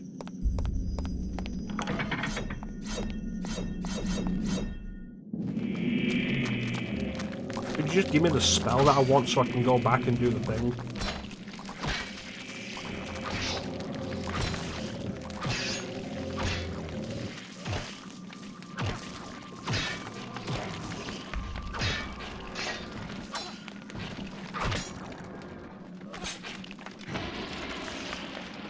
I don't know that I'd call Persona 3 edgy.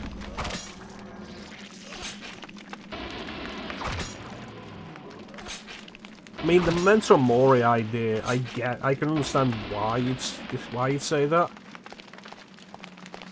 But I feel like it's all very purposeful.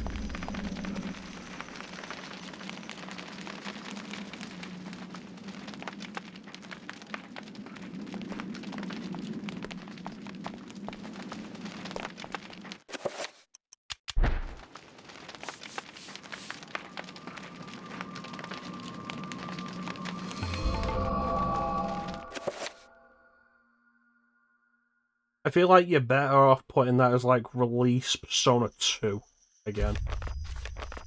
And, like, specifically all of Persona 2.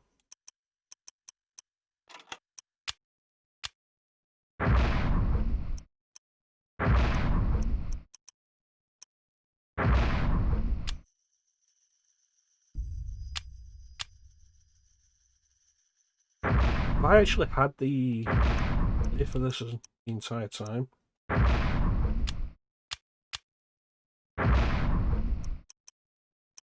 Okay, so it's creature.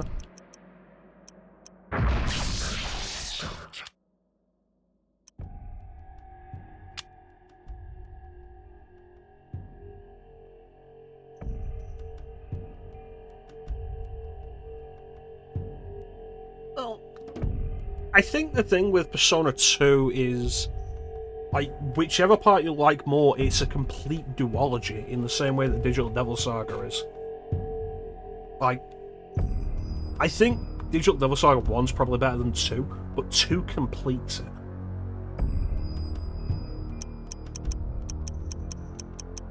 Where's my spell 12?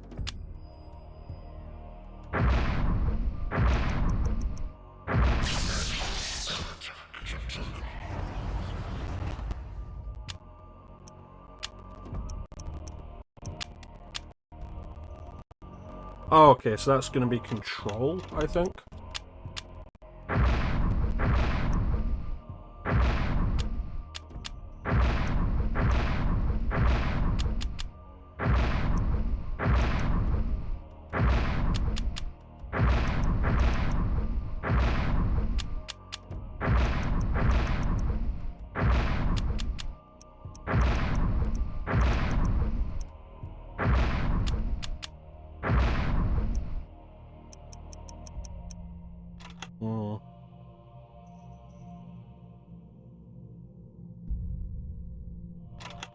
Final Fantasy VIII.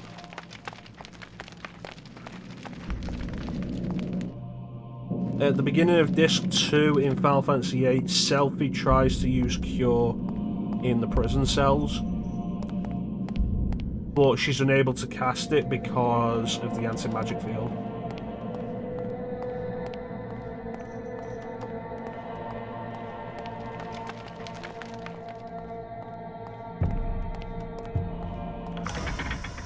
Fuck.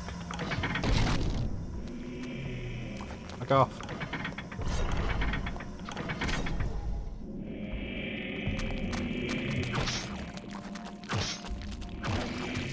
But no, it's one of those things, like, Atlas should absolutely release, like, a Persona trilogy thing.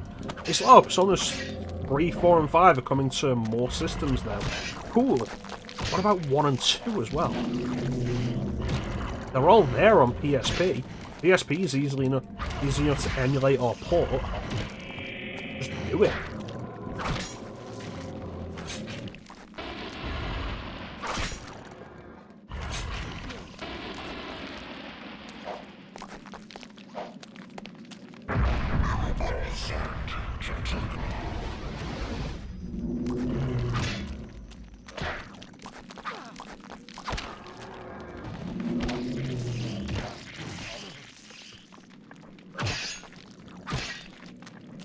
Oh, in actual gameplay, Klim, you don't lose the ability to use magic there.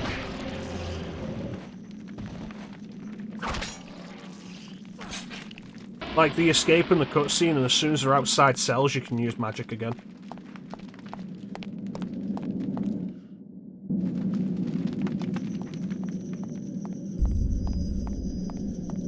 Like, Atlas could absolutely sell Personas 1 and 2. No jokes here, Clem.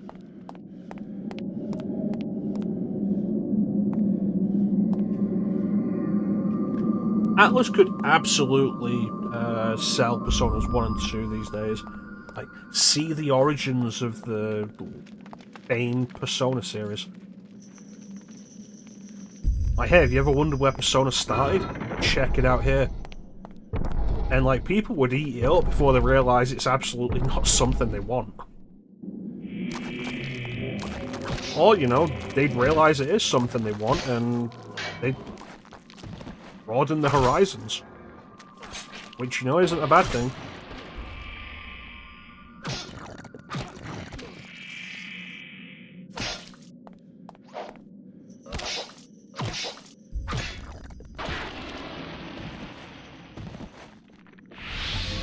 Oh, Atlas will absolutely put the option of using the original soundtrack in as DLC.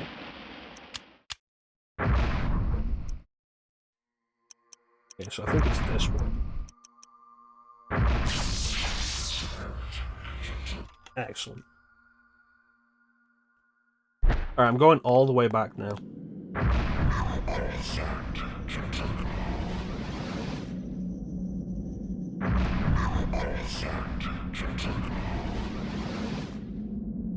I would just hope that it wouldn't be, like, really half-arsed in the way it's done. I'm thinking of, like, Nocturne HD has the option, if you bought the DLC, of replacing battle themes with SMT1, SMT2, SMT4, or SMT4 Apocalypse battle themes. But it only works for battles on the world map specifically, and you spend so little time on the world map that it's absolutely not worth considering. The Persona 5 Deer costume DLC stuff is like... The reason I wanted any of it is because music. More battle music? Absolutely. Music is how you can sell me on this kind of thing. But with every single one of the games that's featured that has had some kind of updated re-release with any kind of extension to the soundtrack, they used the new soundtrack. So with Persona 1, the Persona 1 costumes, it gives you Lone Prayer rather than the original battle theme. With Persona 4, it gives you Time to Make History instead of Reach Out to the Truth.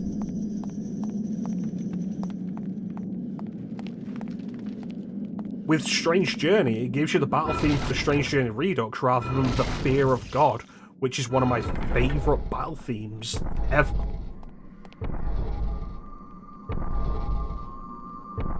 Yeah. This way?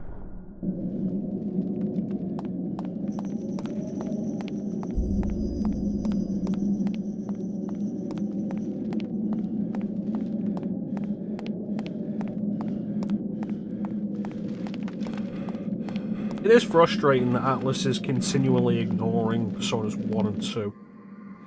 Because, like, people would buy them based on the name. People might not like them, but they would sell based on the name. That's easy money.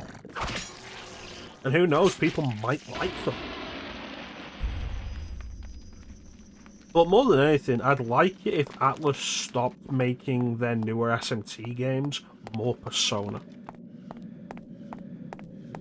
I get it, Persona sells, and I like Persona. But I also like Shin Megami Tensei, and I don't want the two to be overly mixed. Let Persona be its own thing, let Shin Megami Tensei be its own thing.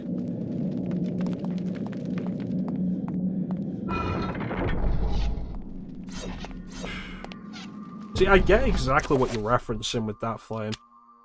That one review that was like...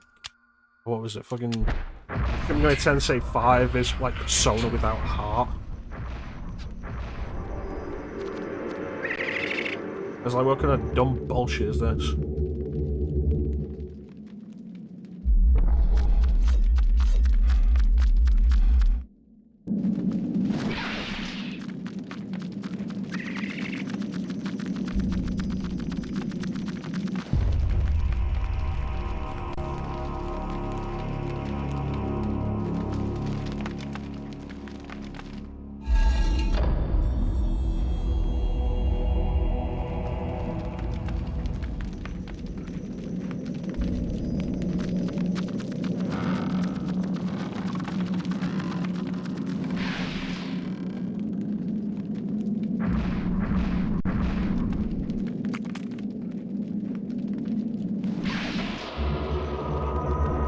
like, it brings up the whole problem of people... When SMT5 was coming out, there were people who were complaining that Atlas was doing anything other than Persona.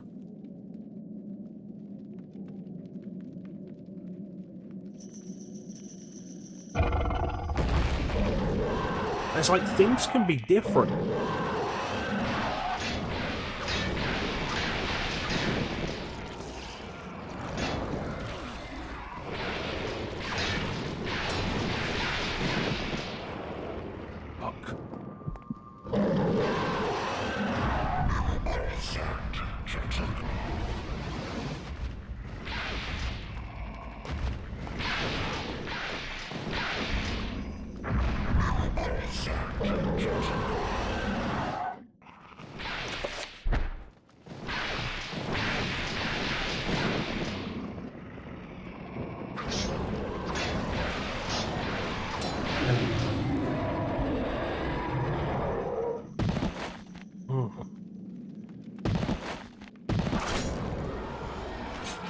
Yeah, things can be different. If everything's the same, then everything's boring.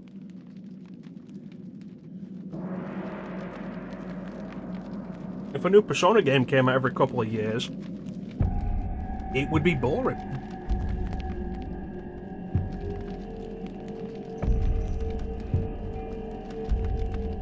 You know what? I don't mind that they're not there. I would just like to know why they're not there. Why can we still hear Belladonna when she's not there?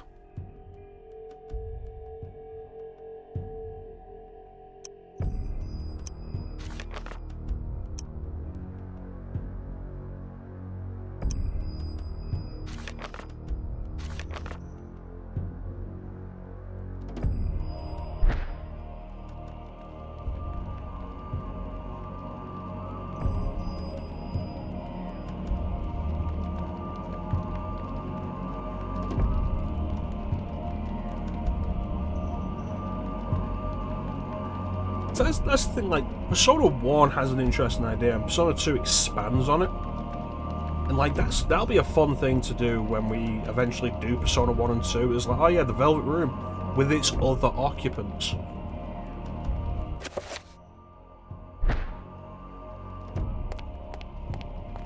He played the piano.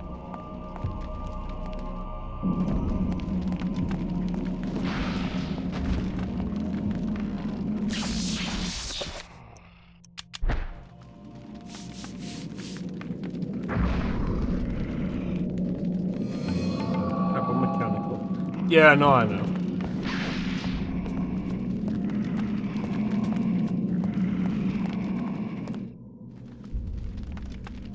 Alright, so that whole thing was optional. Like, doing that, coming back here with the Summon Trapper ability, gets us the Mantarok rune, which is the best rune. It's like, now, if I use the heal spell, Recover. But if I use that with Mantarok,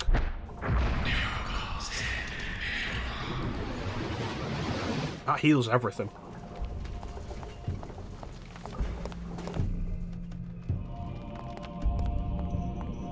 Mantarok hits all three elements at once. It's optional, but very much worth getting.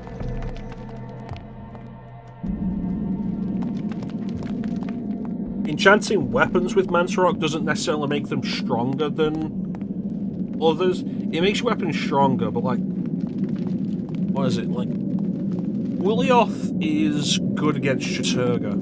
Mantarok will be good against Chaturga, but not as good as Ulioth. But Mantarok will also be good against Ulioth and Zelatath. I think that's what it is. It's worth going for anyway.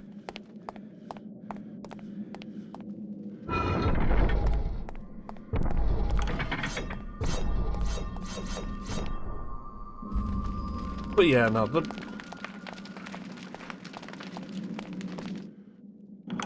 Persona is a good series. It can't really be denied. It's a really good series. Persona 5 is fantastic. Especially in the way it plays. But I don't want Persona 5 all the time, is the important point. Like when Shin Megami Tensei 5 came out, I was excited because it was a Shin Megami Tensei game. And you've got reviewers complaining because it's not Persona.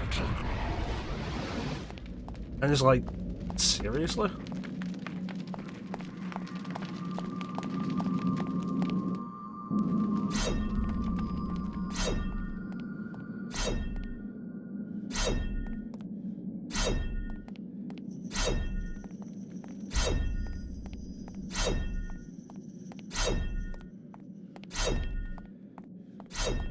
Not everything has to be the same thing. Variety is the spice of life.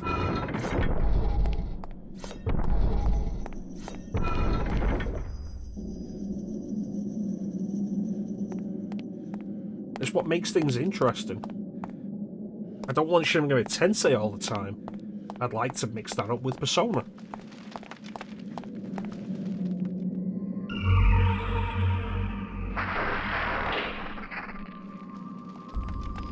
Well, that's the thing. Mighty No. 9 basically was Mega Man. I think Flame has the better argument there. Similar but different. Dino Crisis not having zombies. Dino Crisis not being Resident Evil. Onimusha not being Resident Evil. It's like, oh yeah, no, it's similar enough. You can see where the connections are. But it's also not the same thing.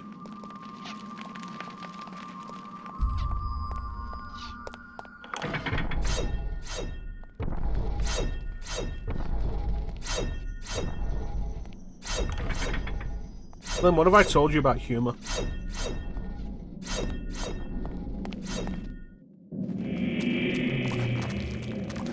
So Clint, here's a question for you. Would you rather do Mega Man X7 or Mighty No. 9?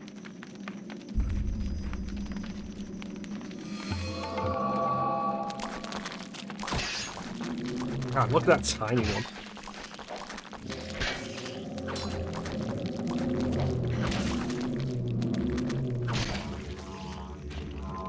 Oh, it's going to explode.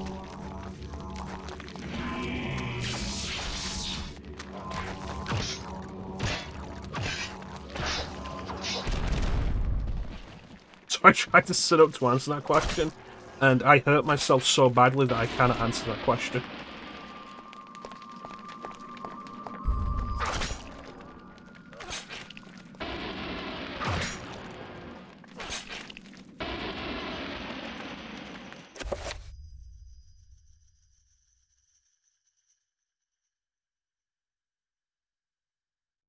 You'd rather hit this shit. Well, that's not what the question was, Cliff. One or the other. You don't get to choose a third option.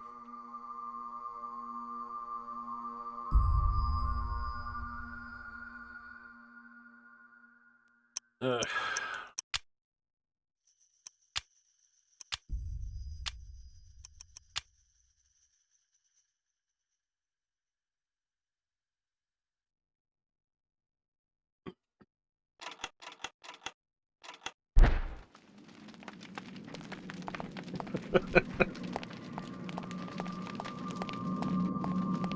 So what you're saying is I was right. You hurt yourself enough that you can't answer the question.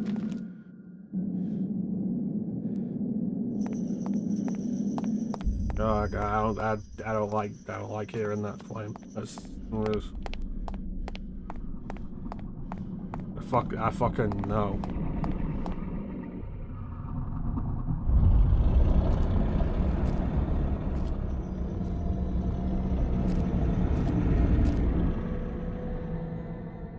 The power of Mantarok is not easily controlled. Oh, fuck yourself, you What makes skeleton you think bitch. I want to control it? Arrogant man. Kill him! Make sure you succeed this time.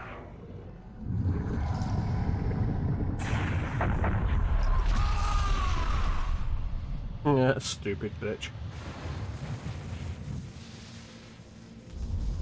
That's interesting, Clem. The darkness shall prevail. Because like I did play Mighty No. 9 for the Sunday showcase. And, like, it wasn't awful, it was just kind of mediocre.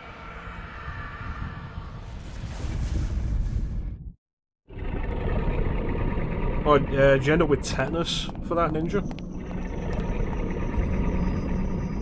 The corpse god Mantarok defies all human description. Massive, amorphous perhaps, but these words only capture the gross nature of the beast, not the specifics. Its form, seemingly without design or true function, stirs as Lindsay nears, awakened by his presence. With every breath, the creature's many mouths sigh and cough, sputtering in its torturous death throes. Cellulitis. Alright, thanks for sticking around, Flame. You take care of yourself, buddy, and have yourself a good night. I hope everybody enjoyed my, like the way I read that. It started to hurt my throat towards the end.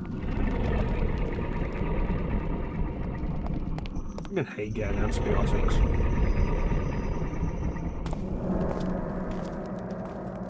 Ooh, that's not great.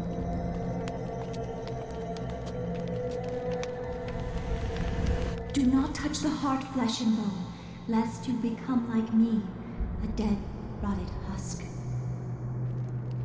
I have waited many centuries for you. It was not easy hiding from the Dark Ones as they searched for me. At first they passed by, not thinking that the heart was inside my dead body. But I was forced to find refuge here. You must seal the heart so it never contacts your flesh, and take it to the gathering of light. Take the heart there, or the world shall fall under a reign of eternal darkness.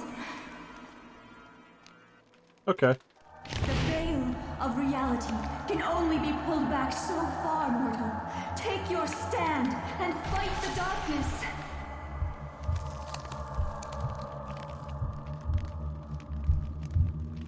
I'm just gonna put this in my hat.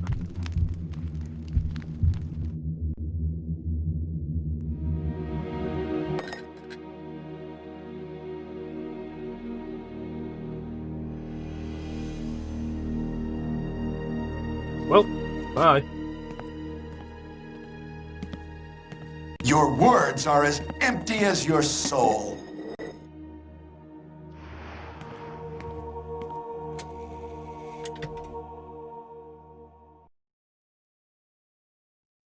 A fine piece for my collection.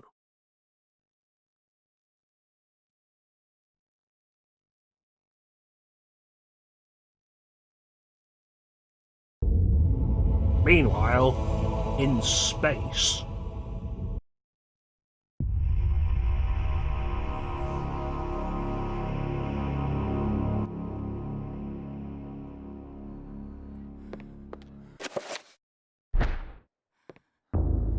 What did I learn there?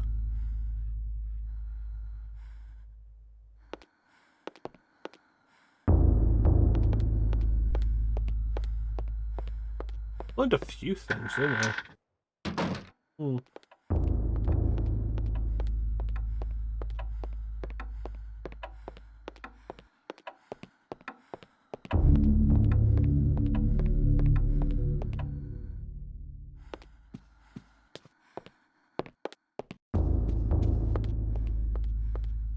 See, you do that as a scary thing, but the Harry Potter games did that all the damn time. It's just like whimsy. Alex discovers a pulp novel written by one Dr. Edwin Lindsay amongst the books on the shelf. This is where the Tome of Eternal Darkness indicated that something of value was hidden behind this book.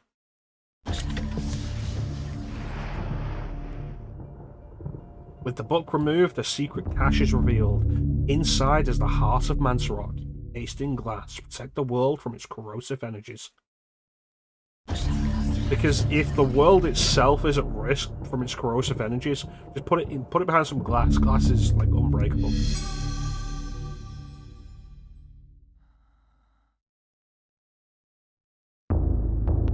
Wait a minute. These books contain the history of the Roivers family. Genealogy, birth and death records, deeds and writs. The Roivus history is a troubled one. As Mediterranean immigrants, the early Roivus were shunned by other settlers in North America. Suspected of witchcraft, the Roivus were convicted during witch hunts, forcing them into hiding. As memories faded, the Roivus rebuilt their lives. Alright, so where do I want to go? Dispel magic, I guess.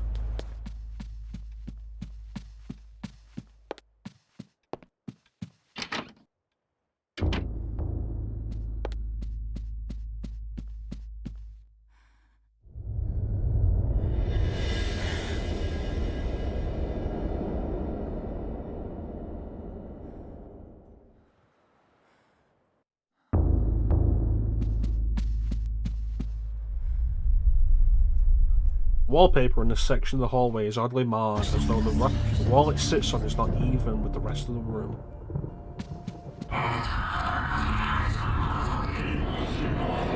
The stained glass depicts a glowing medieval maiden, luminous even with the faint light of the setting sun. The maiden clasps a piece of parchment in her hands, almost as if it... The window gives Alex a strange feeling, almost as if it was magical. Not really there. A glowing field of energy protects the window.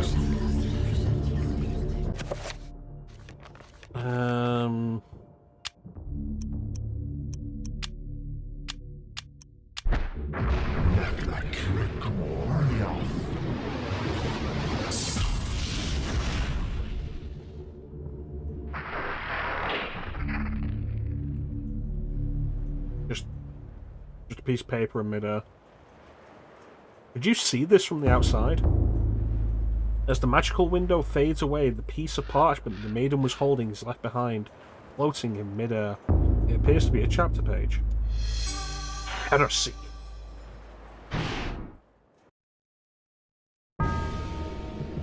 Meanwhile, 500 years ago...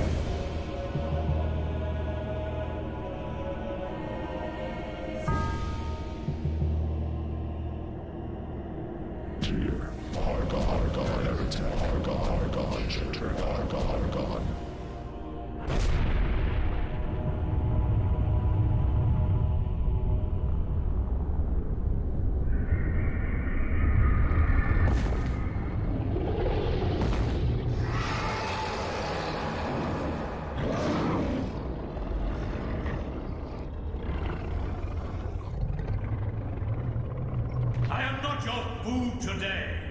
I am your master. Your task is to guard the artifact before you.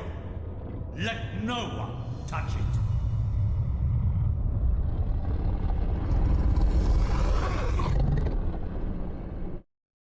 That's not Jesus. Oh, let me save, actually.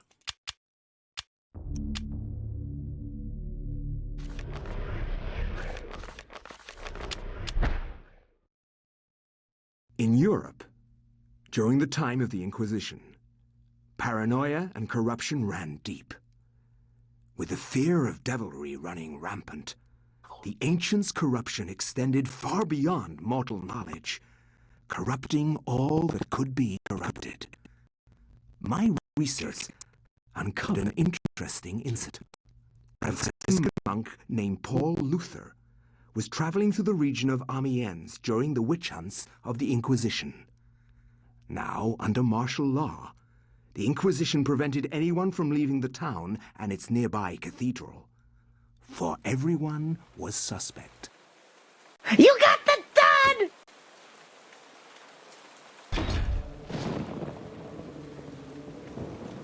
Welcome to Oubliette Cathedral, Brother Luther. Hey, Pius. I'm glad that our sacred order can bestow hospitality on our Franciscan brethren. I shall not impose, Excellency. Hey, Paul, I merely request lodging and a viewing of the sacred relic, the Hand of Jude. Many have traveled far and even risked their lives for a glimpse of the hallowed relic's true splendor. Of course, it would be wise to keep quiet during your stay. The Inquisition is here for a reason, brother. We seek to purge the deviancy from this town. I am sure that will not be a problem. Amiens appears to be a peaceful hamlet. The hell happened It to your appears voice? to be. But deviancy is secreted in the most deceptive places, which I believe is the case with Amiens. Then I wish you luck in your search. The Inquisition does not need luck, Brother Luther. Faith and purity are our guides. Yeah, it's absolutely Mobius the Time Streamer. Well, time to go. It would be inappropriate of Paul to leave so soon after his arrival, considering the kindness of His Excellency, Philip Augustine.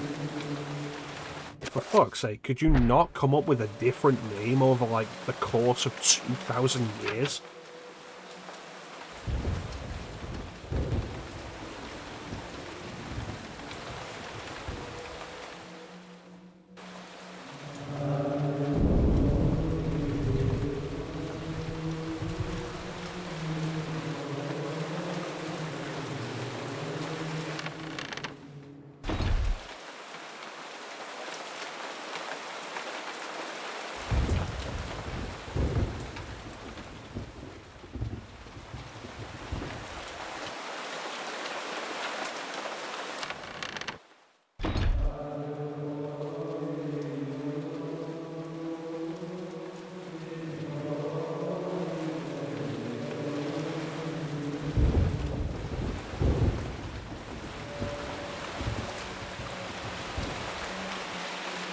Thick braided rope serves to ring the church bell. Usually it is the custodian's task to ring the bell at appropriate times. Perhaps he'll be along later to ring it. And I ran.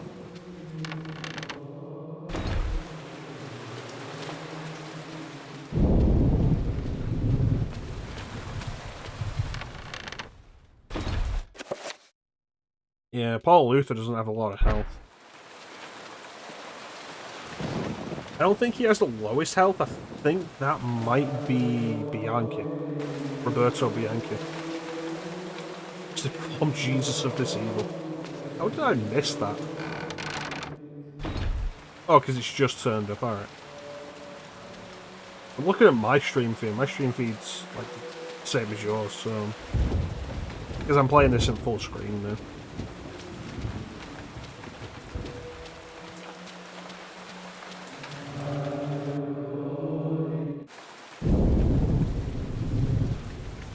For the love of God! God! Yes. Help! For the love Come of God. quickly!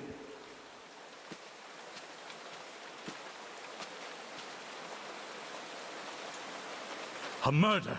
A murder most foul! What heresy is this? I found him lying here, dead. I called the guards. Ah. Is this our first suspect? Make sure no one touches the body. It must be examined for signs of devilry. As for this man, make sure he doesn't leave the cathedral. We will question him later. But... Hold your tongue, Franciscan, or it might bring my wrath upon thee.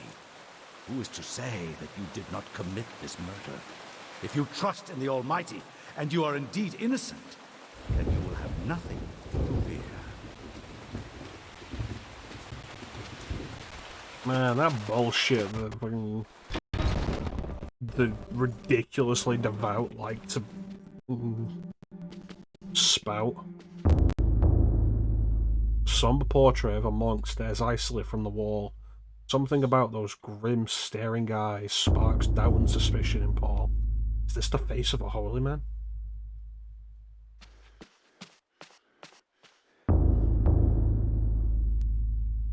The painting captures Paul's attention. A small emerald is disguised part of the painting, glinting in the candlelight as though it has some value beyond being a precious gem.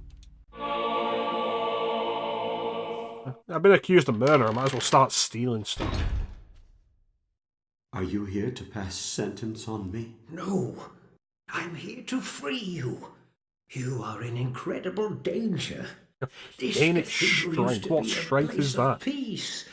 Now many strange things happen. Your words are as empty as your soul. Like the others. What do you mean? The body you found was Brother Andrew, and he was killed to protect a secret. We can't talk about it here. Find me in the bell tower later, and I shall aid thee further. Why are you releasing me? I don't want to see another innocent die Is that like Cam your Clark? Franciscan brethren. I have seen Brother Andrew make numerous entries into his journal.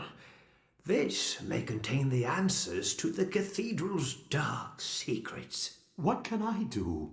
If I were you, I'd run. They will surely hunt me if I run. This has to stop. Then be it on your own head, Luther. Find Brother Andrew's journals if you can. He spent time in the old tower investigating. I believe I can find the key to the old tower in one of my stores. Later, come find me in the bell tower, and I will give it to you. Be swift. We can't evade them forever.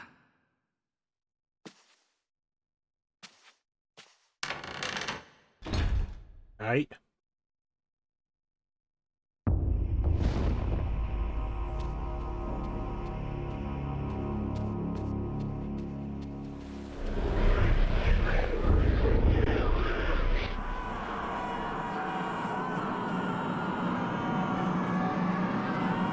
So one thing of note here is there's no statue for Lindsay.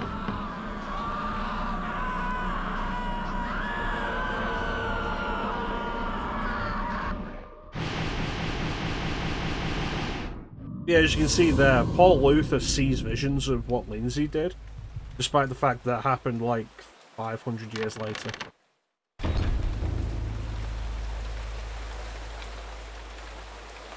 Paul cannot leave the cathedral until his name is cleared and the real murderer has been uncovered. To run away now would be an admission of his guilt.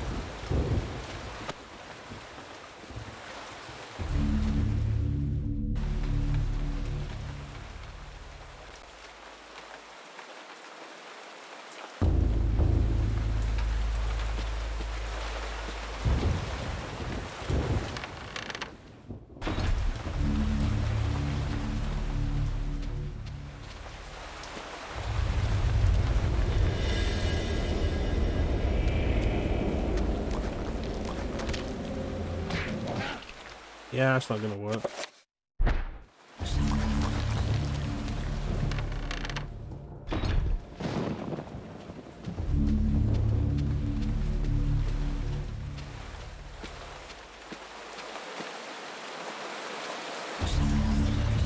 Paul is nervous about ringing the bell, fearing his own capture.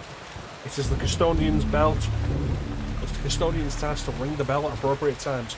Perhaps he'll be by later to ring it. Ring it anyway.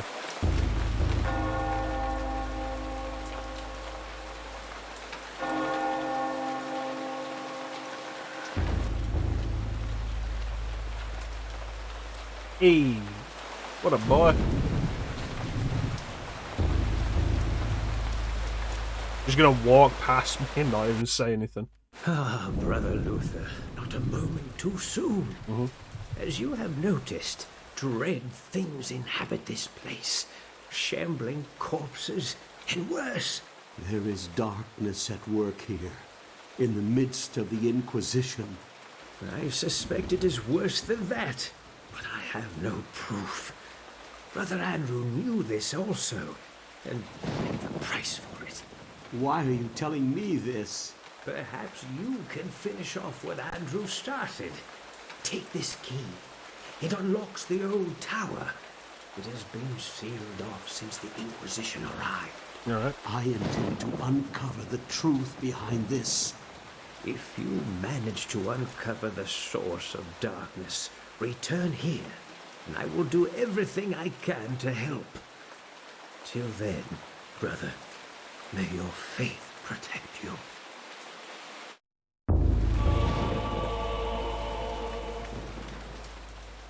Yeah, I don't have a weapon.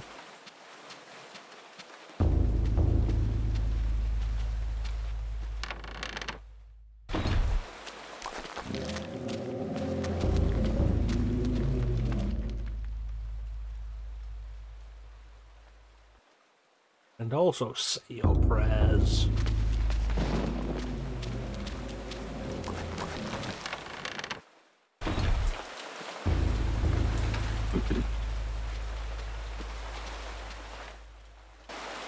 Alright.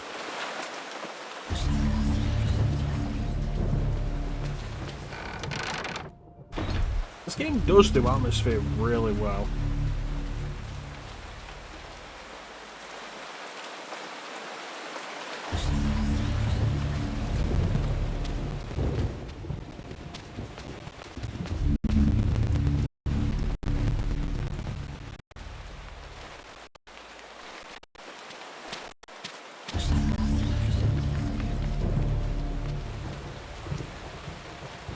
Simple podium and lectern provide the platform for a priest giving a sermon to his congregation.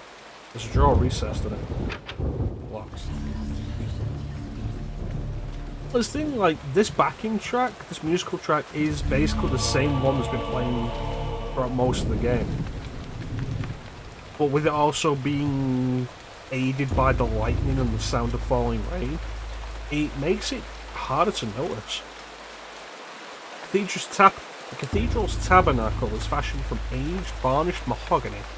Its doors are closed and there doesn't appear to be any way of opening them manually. Just smash them.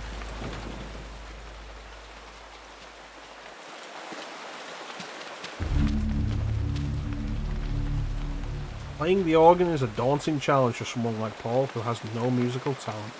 Paul could probably play the organ if there was some music to play.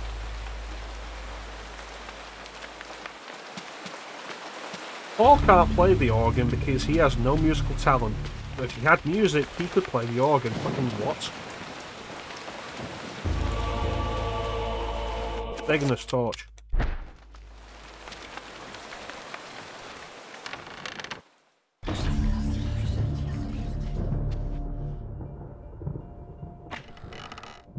Taking this crossbow. The rat carries robes and cloaks for ceremonial use. As Paul draws the robes back, something tumbles from inside. A podium key. I don't think necessarily that Paul's stupid because he can't play the organ. It's just a weird way to describe it of like, oh yeah, no, Paul doesn't have musical talent and can't play the organ. If Paul had music, he could play the organ. Like, that doesn't make sense. The woodcut shows an act of blasphemy. A host of demons prey upon humans like they were playthings, disemboweled by mocking demons, eaten or tortured by other carnal deviant acts. Okay.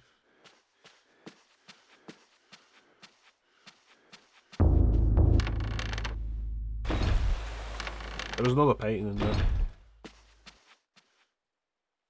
Woodcut depicting the effects of a plague. The spirit of death incarnate casts final judgment over a wealth of victims. Okay.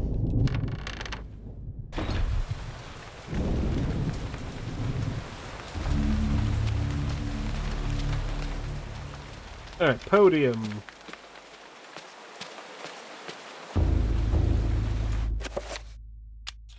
You know, it's probably crazy that this game is as long as it is. A diary page. I'd probably be down to play this game more often if it wasn't as long as it is. As it is, it's like a once every like year, couple of years playthrough kind of thing. Like you can see from the save here that like the last playthrough I did was 14 hours. It feels that way, but there's also a considerable amount of game left to go. I feel like we're not halfway through it yet. I finally arrived at Amiens, and my pilgrimage to see the Hand of Jude draws to a close. I cannot wait to lay eyes upon the sacred relic. My journey here has been arduous, and it shall be good to relax for a while in this peaceful village. Amiens is full of good people, strong in their faith and their role in our world. If the blight of witchcraft is present in this world, then I doubt it is in Amiens. Heresy. I feel like I'm supposed to have the mace by now.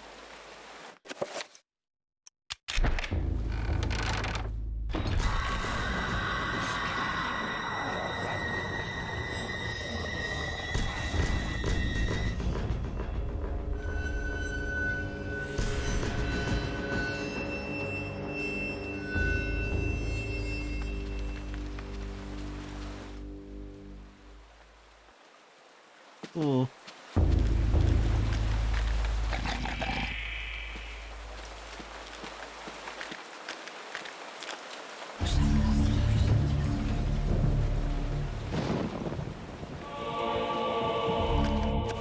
I can't remember how long it took me to get to this part last time I played.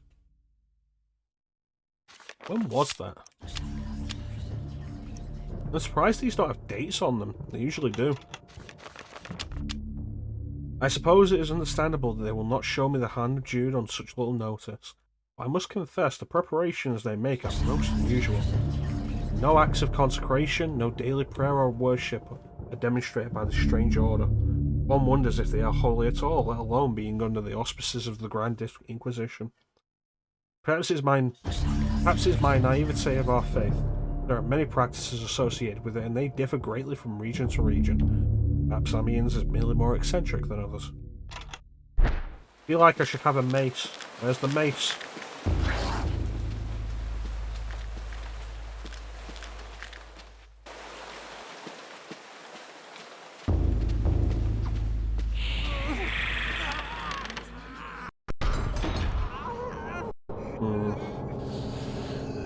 Hey, Anthony.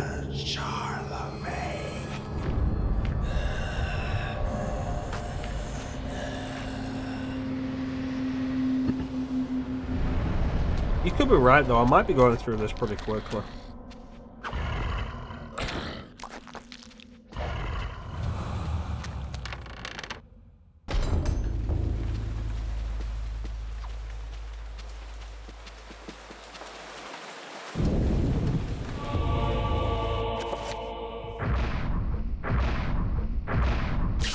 Awesome. Let me quick assign that.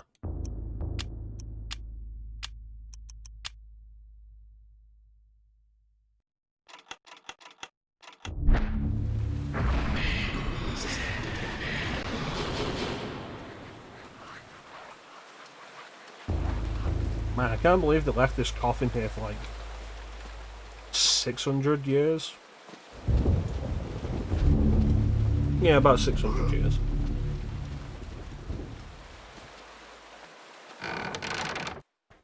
I'm sure I'm supposed to get the mace before the fight with Anthony.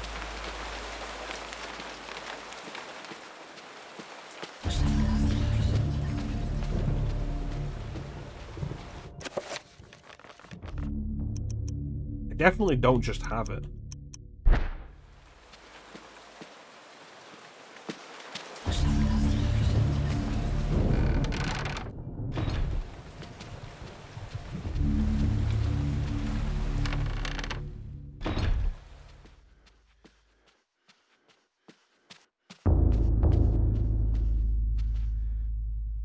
Frame fragment of written verse. It is in Latin and makes references to mostly diabolical entities.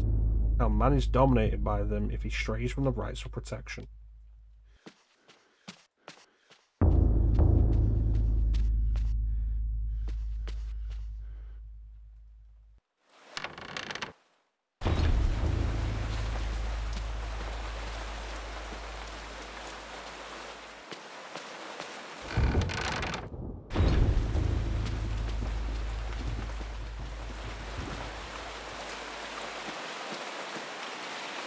Like the mace isn't a hidden item, I'm sure I should have it by now.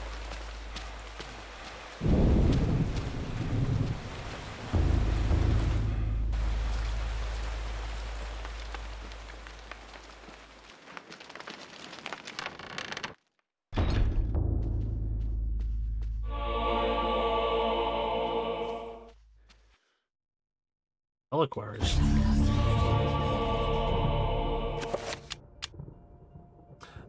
This is the forgeries of the reliquaries dating back to the late 13th century, exquisitely illuminated and bound with hard leather. Read, doubtless many obscure orders requiring more income than can be garnered from the tithe resorted to forging ancient relics to bring people from outside their region to their dioceses. Thus become more lucrative. While it could be said that a false hope is still hope, relics such as Cuthbert's jawbone, the hand of Jude, and the infamous thigh bone flute of Connaught, while being forgeries, deceived the righteous unjustly. Their existence as true relics is the utmost heresy.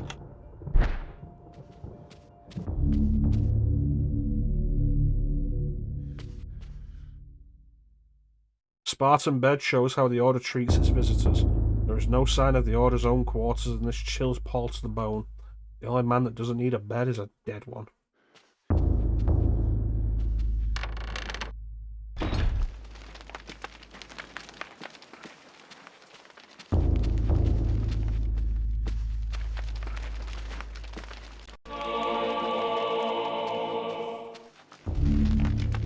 There it is.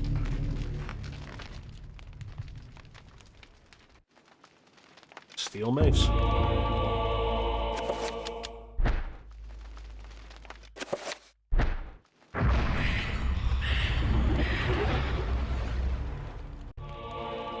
Alright, let's go bash Anthony's brains in.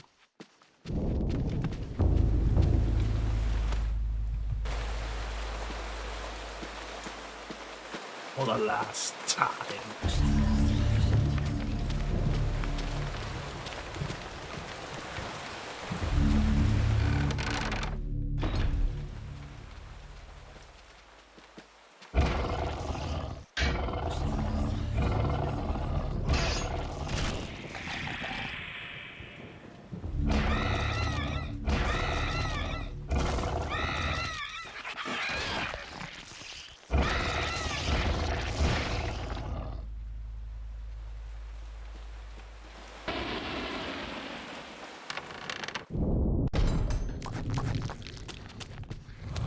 So I think the idea with Anthony here is like he's still trying to defend Charlemagne.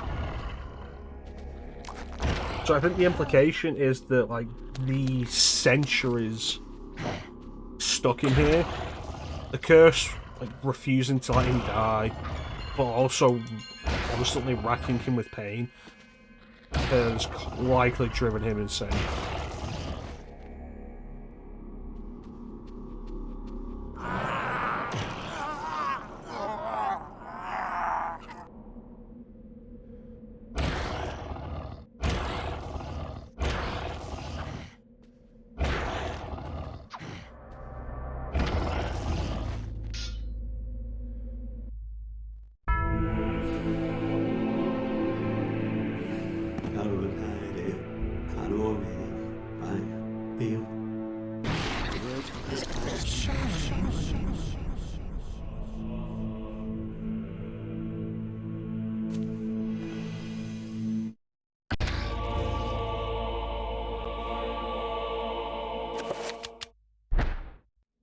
Taking your sword.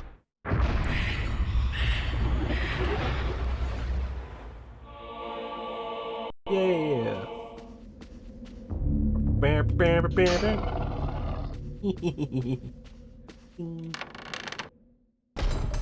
Alright, so I got the ruby from that. Let me go upstairs and kill that bone thief and see if anything else is up there.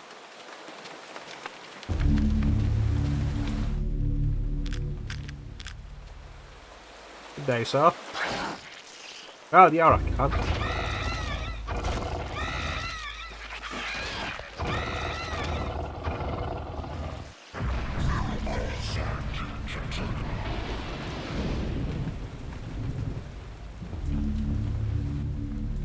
A sheet of music lies upon the bookshelf. One wonders what it sounds like.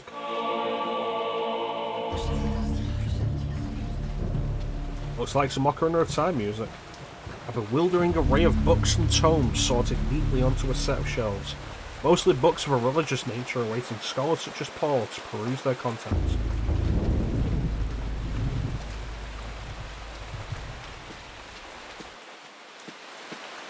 Alright, let's go. I wanna play the organ, give everybody a good time, make them dance, make them dance, make them have a fun day. Alright. The altar is bereft of holy adornment. No crucifix, no Bible, no sacrament of any kind. Paul is disturbed by this sight. What faith does the order practice? It's entirely possible to just remove the stuff at night so people don't steal it.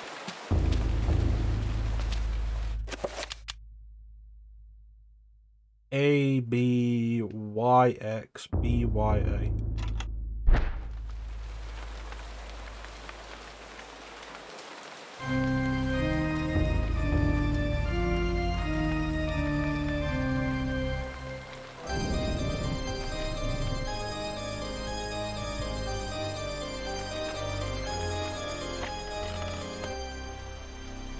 The 5-pointed star.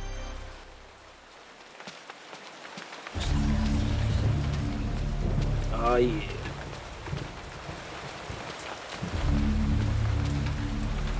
Tabernacle is almost empty. There are none of the things that should be there, such as holy water and other ritualistic items. Only a circle of power is lying on the lower shelf. Which is weird, because there's no upper shelf.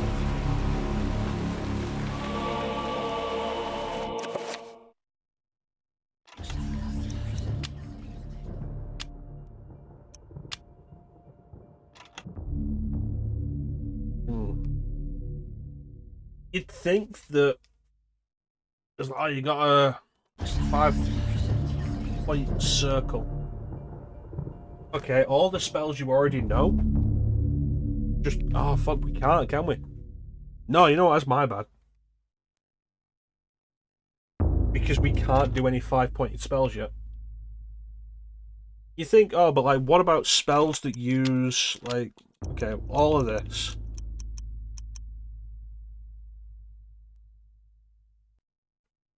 What about spells that use 4 of these? There isn't. A spell at max will only use 3 of those runes, regardless of whether it is a 5-point or a 7-point spell. Because it's the basic spell with extra runes that just increase the power. The Pargon rune.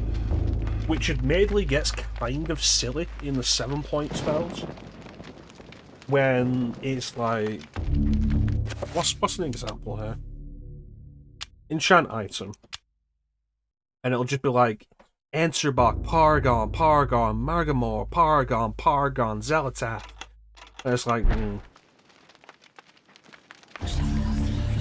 probably a faster way you could have done that. The bellows mechanism supplies the organ upstairs with air. It requires an expert hand and attention in order to keep in working order.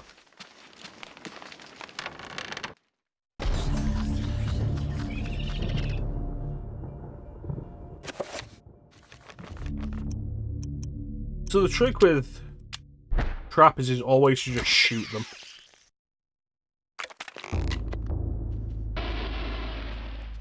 Like, you hear a trapper, just shoot the fucking thing.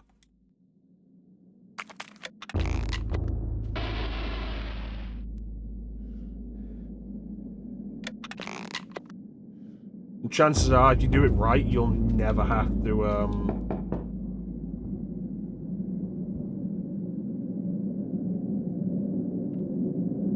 you'll almost never have to go to the trapper dimension.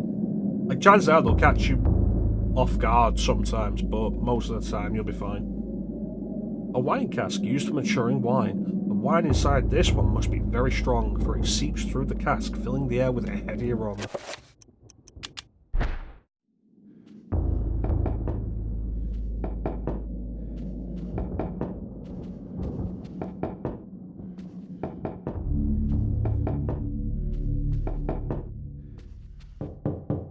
Knocking on this cask results in a hollow thud. It is empty. Why, when all the others are full of maturing wine? Turn the spigot.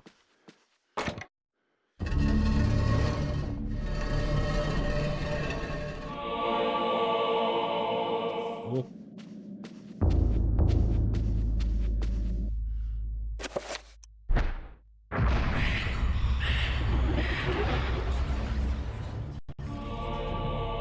Yeah, let's go.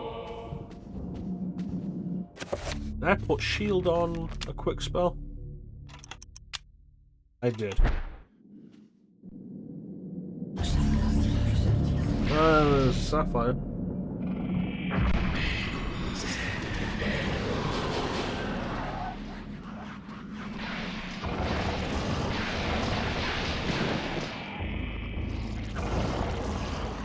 I burned through my shield really quick.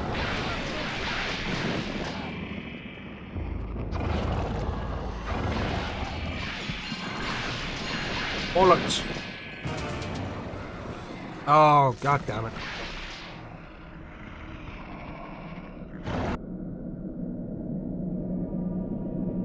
When was the last time I saved? This is the problem with playing modern games for a while. You forget the old games are like save or redo everything.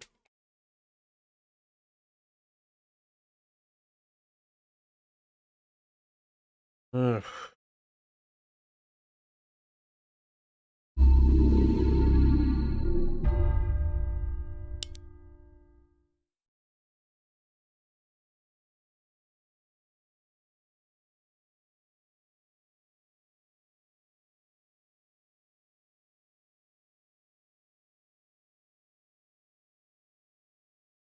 It was before the start of Luther's chapter.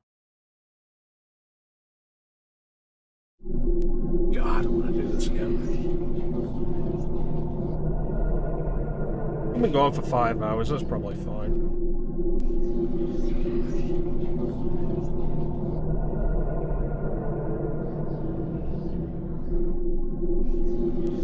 How much more do we have?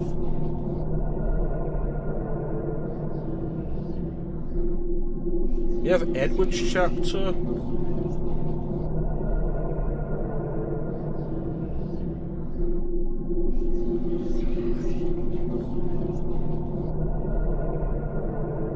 Okay, so there's Luther's chapter and there's the journalist chapter. Those are both in the church. Edward's chapter, Michael's chapter. It's 4 chapters, I'm sure there's more than that. Bianchi's chapter. 5 more chapters. And then Alex?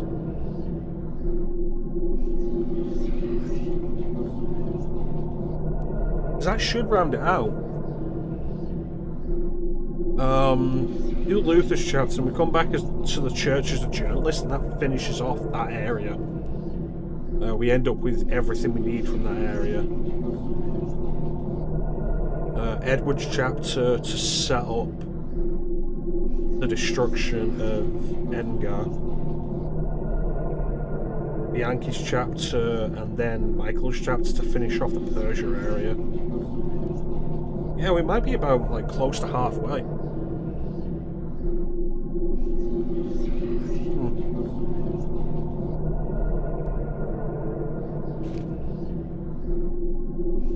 I need to remember to save more often. It's awkward because I remember being like really diligent with my saving the last time I did this.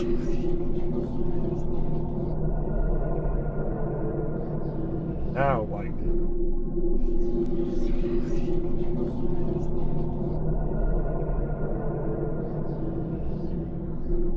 I might have also done it in widescreen last time, because I specifically remember like doing the game in widescreen, but the cuts, like the FMVs, are still 4:3, which was really weird.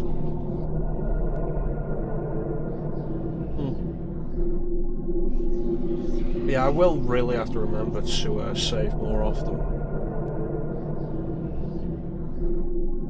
What a thrill, with darkness and silence through the night.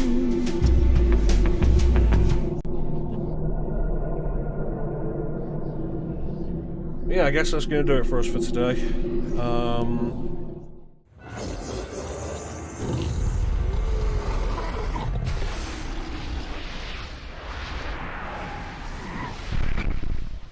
Nintendo.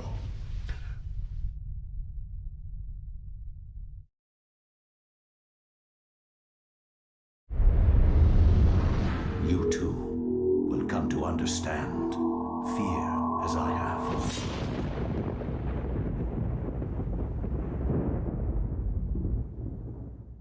Think.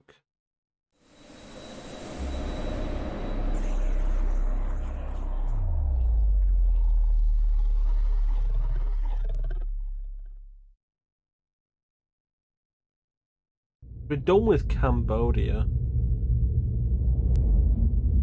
I feel like there's something I'm missing. The game's going to be longer than I'm thinking.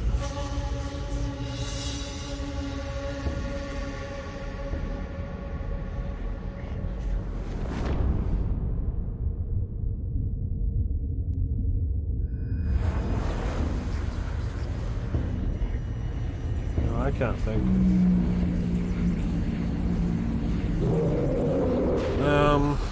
Yeah, I guess we'll wrap it up here, though.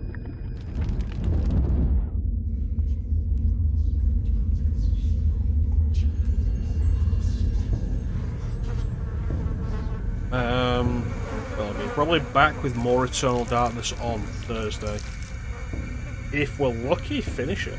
Like, finish Eternal Darkness then. 2 sessions would be really nice.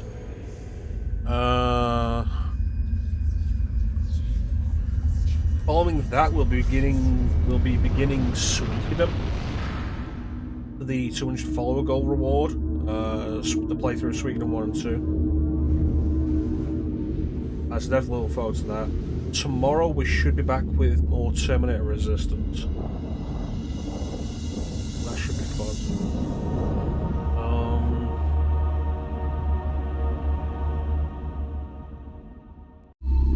10 Years of Resident Evil is currently on hiatus. It will return at a later date. We'll finish that. We'll get through all of it.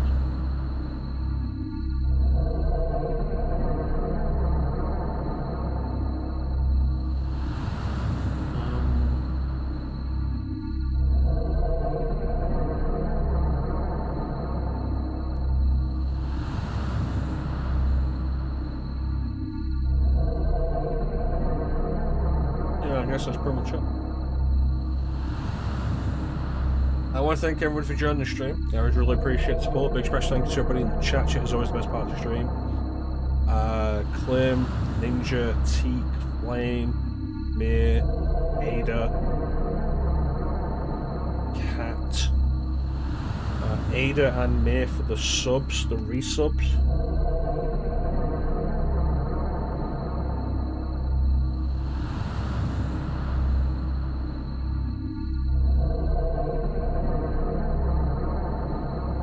Funko. I think that's everybody. Thanks so much for joining me, everybody. Like I said, always really appreciate the support. Chat is the best part of the stream. Back tomorrow with more Terminator Resistance. Back on Thursday with more Eternal Darkness, possibly concluding it. My last playthrough being 14 hours really has me thinking like that's not going to happen. I'm sure I'm missing something. I don't know though. We'll see. I'm expecting 3 sessions, so. But yeah, following Eternal Darkness will be Suikoden, which I'm absolutely looking forward to.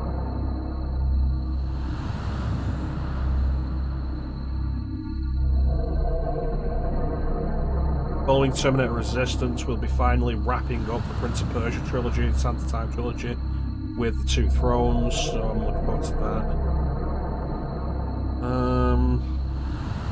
No Sunday stream this week. I will be working, unfortunately. Hopefully that won't happen again. I've put in a request to change my availability, so I'm just not in work on Sunday evenings or Monday mornings, so I can do those streams. We'll see how that goes.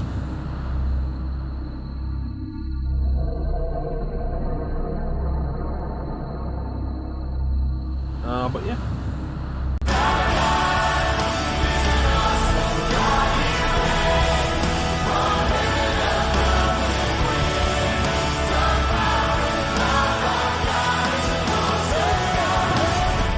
That would have been good to play like 20 minutes ago. Nintendo.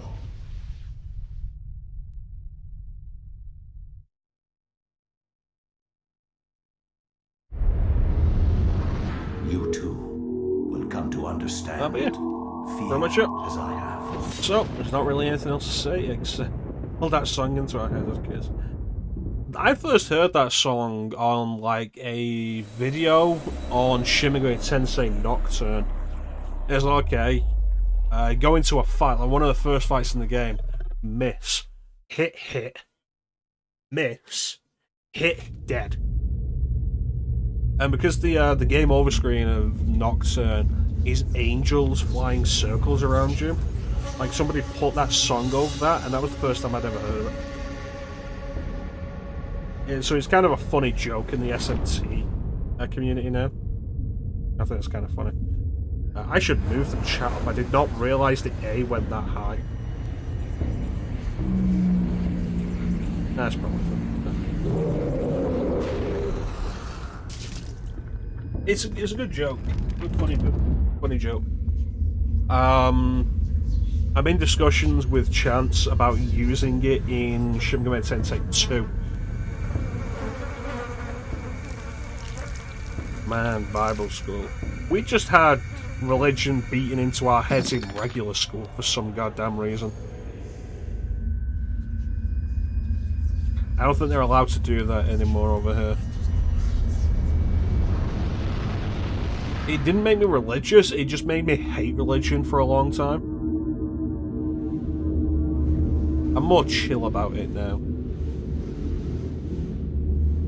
Now it's just a case of like, do your own religion, fine.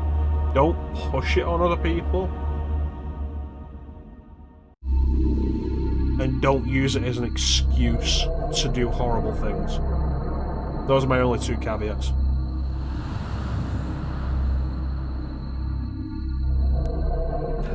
God mode in Rise of the Triad is actually really good. It's a power-up, and it's really cool.